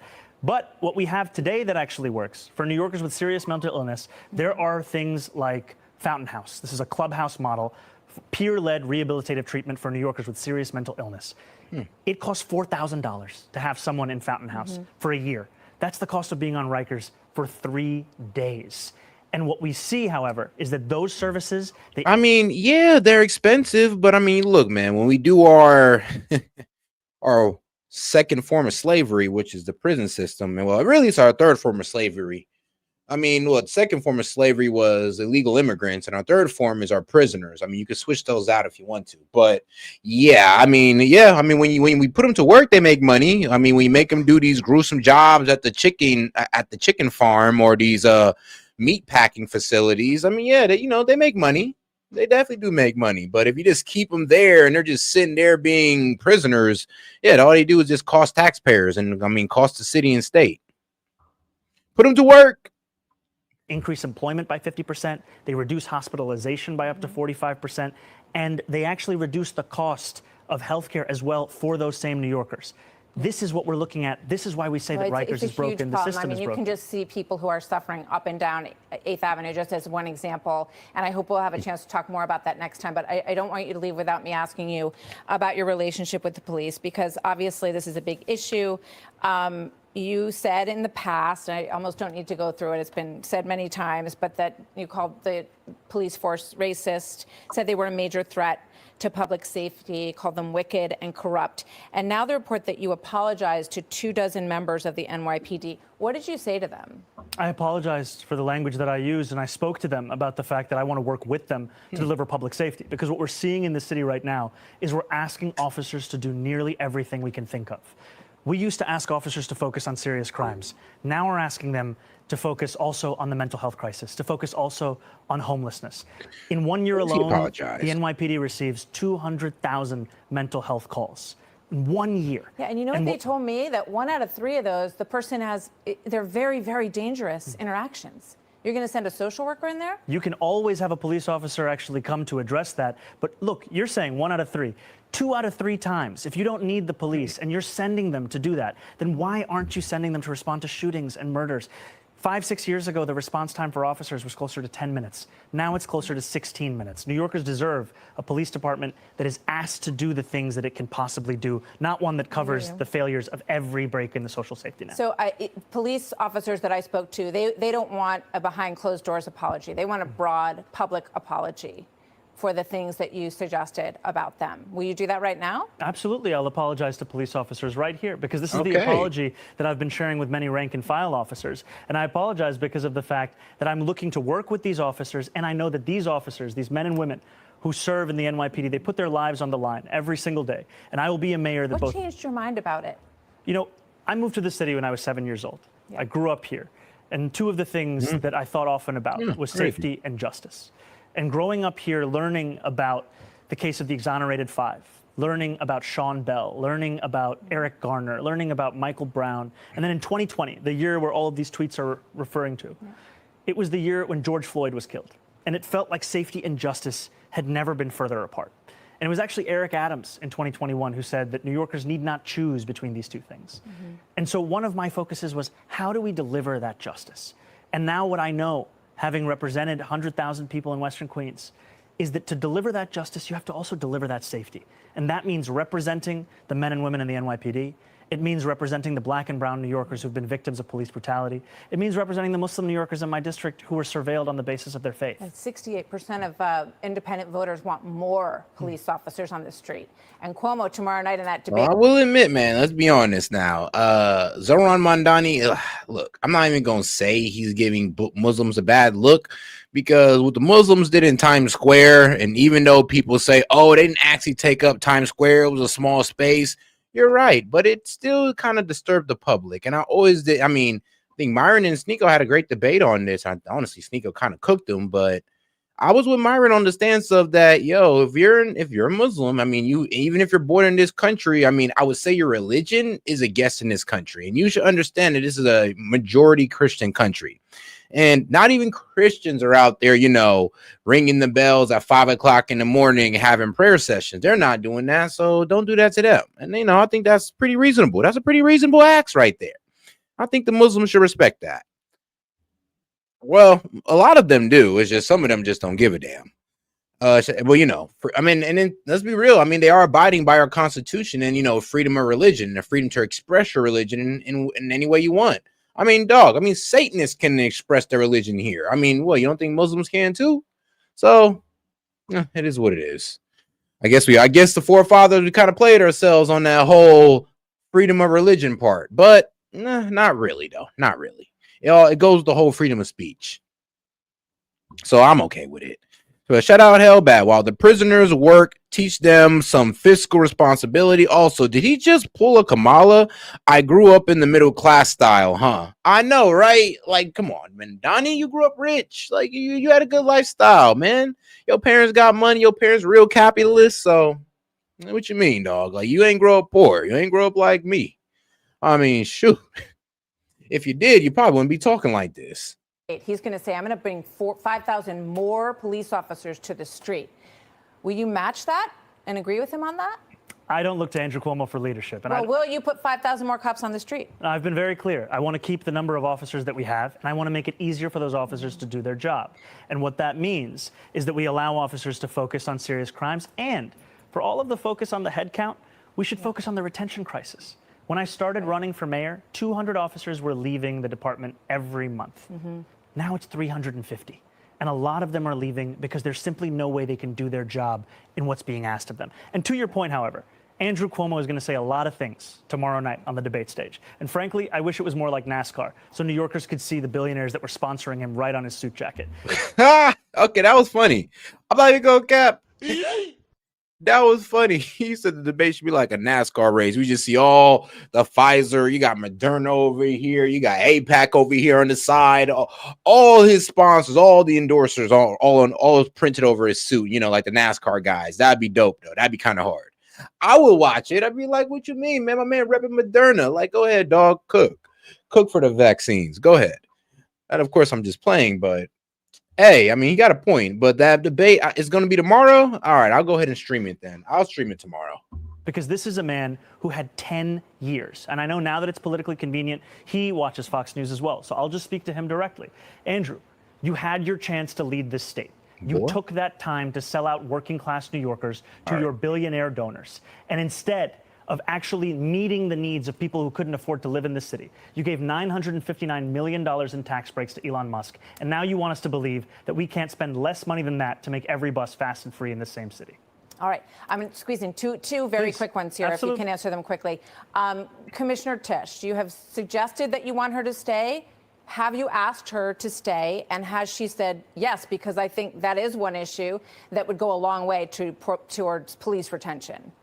I've said that I appreciate Commissioner Tisch's record of uprooting corruption in the upper echelons of the NYPD. Yep. I've appreciated her presiding over drops in crime across the city, and I continue to actively consider her to be my police commissioner. I haven't made any personnel commitments. Okay, so you don't want to ask her right now? No. That's the kind of conversation I would actually have in person, in private, not a politics of theater. Okay, it's an issue that a lot of people brought up with me when I told them I was going to be speaking with you. Last question. You want to have a World Cup czar. I know you're a huge soccer fan, Arsenal fan. I have a lot. Yeah, bro. You in every era, bro. Arabs, Hispanics, Africans love soccer. Boy, I should know.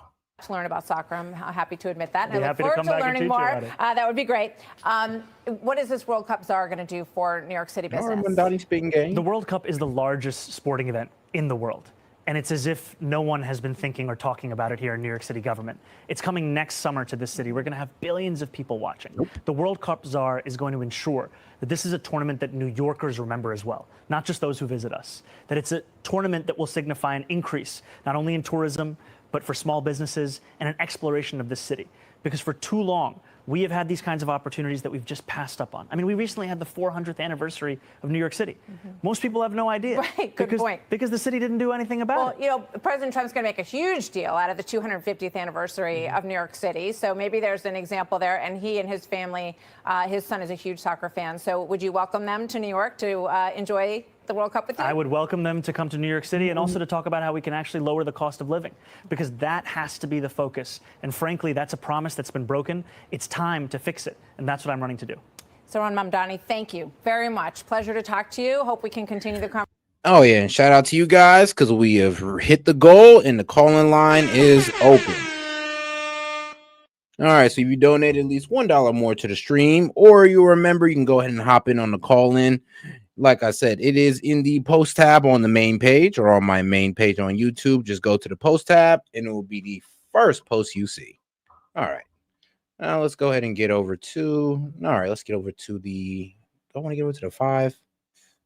Yeah, let's go to the 5. Many have tried to imitate, but there's truly only one President Trump. Here he is comparing how he looks in a bathing suit compared to Joe Biden. I'd like to go to the beach. You know, my legs are not quite as thin as his. My legs are slightly heavier. My arms are slightly larger. My body is a little bit larger than his. I'm not sure it would be appreciated on the beach, but I'm not going to take a chance. You won't see me in a bathing suit. Somebody told him that he looked good in a bathing suit. Speaking of who's in better shape, a certain governor from California is questioning whether the Democratic Party needs to shape up as they face a favorable rating of just 34%. Do you feel like our party is in better shape or worse shape? Are we finding our voice? Is this shutdown in a perverse sense helpful in terms of just organizing that voice and a clarity of what's at stake? All right, well, I'm going to turn that question back around on you too. But I mean, the polling would not tell you that our party is in good shape today. I mean, we are historically unpopular. Newsom also continues to mimic Trump's style. He's now accusing Joe Rogan of having something he calls CDS. What do you think he's talking about? I don't know. I barely watched what you the perception of it, the perception of California, the perception of some of the problems that face the state, and maybe how some of the people around the country might think. I think there's a California derangement syndrome, and he's part of it. I mean, I think people are obsessed with focusing on what's wrong with the state and not what's right with the state. California The derangement. proof is in the U-Haul. If you look at the numbers, everybody wants to leave. Nobody wants to go. So, you know that Gavin thought he was on Charlemagne the God? CDS is not CDS if the data is real, like the U-Haul's leaving. The reason why Trump derangement is real is because the data is not. You know, the collusion, authoritarianism, war on democracy, fascism, Nazis. No one's ever said that stuff about California, but it's been said about Trump and his followers. I wonder how people can, I think the grip that TDS has on people is starting to loosen up, especially after the peace stuff. And they're beginning to see how huge and overinflated this demon was. There's no war on democracy. There's no fascism. It's just a guy making peace while also making jokes about not having skinny legs. I think you have with Gavin, you almost have this weird choice between all-inclusive resorts.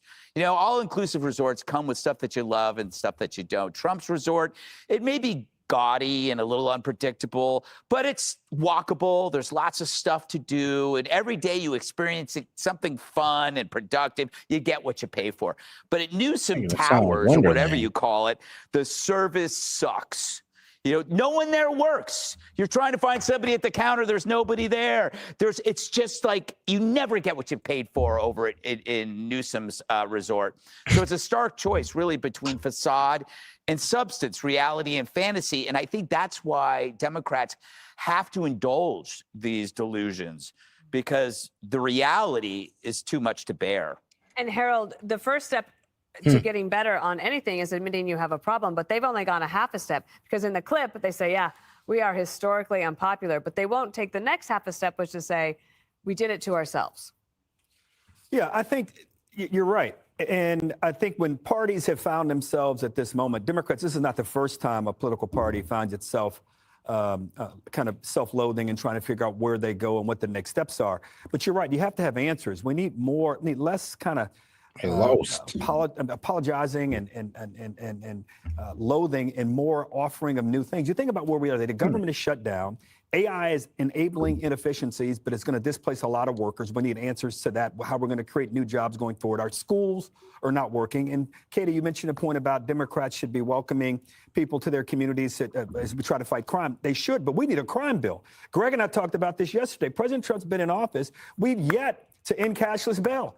Dangle federal funds out there to these cities and make them in cashless bail in exchange for more money to hire cops and prosecutors and so forth. Democrats, these are the answers we should be providing. The moping and the going on podcasts and saying the same old thing. Like, bro, you sound a little bit more like MAGA than a Dem. I'm gonna be honest with you. I mean, I like that idea too. I like the idea. That's what the Dems should be doing, but they're not. Honestly, that's what Trump administration should be doing as well. Like, pretty much making these guys end cashless bail. Because Lord knows you can't trust the Dems to do it on their own. I mean, why can't they ever force a good policy on their own? It's kind of crazy. You always got to force their hand behind their back to do something good for the American people. Crazy. Well, the current day Dems, Dems haven't always been like this. Is not resonating with voters, let alone winning voters to our side. And part of the reason for that, Katie, is that they're often on the wrong side of these issues, like on 80-20 issues, or as President Trump says, 97-3 issues. They're on the wrong side of it. And they don't have to be. If it's an 80-20 issue, it's safe to be on the side of the 80, but they're so focused on Trump. Yeah, and I would say this, like the trans argument, like, look, you guys got to understand. You guys got to abandon that argument, or one, stop saying that, why do you care about trans? Why do you guys care about trans? It's like, because we care about our daughters in sports and our sisters and women in our lives in sports. I mean, why don't you? So you see how you guys kind of sound stupid saying, why do you guys care about trans? That's where you guys sound stupid and insensitive. So I would always say, just low key, leave the stance. Well, just say, look, yeah, we denounce women, we denounce transgenders in women's sports, and then go on about y'all day. Because as long as you guys have that stance, you will continue to lose more voters. You will continue to lose elections. Because all we got to do is bring up the fact that you guys are crazy enough to allow a man to play in women's sports, and you guys won't sit there and denounce it. Instead, you'll sit there and try to shame us for bringing it up. And that's not a good defense. Like, just denounce it.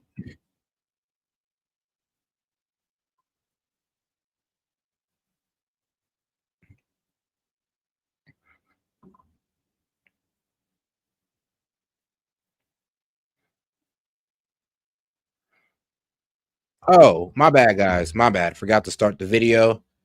Whoops. Now, my next guest, Venezuelan opposition leader Maria Corina Machado, was just awarded the 2025 Nobel Peace Prize for her tireless work promoting democratic rights for the people of Venezuela. That was the citation. In 2024, when the Nicolas Maduro regime blocked Machado from running for president, she supported the alternative campaign of Edmundo Gonzalez. The pro-Maduro election board, though, called the race for him, despite extensive evidence showing that Gonzalez was the true winner. Now, the Trump administration has labeled Maduro a narco-terrorist.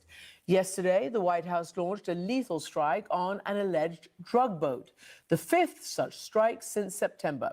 Machado dedicates her Nobel Prize to the suffering people of Venezuela and to President Trump for his decisive support of our cause. Shout out. She lives in hiding inside Venezuela, and she joins us now.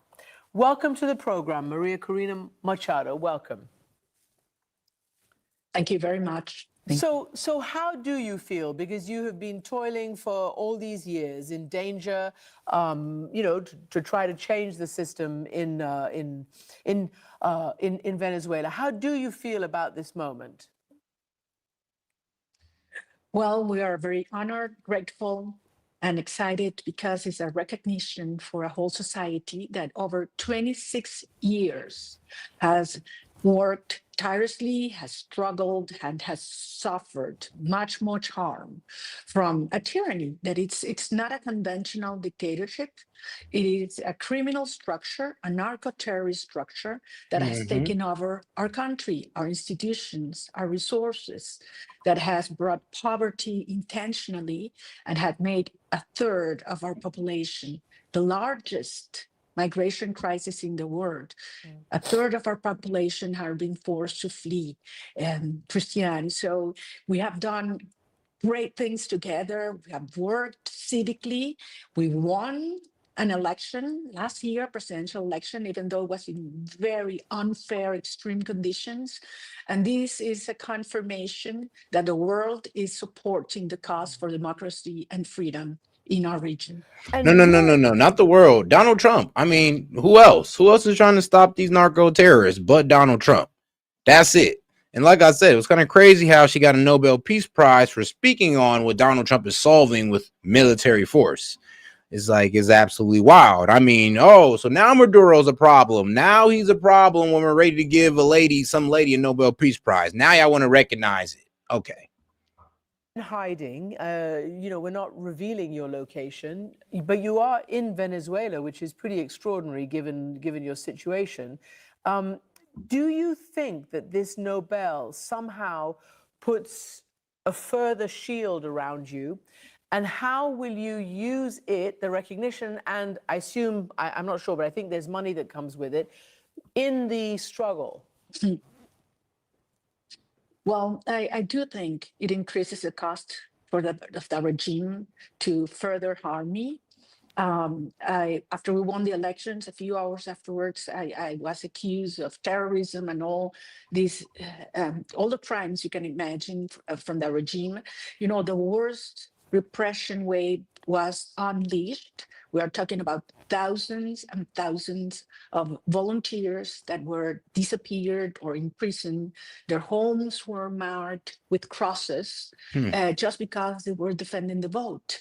The Inter-American Commission on Human Rights have called this terrorism of state. The fact-finding mission of the United Nations have called these as crimes against humanity. I'm talking about even children that were in prison, women tortured and abused just because they defended their votes. So, of course, we're all under, great harm. There are over 850 prisoners of war that are, our heroes under Maduro's strength, and this is a difficult moment, but I am absolutely convinced that we are finally at the threshold of freedom and democracy, because finally all vectors have aligned and the regime is weaker than ever. Christian. Can I ask you, do you ever feel fear? You don't sound it, you don't look it, but there must be a huge amount of pressure. That's one question. And the related question is, how do you lead a movement from the shadows? And do you think the opposition is now even more united? Oh, certainly. Our country is more united than ever. I dare to say there's no other society in our region, perhaps in the world, as cohesive as Venezuelan society. I mean, think about this. 90% of our population wants the same, not only Maduro to go, but we want our children back home.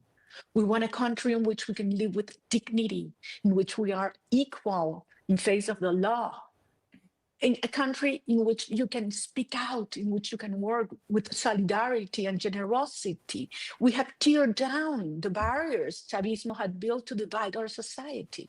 I mean, Venezuela has no religious tensions, racial differences, regional differences, economic or social. I mean, that's why I insist that this is going to be, even though a great challenge, because the country has been devastated economically and institutionally and turned into the criminal hub of the region, this is going to be an orderly transition because that's what the people want.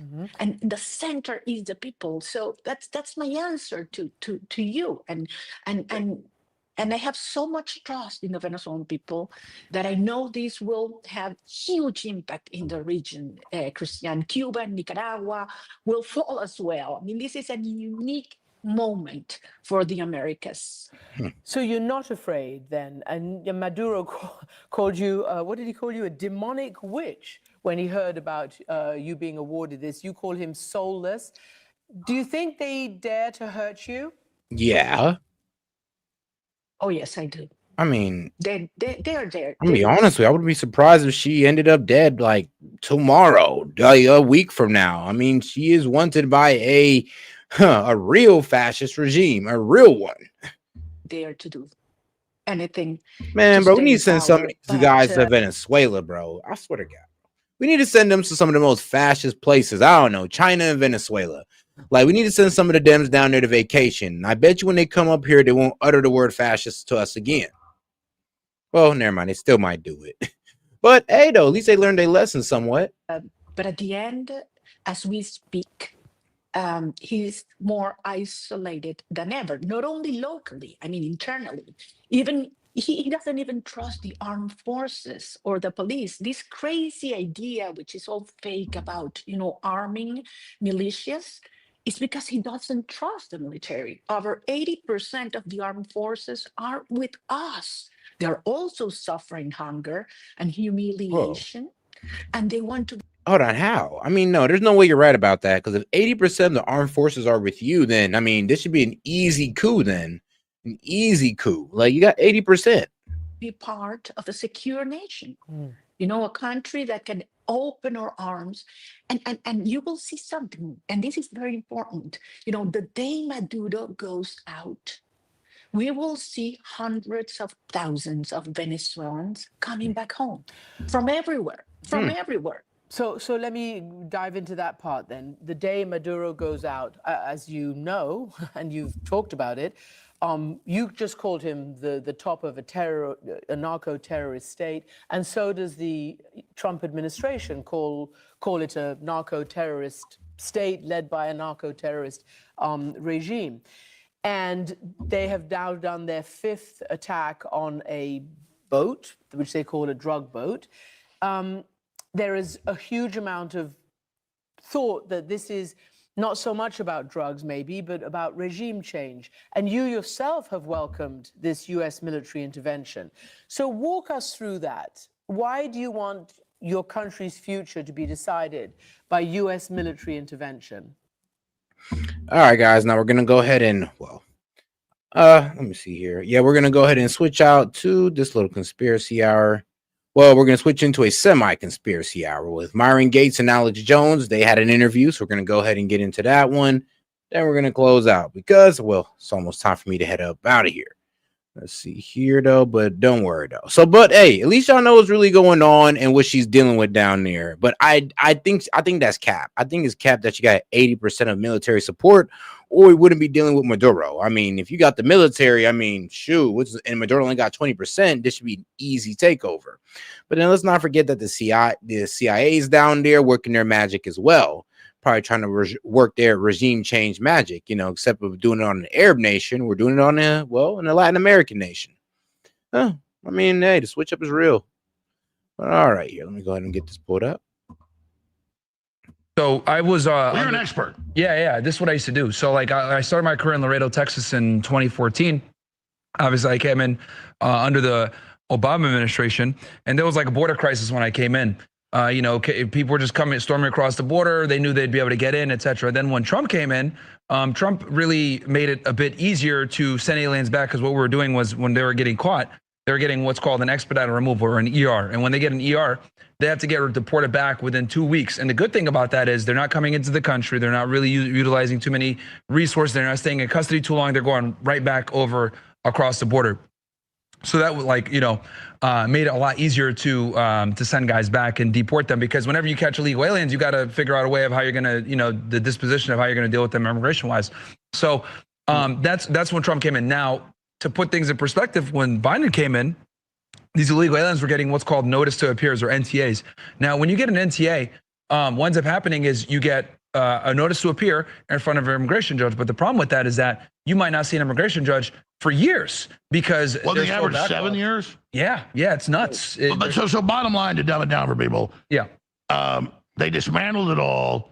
When you see your former colleagues, I'm not a brown noser for federal police. I mean, they do bad stuff, I'm against them, but this is heroic stuff we're seeing. I mean, these guys are it's great, and they haven't been able to. And I want to make this very clear. Like I can say definitely he's doing a good job because he's doing interior enforcement. Doing interior enforcement is significantly harder than just doing. Well, he shut down the border, which is good, which freed up Border Patrol to go into these interior cities where they're doing this interior enforcement that you guys are seeing now. And I haven't seen a president do this ever, and this has been a problem that we've been dealing with. It hasn't really happened for real since Eisenhower. Yeah. So it's good that he's doing it, and I can definitely say, they're using all the law enforcement agencies to do it. Even agencies that don't even have Title 8 authority, like ATF, they're out there helping. So it's good, man. This has been a can that we've been kicking down the road for a very long time, and it's good that they're finally like. Well, if you can't control your border, you're not a country.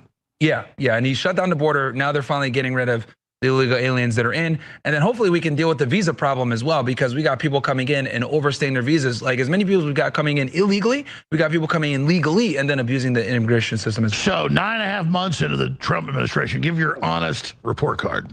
For immigration? All of it. Just okay. So for immigration, I'd give him a B. I'd give him a B. Well, you know what? Here's the thing. Let me compare him to other presidents. Compared to other presidents, I'd give him a B+. Because I gotta compare him to others. Because like what I would do, like I got to be realistic here. That's different than what he's doing as a president. I'd give him a B+ compared to other presidents for sure. The government fears Alex Jones, who has the largest audience in the country, bigger than any of the networks, the biggest megaphone in the country. The deep state hates Alex Jones with a vengeance. Alex Jones. Across the Western world, from Australia to France, the UK, Canada, the US, Antifa has brutally attacked our reporters, killed citizens, murdered federal officers, firebombed federal buildings, shot up ICE facilities.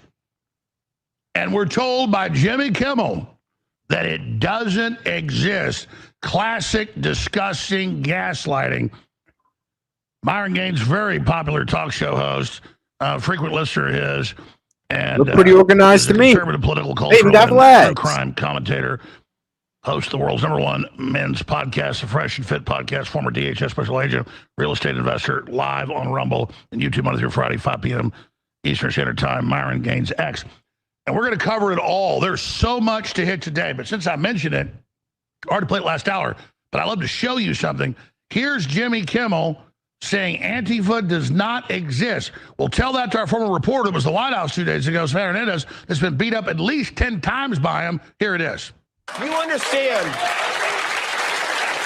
there's no Antifa. This is an entirely imaginary organization. There is not an Antifa. This is no different than if they announced they rounded up a dozen Decepticons. We've captured the Chupacabra, everyone. And then it was Trump's turn to ratchet up the rhetoric with fiery images conjured from no one has any idea where. Are you serious? That's right. There's no violence. They weren't ramming federal vehicles repeatedly in Chicago a few days ago. Myron Gaines, you have great contacts in the DHS still. I mean, this is a major group. They love denying directly. reality. Now they've been declared a domestic, now international terror group. That's taking the gloves off. Great to have you here. Let's tackle this first. The No Kings protest. Schumer saying he's keeping government shut down to raise the temperature for uprisings, kind of the Civil War movie. In reality, you got the new Battle After Battle, Leonardo DiCaprio fantasizing about dynamiting ICE facilities. I mean, Hollywood's really hoping for something here.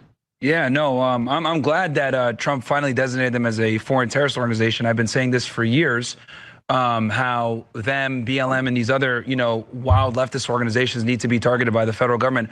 And I'm glad that they're finally doing it, because I'll tell you this, they have no problem targeting conservative groups whatsoever, right? And these guys have been able to... Well, after Jan 6, they can arrest thousands of people at the Renaissance. Exactly, and for doing far less, right? So, and the thing also with the left that I think people need to understand is that like these groups have been able to formulate, organize, populate, they strategize, they've been able to do this for a very long time with no law enforcement intrusion. And I'm glad that now they're finally being targeted, because these guys have been involved in a whole bunch of BS for a very long time. And it took Charlie Kirk getting assassinated, in front of everybody for them to finally clamp down on left-wing violence.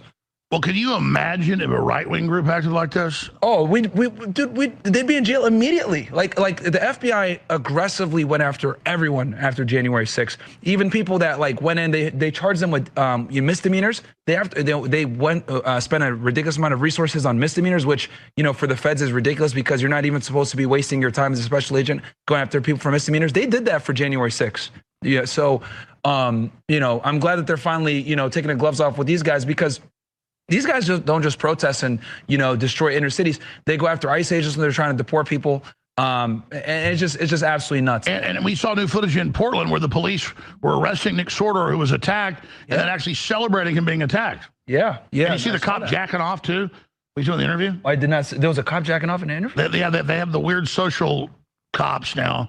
And they're doing an interview, and he's like sitting there. Yeah, I'm not joking. Oh my God, man! Oregon is cooked. Like we just need to, like Portland, Oregon, like it's just cooked, man. And the fact that these guys. So what are we gonna do about all these cooked cities?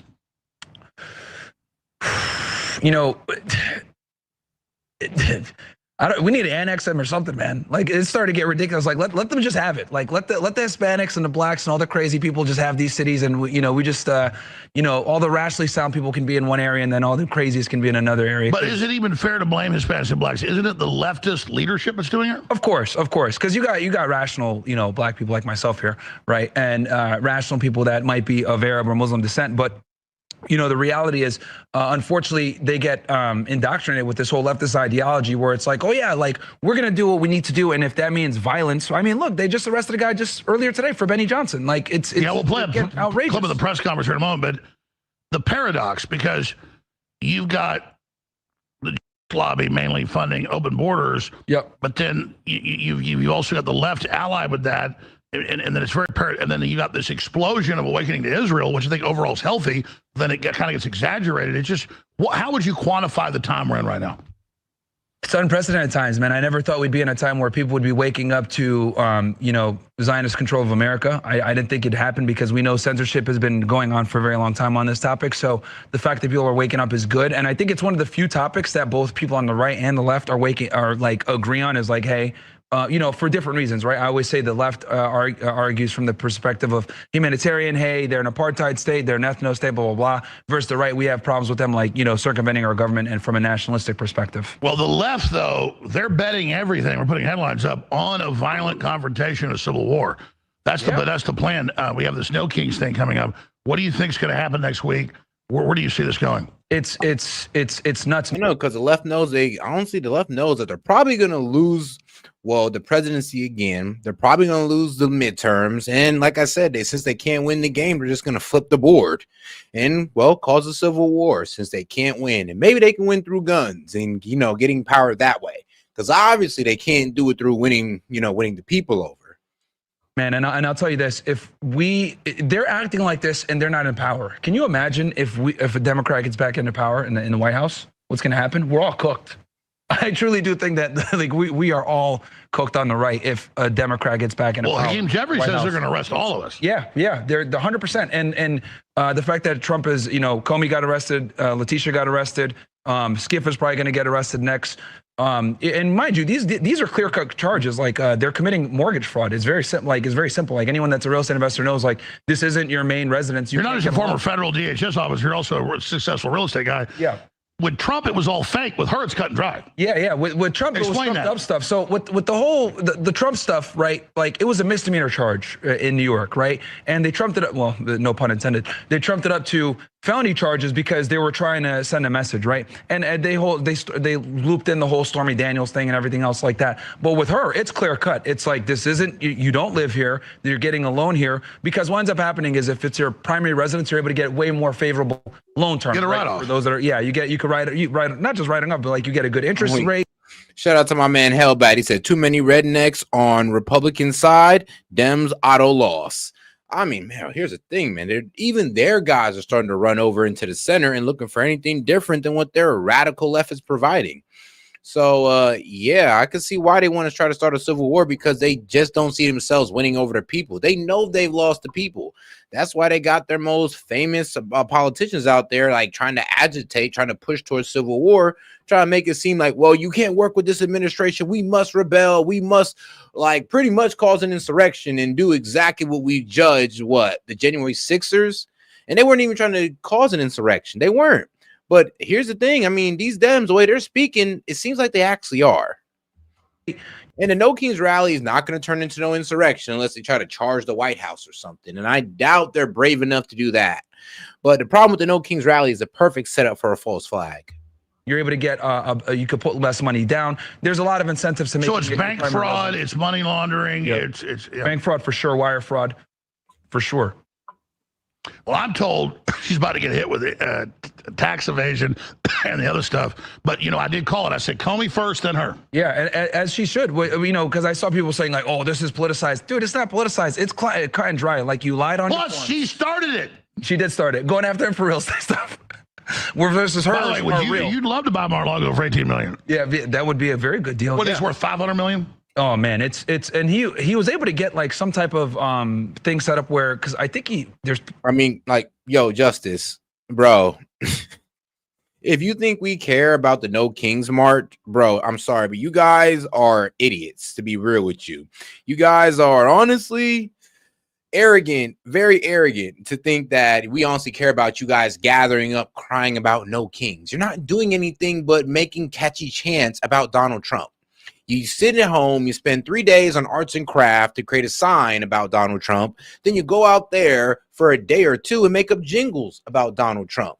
I mean, shoot, if anything, man, y'all celebrating this man more than we are. It may be for a negative reason, but y'all can't keep this man's name out y'all mouth. I mean, y'all willing to go outside and sing his name all day. Y'all, you spent 2 days inside of arts and craft to create a sign.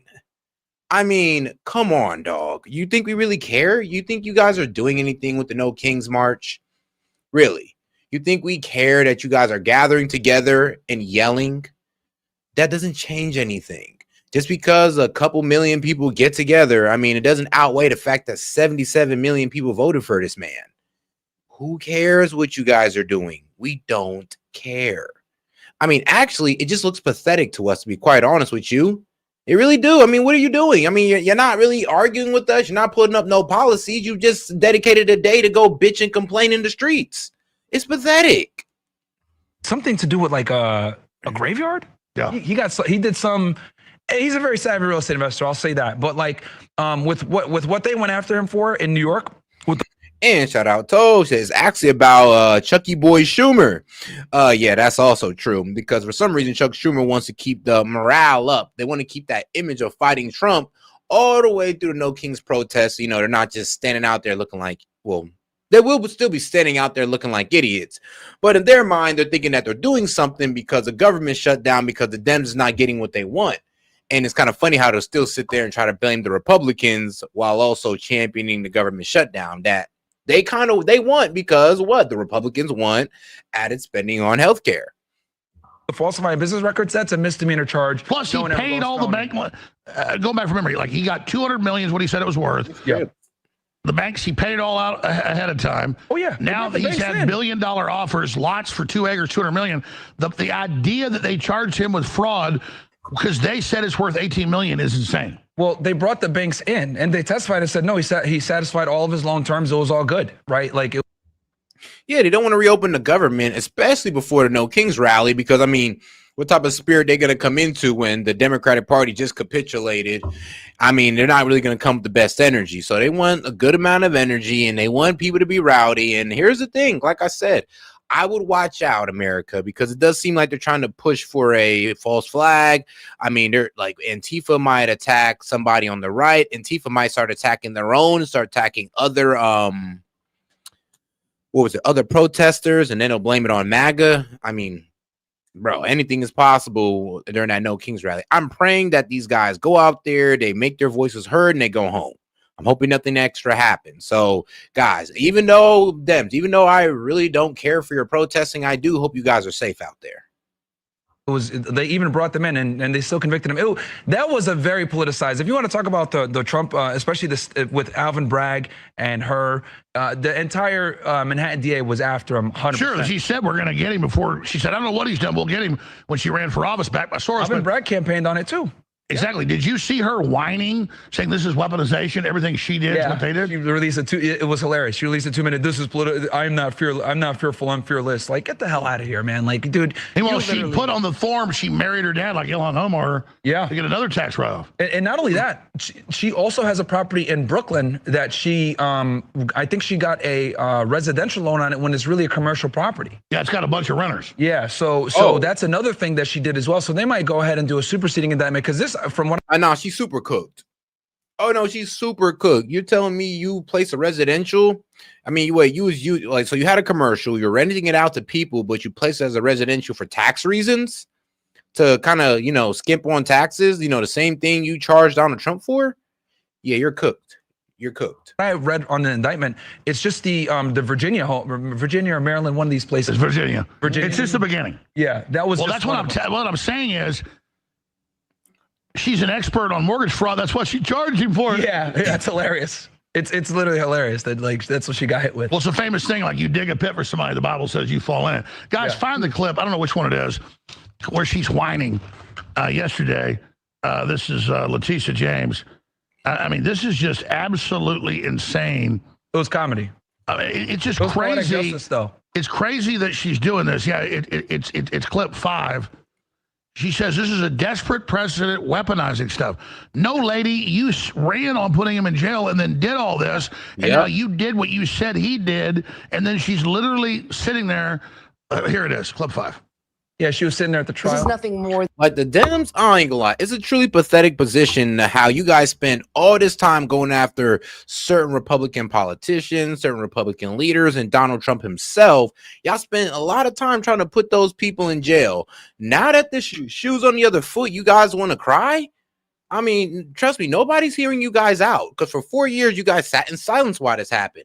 Now, whoa. 9 months in with Donald Trump, almost 10, and you guys want to talk about, oh, this is revenge and all this crazy stuff. Yeah, well, what do you expect when you started it? So what, you're just going to throw pebbles and hide your hands? Like, that's the most pathetic thing you can do. I mean, look, the most mature thing you Dems could do right now is be like, look, man, Letitia James, she sunk herself. She ran on going after Trump. Now Trump is going after her. Hey, man, karma's a bitch. If she's innocent, hey, shout out. But if she's not, I mean, hey, man, you know what time it is, right? Then a continuation of the president's desperate weaponization of our justice system.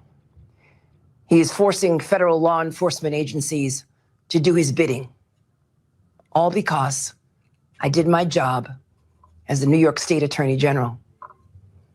These charges are baseless, and the president's own public statements make clear that his only goal is political retribution at any cost. The president's actions are a grave violation of our constitutional order and have drawn sharp criticism from members of both parties. No, not both parties, just one. But sweetheart, what were you doing? Hold on, what were you doing then? What were you doing putting up all these bogus charges against Trump of mortgage fraud? You literally try to put mortgage fraud on this man, and the bank said that they're not a victim. And then you try to sit there and say the bank was a victim, but the bank kept saying that he paid the loan on time, in fact, early. So why are we here why are you bringing us in to, convict Donald Trump of mortgage fraud when he hasn't defrauded the bank whatsoever? I mean, and the only reason why y'all brought up mortgage fraud because you said he overvalued his house, and it's only because you guys said it's only worth $18 million, which is bullshit. Because a house down the street from Donald Trump is worth what, $24 million, and Donald Trump's house is bigger with more land to it. So if the house down the street got less land and not that big of a house, and that's $24 million, then how much is Donald Trump's worth then? Since the house is bigger and it's on bigger land, like really. Really, the house down the street that's smaller than Donald Trump is worth more than $18 million. His decision to fire a United States attorney who refused to bring charges against me and replace them with someone who is blindly loyal not to the law, but to the president, herself, is antithetical to the bedrock. Hey, that's the truth. Shout out Hellbat. He says, I mean, she did say she, yeah, you're right. I mean, she did what she said she was going to do. And hey, man, look, you know what, Hellbat, you're right. But see, as you can see, the more you fuck around, the more you're going to find out. See, as you can see. I mean, hey, ain't that just the truth? Rock principles of our country. This is the time for leaders on both sides of the aisle. Why do I always feel like she's sitting on a speak toilet out when she's against talking? this blatant perversion She reportedly does. of our system She of sits on a toilet when she does justice. these announcements. I stand strongly behind my office's litigation against the Trump organization. Okay. We conducted a 2-year investigation based on the facts and evidence. All right, that's enough. Not We can play the clip where she says, Facts I'm doing it and politically. evidence. So, but it all fell through. And shout out Tish James. Letitia James. No one's above the law. Yeah, ain't that true? But you, man, but you. Going to jail. You jail. Lock his ass up. Lock his ass up. You going to jail. You're going to jail. Yeah, no one is. So let me ask you this. Yeah. Now that they know they're not above, I'm told hundreds of indictments are coming. Jack Smith next, Brennan, you name it. Jack Smith. Wow. Oh yeah. So he got out of Dodge quick. Yeah, because everything they do stands on they're invincible, they're above the law. I'm told they have whistleblowers out the door. You know, the chief of staff of the auto pen already came out. What are they going to do as their confidence collapses? The whole thing's built on fraud. Look how scared Hakeem Jeffries is body language now. You can see them. They're running scared now. Yeah, and I think it's important that people understand that they started this, right? When they started, indicting Trump in New York, and then in Southern District of Florida, and then in Georgia. DC, and then in Georgia, right? Like, they started this, man. So, at this point, it's like, did you not see this coming? Like, you guys went ahead and you guys tried to destroy this guy's life. You guys went ahead and tried to politicize his arrest. Oh, Psycho Joe said, oh my God, this will happen to you once we're back in. No shit, Sherlock, you started it. Yeah, they started it, Yeah. dude. And people forget that, like, they started it. It's like y'all literally started this and Trump is finishing it. So, and here's the thing. Trump spared y'all in the beginning. He spared Hillary when Hillary should have went to jail or should have been indicted or should have got brought up. Yeah, some charges should have got brought up on her. Spared her. Y'all went full force on this man, Trump. You think he's going to spare you again? No. Now he has every right to go after y'all, especially since y'all actually did commit some real crimes. You know what? The Dems get ever back in power, then trust me, they'll do the same thing. I guess we just go tit for tat until all of them are in jail. Well, like, let's just say Trump's like you, a big, tough guy. People in person, you're really a big guy. I'm pretty tough too, but I'm not starting to fight. Plus, I like you. But like, if I go over and punch you in the face, you're gonna attack me, probably kick my ass. Like you're like, I go and punch you in the face, and then you start beating my ass. Like, what are you doing? And it's like I just punch you in the face. Like, not only did they punch him in the face, but like they forgot that they committed crimes themselves, and it's like clear cut, dude. Oh God, it's like Letitia James looking shot like Trump. Well, why Trump trying to send me to jail? I mean, lady, you tried to send him to jail for the rest of his life. Like, what are you talking about? Y'all was bragging about sending this man to jail for the rest of his life. So you're surprised that this is coming back on you? Like, come on now. They seen this coming. I think the only people who ain't seen it coming was the Dems, and I'm surprised that they're even acting surprised. Like, y'all knew this was coming. I mean, y'all just wanted a reason to, honestly, to bitch at Trump, to call him, oh, he's being a fascist. Oh, it's all about going against the Dems. I mean, no, it's about holding y'all accountable. And Letitia James needs to be held accountable, just like Comey needs to be held accountable.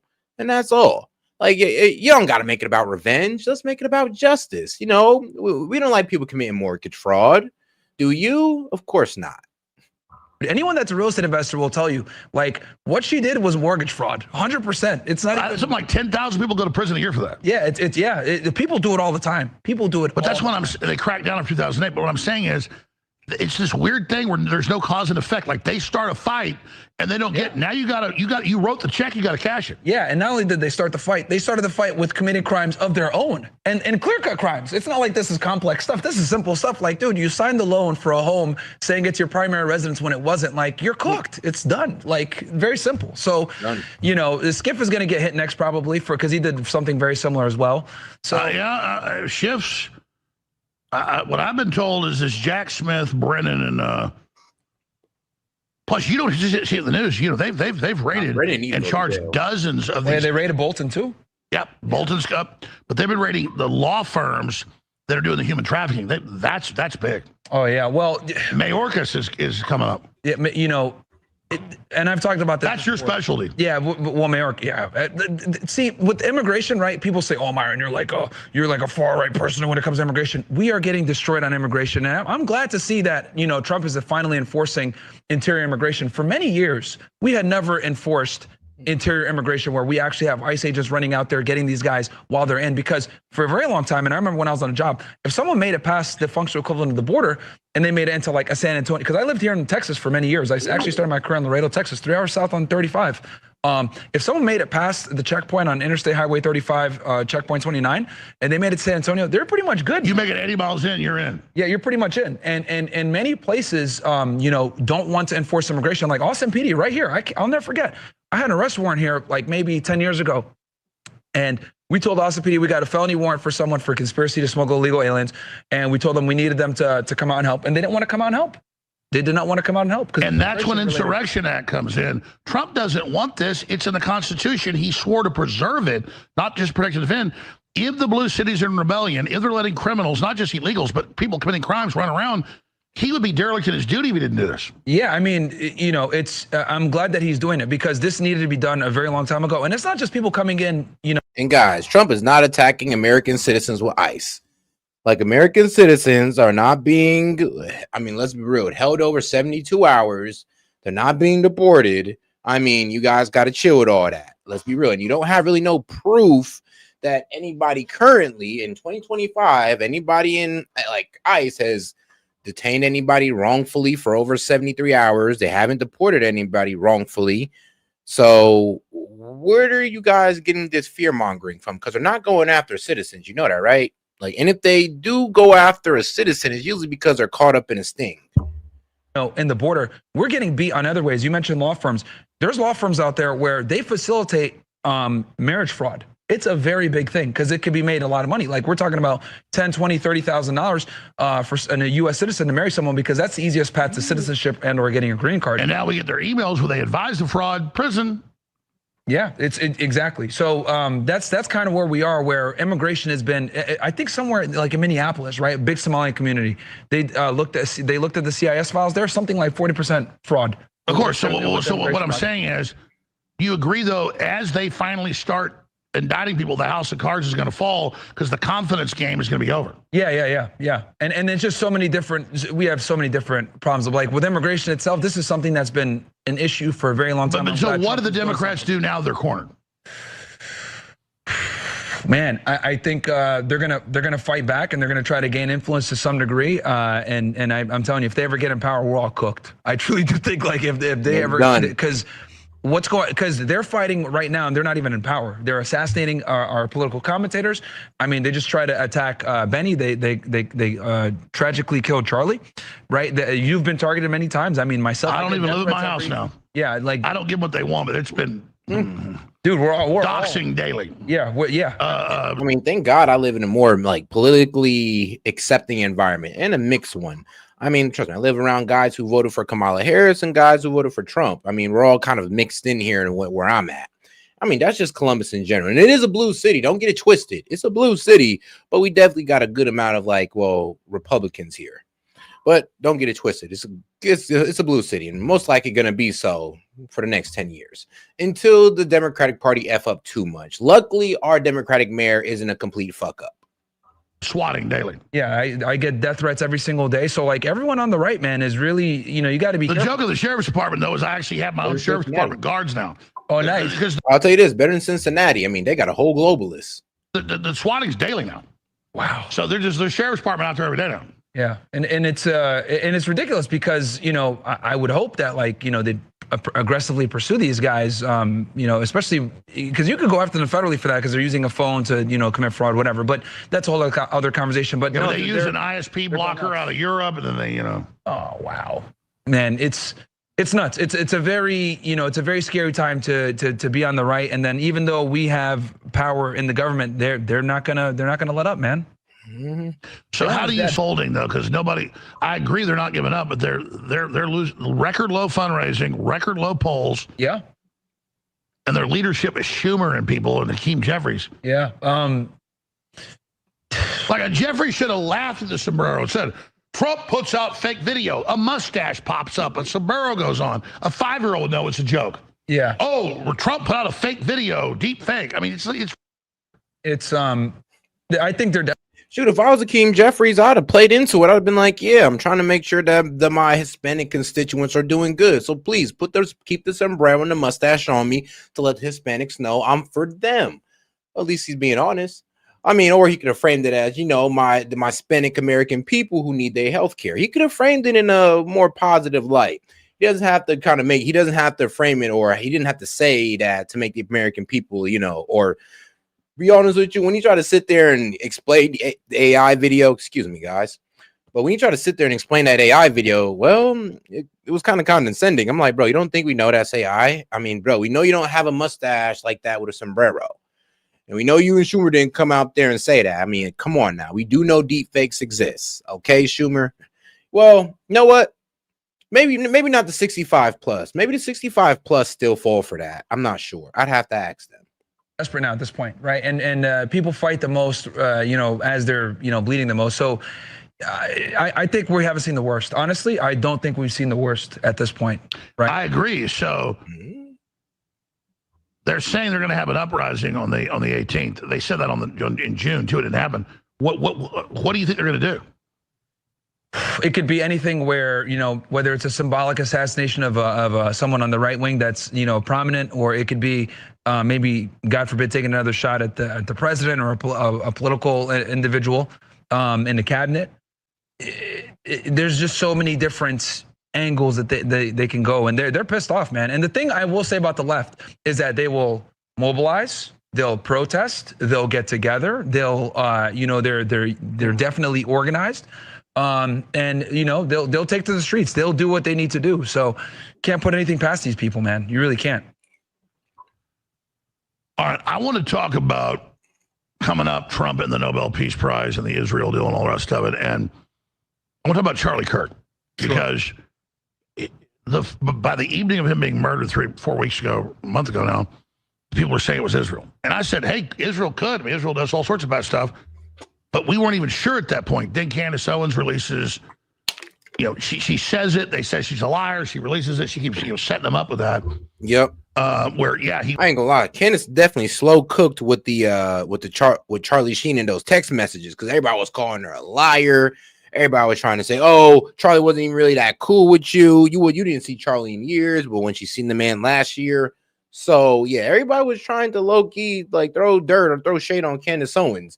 And then she slow rolled out the evidence, and now everybody's hushed up now. Now everybody's like, all right, well, Candace, I guess, wasn't crazy. Oops. And like I said, you can find your Candace apology form in my post tab. Make sure you turn it in by October 23rd, 2025. Wanted her to speak at events. No, he didn't. And she releases it. Oh, he was really pissed off at Israel, breaking with him. No, you're a liar. She releases it. Now she's set for releasing him forward. I think Israel's going to kill me. I just said to listeners, I said, if I see proof, I'll go there. Yeah. I need to see a little proof. And so it's moving that direction. We got 3 minutes to break, but just before we hit this, we come out, let's see Charlie Kirk. What do you think? Because I don't think the official story adds up. I can't then say Netanyahu did it. But if he's breaking with him, then we have to look at that. I mean, to be honest, Alex, I'm right there with you. When these alternative theories came out, the official narrative for sure has problems, right? We're talking about a 30-06. It blasts right through Buffalo's neck. You know what I mean?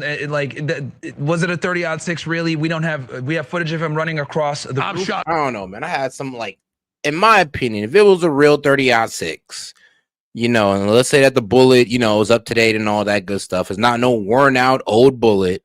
Then yeah, I'm be real with you, Charlie's. I mean, I hate to say it in such gruesome terms, but his head should have came off if it was a 30-aught. I mean, we're talking about something that ripped through bisons. Yeah, I mean, they're in the bone of steel, my ass. Buffalo elk with it, and 400-pound hogs, it goes right through. Yeah, and it would have been, and if it was a Through their whole 30-06, yeah, it would have been like an explosion, right? I mean, it blows a 5-inch hole in the Yeah, so is it a 30-06? Then the other thing too is like the FBI released the footage of him running across, but we don't have him in the prone position taking a shot. Why can't we see that? You already released the footage of him running. Oh man, oh damn it, here comes the Candace haters. Well, I ain't say all y'all are Candace haters, but give the girl a break. She was right. Y'all said that, hey, she was going crazy. She ain't had no proof, and she turned out to be right. I mean, bro, God forbid she's right about Brigitte Macron too. Then what can we really say? Honestly, that's all I said. I wasn't judging Candace at all. I was letting her slow cook it. I was like, you know what? And let's be real, because a lot of people have this misconception saying that, oh, well, she said that Israel killed Charlie Kirk. No, she didn't. She didn't say that. She said that Charlie Kirk was breaking from Israel. She never claimed that Israel killed Charlie Kirk. So that's also like a misconception everybody has about Candace right now. And it's like weird because I literally watched the episode where she, you know, started breaking everything out. And not once did she say that Israel killed Charlie Kirk. Across, why can't we see him prone taking a shot, right? If it really happened. So there's many holes here that the police have basically, you know. It's a university. There's cameras everywhere. Yeah. Why do we not have more footage? And the thing is this is a murder investigation. This isn't a national security terrorism case. Don't give me the whole classified BS. And the thing is that the FBI is not even running this case. It's actually the state police. The state police criminal investigation division. Like and maybe they're going to release it at trial, but why not now? That's what I'm saying. Release it now, at this point, right? Because this is a case that has. They go, we don't want to prosecute. Interest. They always do their case in the media. Great public interest, right? People want to know. You're losing, the trust of the people. I say release it. Like put it all out there. People have questions about. What is your gut level thing? Man, I haven't made a concrete, formulation of what I think is yet as far as like the official narrative or these other things. But wild part is, bro had time to make like a 4-hour trip back home. That was crazy. Like I'm open to information. I'm looking at all the evidence, and I will say the official narrative has holes in it, man. And the American public is definitely. Yeah. What about the weird Chat GPT style letter to his boyfriend? Where it hits every point to convict him. Yeah, that was weird too. Yeah, that was no one texts like that. Like that was also weird what they released. Like and that's another problem. Like there's just so many holes in the official narrative where it's like the FBI and the police have got to come out and like you guys got to be clean about this, man. You guys got to release what it is so that the American public can build trust back in, because the American public does not trust law enforcement anymore, unfortunately. Well, I love how Candace Owens has set them up, because each stage she says it, they say she's a liar, she releases it. Yeah. Now she's going to release a text where he thinks Israel's going to kill him. Yeah, I can't believe it. I said I'll go wherever it goes. This is getting crazy town, folks. There's a major normalcy bias where people think, oh yeah, business as usual. It ain't business as usual. Got Chucky Schumer saying they're going to keep the government shut to the 18th, the next Saturday, so they get an uprising. You got Hakeem Jeffries saying it. Myron Gaines, really smart, popular talk show host, one of the top podcasts in the world, host of the world's #1 men's podcast, the Fresh and Fit podcast, Myron Gaines X. Thanks for having me, man. You bet. Good to have you here, man. I'm flattered you came here. Saw you on Tim Pool. I'm ready to come, man. I'm just busy battling here. So let's talk about Israel, big picture. Sure. Obviously, Israel's been controlling our foreign Middle Eastern policy, but now the Democrats are in so much trouble. I have seen the Democrats, falling apart. So Israel and the Kudniks are making a move on the Trump administration. And I knew behind the scenes people in the meetings that Trump's screaming at Netanyahu. They big fights. That too. But at the same time, I don't think Israel's the only piece on the board. But the way Netanyahu's been behaving, the October 7th stand down. Now this supposed deal, he said once the war is over, they'll investigate it. And now we've got 200 troops to monitor Gaza ceasefire. I'm really concerned that these troops are going to get sent over there, even their advisory capacity. They get killed, and then it's blamed on Iran or something in Hezbollah. I'm very concerned because even the EU said, NATO, we're going to put advisor troops in to Ukraine, and then if Russia kills them, we go to full war with them. I'm really concerned about this. So speak to that. And then in general, there's a mania about Israel because it's the last taboo people aren't supposed to cover. And Israel's been used to bully people and shut people up and all of it. So I get it. It's healthy to have free speech. But at the same time, I get accused of working for Israel with no evidence because I don't just focus on Israel only. I'll cover communist China and the South China Sea taking stuff over. Or I'll cover Mexican drug cartels. See the comments. Why are you covering up for this? It's this one-track mind. And so as this obsession intensifies, but then we go where the news leads us, why do you think it's come to this head, and where do you think it's going? Yeah, well, I think when it comes to us being able to talk about Israel and Zionism or power, any of these things. It's been a topic that's been taboo for so long. So like people are like finally able to talk about it, and they're going kind of nuts, right? I was like, yeah, so finally we can talk about it. So you get the people that are, refined or able to articulate, the problems at hand, whether it's our foreign policy being controlled by Israel or the lobby that runs America, whatever it may be. Then you get the crazies out there that is just like everything is the right. And it's like we have to be able to, take an approach where we can identify the problems and not just be able to identify the problems, but be able to do it accurately so that our credibility stays intact. Now, when it comes to, what we got going on with these 200 troops, that does concern me because, when it comes to American troops in the Middle East, I'm always concerned. And, let's be very clear here. I will not put anything past the Israelis when it comes to false flags. People forget that, during the Bush administration, towards the end of it, I know you probably know about this, Alex, but for your audience here, for their purposes of them just knowing, the Israelis, I tried to do a false flag with the Iranians before, posing as CIA operatives by getting militants from the Jundullah terrorist organization, Baloks basically, to make an attack in Tehran. And this happened at the end of the Bush administration, and he basically didn't have the balls to do anything and reel the Israelis in. And they literally had Mossad agents posing as CIA operatives, funding these Jundullah guys to do an attack in Tehran, Iran, which could have created enormous geopolitical ramifications for us with foreign policy. And we have the Levant affair. Exactly. We have the USS Liberty. So Israel's a thoroughbred at staging stuff to get us into a war. They're good so at it. You've got to be concerned about this. Hell, even with 9/11, yeah. So I'm concerned with American troops being in the region because you're right. They can easily, and another thing people need to understand when it comes to, Israelis is there's a lot of Arab Israelis. There's a lot of Muslim Israelis. There's a lot of Israelis that are white, that are black. They can fill in so many different roles. Well, Israel has special brigades that are Arab. Yes, yes, absolutely. That speak fluent Arabic that are literally from, because people need to understand that there's Sephardic Jews who are Hispanic, there's Mizrahi Jews who are Arabs, there's Ashkenazi Jews who look white, there's Ethiopian Jews, the Somalian Jews, like they're from all over the place, right? So the reality is that when it comes to the Mossad, they can do these false flags and make it look like it came from a Hezbollah or from an IRGC or whatever. And by way of deception. Yeah, but that's literally their phrase with the Mossad is by way of deception we will create war or rise up and kill them first. So they will do anything that they need to do, and I don't like Americans being in the region. I'm very worried. 100%. So, but Netanyahu, I mean, Michael Savage on who's dialed into like top Israelis. He's pro-Israel. And he says Netanyahu's got to go. They have the lowest poll numbers in Gallup. Israel's the most unpopular country in the world. Yeah. My issue is, I don't want to blow up Israel. I don't want to do all this. I'm not. But does everybody think about, as the whole world turns against Israel, how does that unfold? What does Israel do with nuclear weapons? Like, let's think about where this goes with this craze to get Israel, which gives Netanyahu more messianic power. He's getting all charged up. There's got to be a way to de-escalate this. And people need to also understand that, like, you guys think Netanyahu's bad. The people behind him in the Likud party are even worse. He's the moderate. Right, he's the moderate. When you look at people, it's like they say, get rid of Putin, you'll get somebody 10 times. It's going to be worse. So and obviously Netanyahu also is dealing with a criminal investigation right now for corruption and bribery and everything else. So he's obviously wants to hold on to power, and he knows extending the war out will allow him to do that. I do see a war with Iran as being imminent. There were some rumors about like, oh yeah, he called Putin and said I don't want a war with Iran, but I don't believe that. I think that a war with Iran is going to happen before the end of this year or early next year. I think that's going to be the next step after this whole. Well, that's Hamas the official thing. Israeli policy. With the trying to get Iran war. Oh, absolutely, yeah. They've been trying to do it forever, and it benefits them, right? Because they know that Iran is basically the last thing that's blocking them from complete hegemony in the Middle East. So, I'm going to ask you again, you're a smart guy. I don't think as this clash with Israel intensifies, where does that lead? I'm asking everybody. Like, okay. Whole world turns against Israel. Okay. We can't reform Israel. Okay. They got nuclear weapons. Samson option. Do people it's like, even if you hate Russia, which I don't hate Russia, they got their own problems, but the NATO started it. But now they want to keep pushing it. Trump's going to try to give them cruise missiles.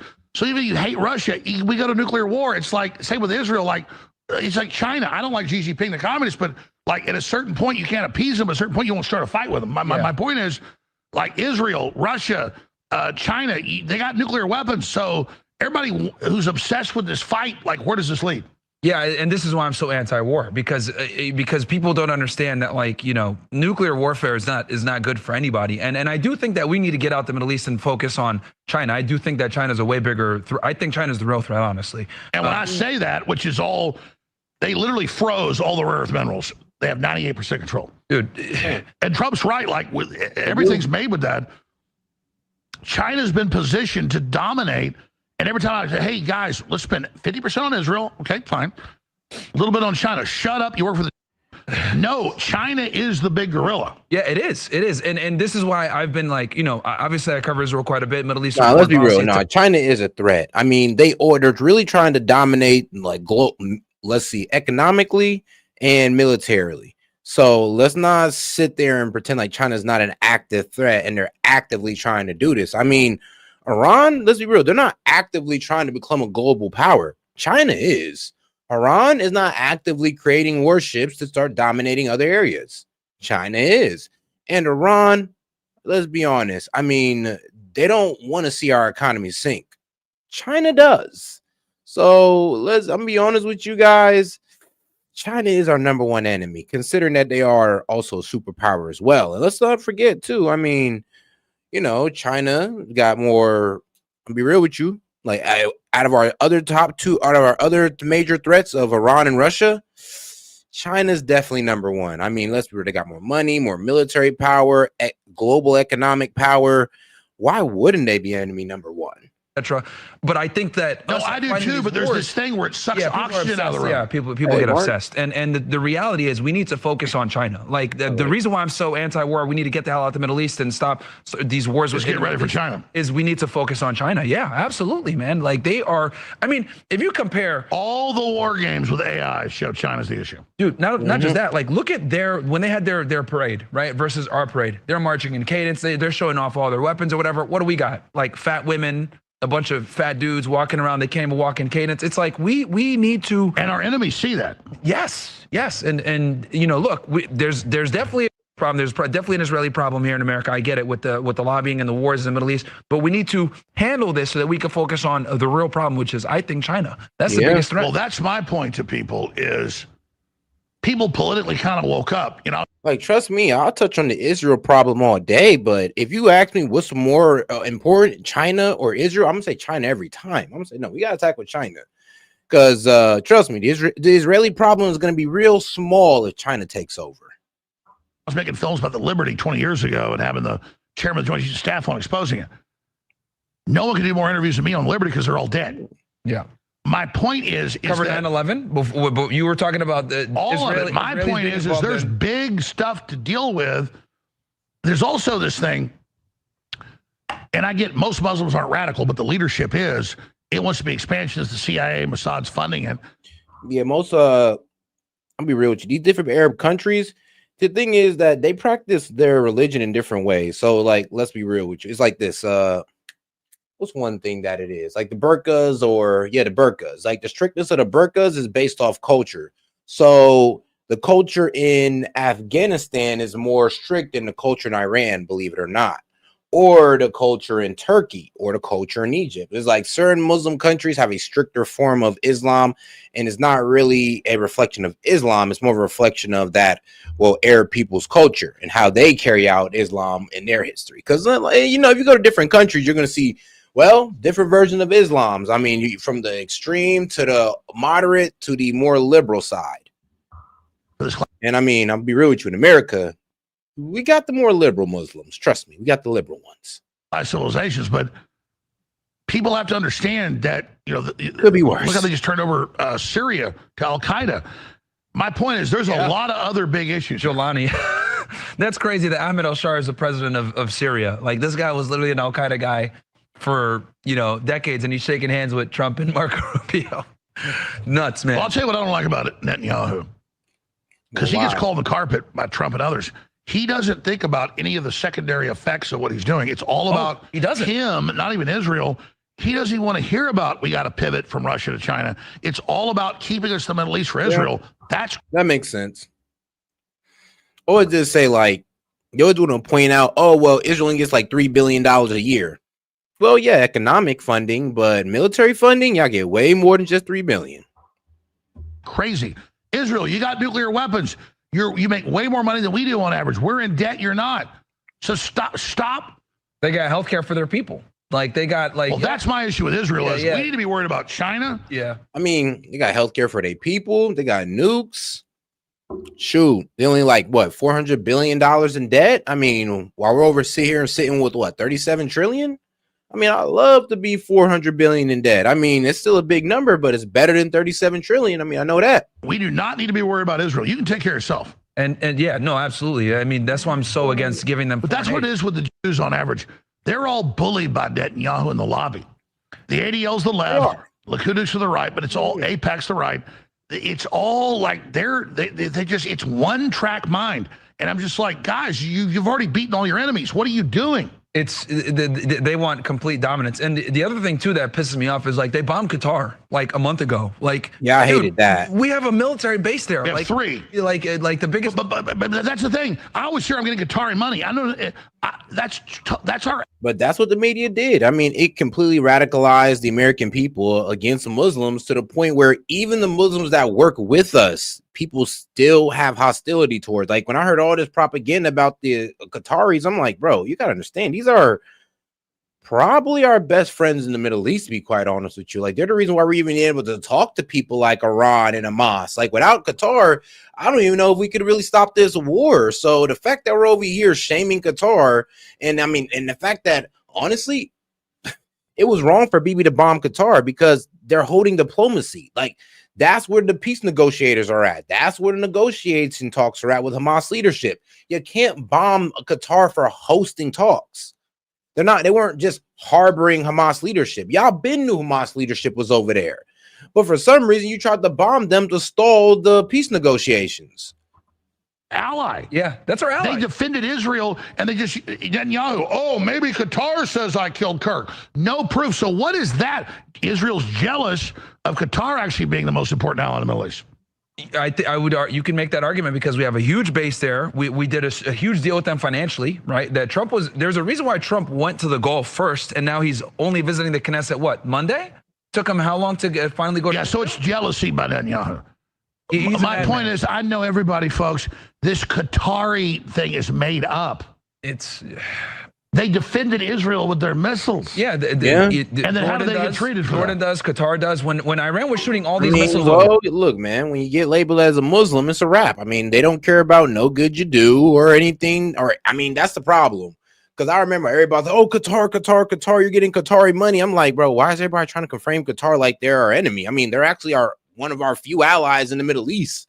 So it's kind of crazy how everybody was propagandized towards hating Qatar without doing any real research into Qatar. And let's be real, Qatar got a shaky ass, like little standing. I mean, they kind of got slavery going on, but that ain't none of our business, man. They help us out. It is what it is. They help do diplomacy. They help us make money. I mean, they've bought military weapons and they let us put military bases in the Middle East so we have our strong standing in the Middle East. They literally help us assert our dominance in the Middle East. And what do they get for it? I mean, the other Arab nations don't like them for it. And we let Israel bomb them? Like, come on, that ain't right. The Qatari shot a lot of it down. And so did the Jordanians as well. So, you know. So why would Netanyahu run them down? I guess maybe his guy said, hey, we can get these Hamas guys. We got them. We know where they're going to be. We're going to do it. And he said, you know what? Fuck it. Let's do it. And they went ahead and they bombed them. And no, I know. But this trope that anybody that doesn't agree with everything Netanyahu says works for Qatar. I ain't seen no check, never been contacted by him. My point is we got 3 major bases, our biggest Air Force bases there. Yeah. And then they're literally, Netanyahu's blaming them for saying he killed Charlie Kirk with no evidence. I'm just like, dude, you're attacking your ally. Yeah. Like, what the hell? I don't know. Nah. Actually, Qatar did hand me this line, though. You know, when you speak enough Qatar propaganda or enough Hamas propaganda, you feel me? They send you this nice little line, and the line sits in the corner looking all nice. And it reminds me of that good old Qatari money. Isn't that right? But all right. Back to the show. What is that? He just doesn't give a fuck, man. Why did they pick Qatar to make them the devil? The thing with Netanyahu is he will blame everyone. He will do what he needs to do, right, to control power, to push the narrative. And then they just acquired TikTok, too. So it's like, you know, we're going to see even more. It's like the head of Meta censorship goes, yeah, the Jews have taken over the internet. And if you say we took it over, we're going to censor you. Did you see that clip? Well, yeah, Jordana Cutler runs Meta. Yeah, she said that, and then he's like, "We just took over TikTok with Larry Ellison, and now we're gonna bully Elon Musk." Yep. And I'm just like, dude, he's literally trying to stir stuff up. Yeah, and not only that, like, if you look at YouTube, for a very long time, who ran YouTube? Susan Wojcicki. She also is a Polish Zionist Jew. She passed away. Just a shot, yeah. Yeah, and what's funny? I was reading an article about, Her son was a big listener of mine. Really? He still is, yeah. Oh, I did not. We're sorry for your mom. You should come on, son. I will say this. She, I was reading. Look, she said, I had to take Alex Jones off. My son's a big fan.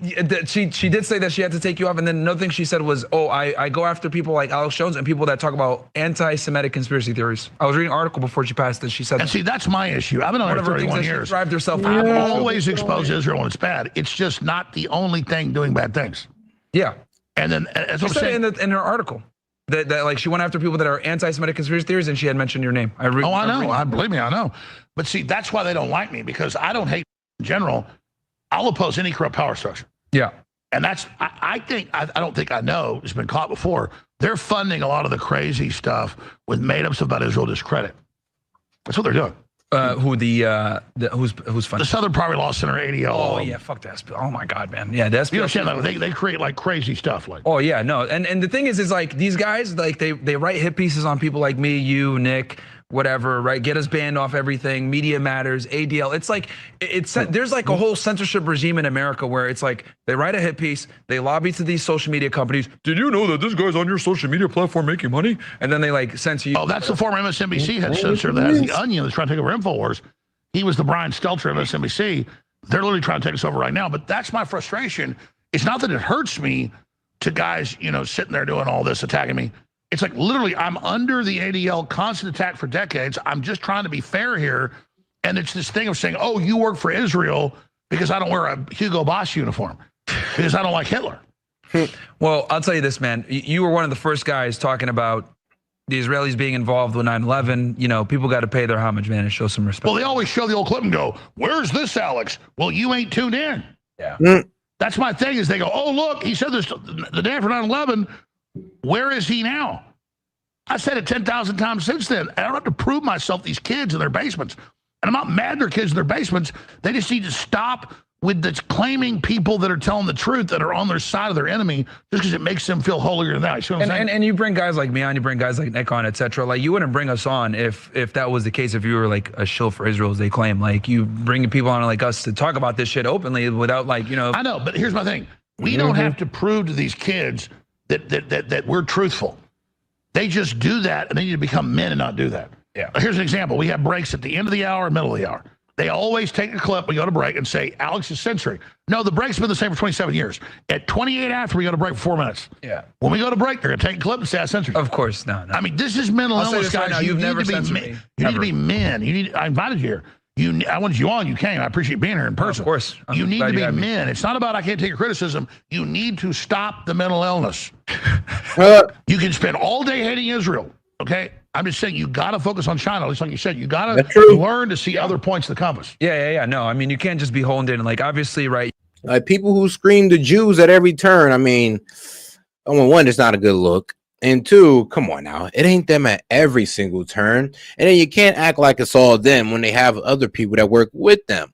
So, sure, they're in there, but I mean, they got accomplices that aren't Jewish. So you just can't sit there and blame all the Jews. And it's always the Jews. Set, you don't understand. Hitler was actually cooking. Set, like, bro, what?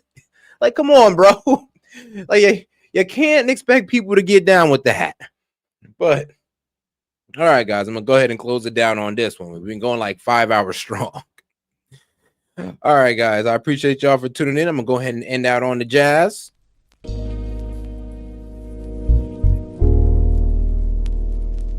And I appreciate you guys for tuning in, man. I'll catch you guys tomorrow night. This has been Set with Set Media. Appreciate the support, guys. Peace.